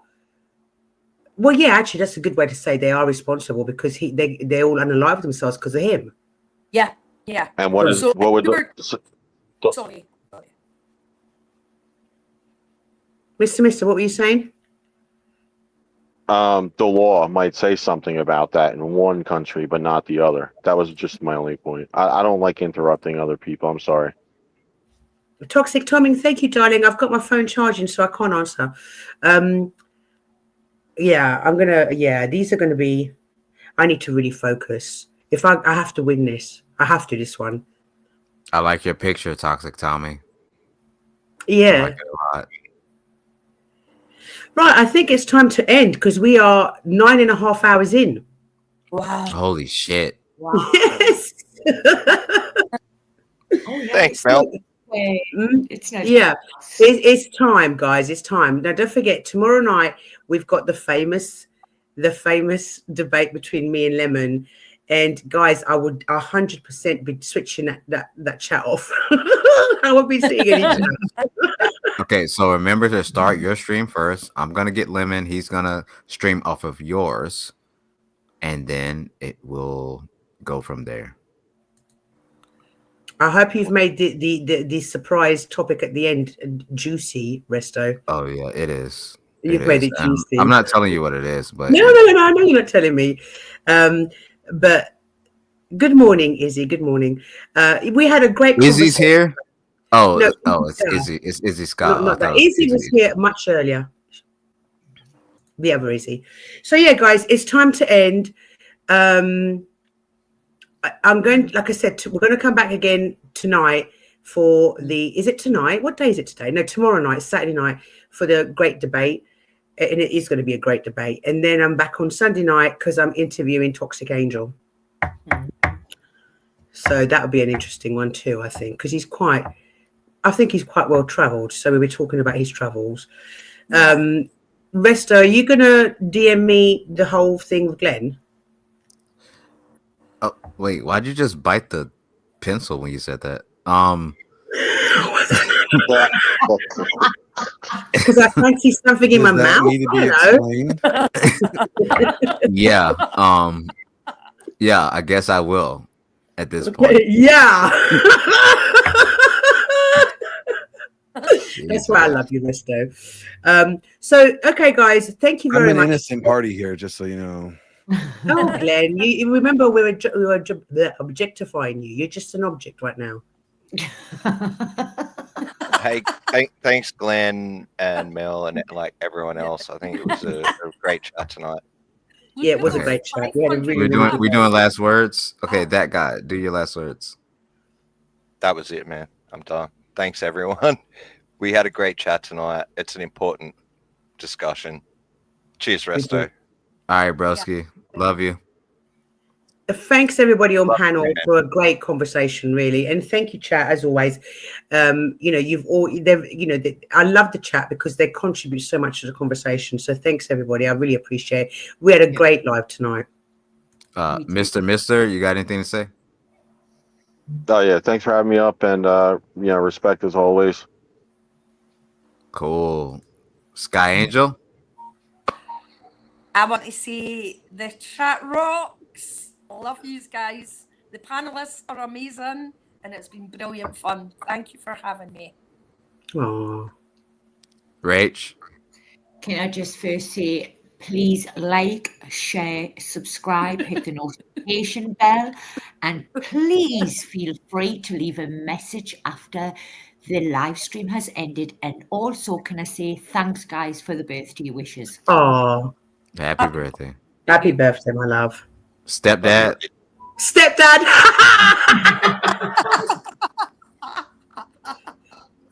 Look at those fucking abs. You got something to say? It was muted. You There you Son, go. go to your room. Glenn, I've got to ask you, right? That's all I had to say. All right. I'm sorry I wasn't here for the whole conversation, but we really appreciate y'all coming through. Make sure y'all hit that like if you already haven't. Make sure y'all hit that subscribe because I know some of y'all ain't subscribed. It's okay. We love all y'all. We'll continue to give you quality content and keep the show going. We love you. We appreciate every single one of y'all. And remember, we do this for you. So your support, anything is great. Likes are free. Subs are free. Shares are free. But still, you can still hit that super chat just in case you want to give a little bit of extra stuff. But that's okay. We love you. We love you. And I'm going to leave it off with Mel. Mel, go ahead and do the thing. And that's why I love my son, Resto. Thank you. Go to your room. No, I would never punish our son or Glenn. Thank you, everybody. Like I said, I've said all I needed to say. I'll see everybody on Saturday night. So, can you tell? I don't like this layout. You know, I don't like the squares. Oh, you don't like the squares? I don't like the squares. You like the Thank you. rectangles. I like the rectangles. The squares are so much better, though. I don't like the squares. I don't like them. I like the rectangles. Squares in London. There's too many squares in London. That's why she probably doesn't like squares. She likes everything else but squares. She's sick of seeing them. You didn't even like the circles. When I made the circles, you didn't like those. I didn't like the circles either. Look at the circles. The circles. Yeah, I look don't like the cute. circle. The circles cut off half my head. And you can't see my breast probably. Oh, well, okay. That's a good enough excuse. That's a good enough reason. Yeah. Right, shall we play the outro? Glenn, I'll see you and Glenn afterwards. And guys, I'll see Yeah, you all- Glenn, can you drop the link in the back chat?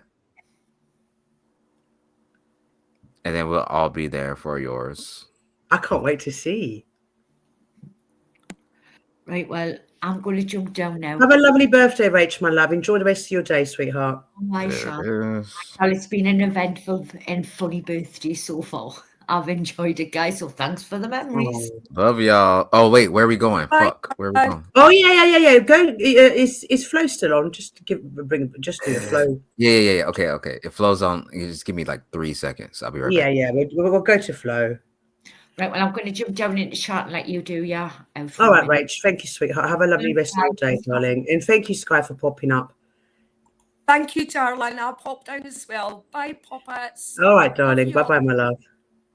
Glenn's gone. Papa's gone. It's just you, me, and you, baby. Yeah. I'm still here. I'm just doing the thing. Yeah. So next week, guys, I'm going to have our usual amount of lives, probably a bit more. But then the week after, I've got a few shifts at work, and I've got my son back, so I may have to cut back and just do maybe 3 lives the week after next. So, it is what it is. I just have to do my lives as per my life, my routine, right, between work and real life and all that. I try and do the best I can. I've had a month. I've got 5 on it. Kill shot. I've had a month where I've had more time, which means I've had to be able to give you more lives, and I can do that next week. But after that, I might have to scale it down a little bit. I'm sorry. You'll have to see less amount on your screen. I'm not seeing Flo, but I see Trish. Oh yeah, send him over to Trish. Trish is fun. Okay. Yes, Guy. He's back next week. He's back. He's had his time with his papa, and he's back next week. So God help me.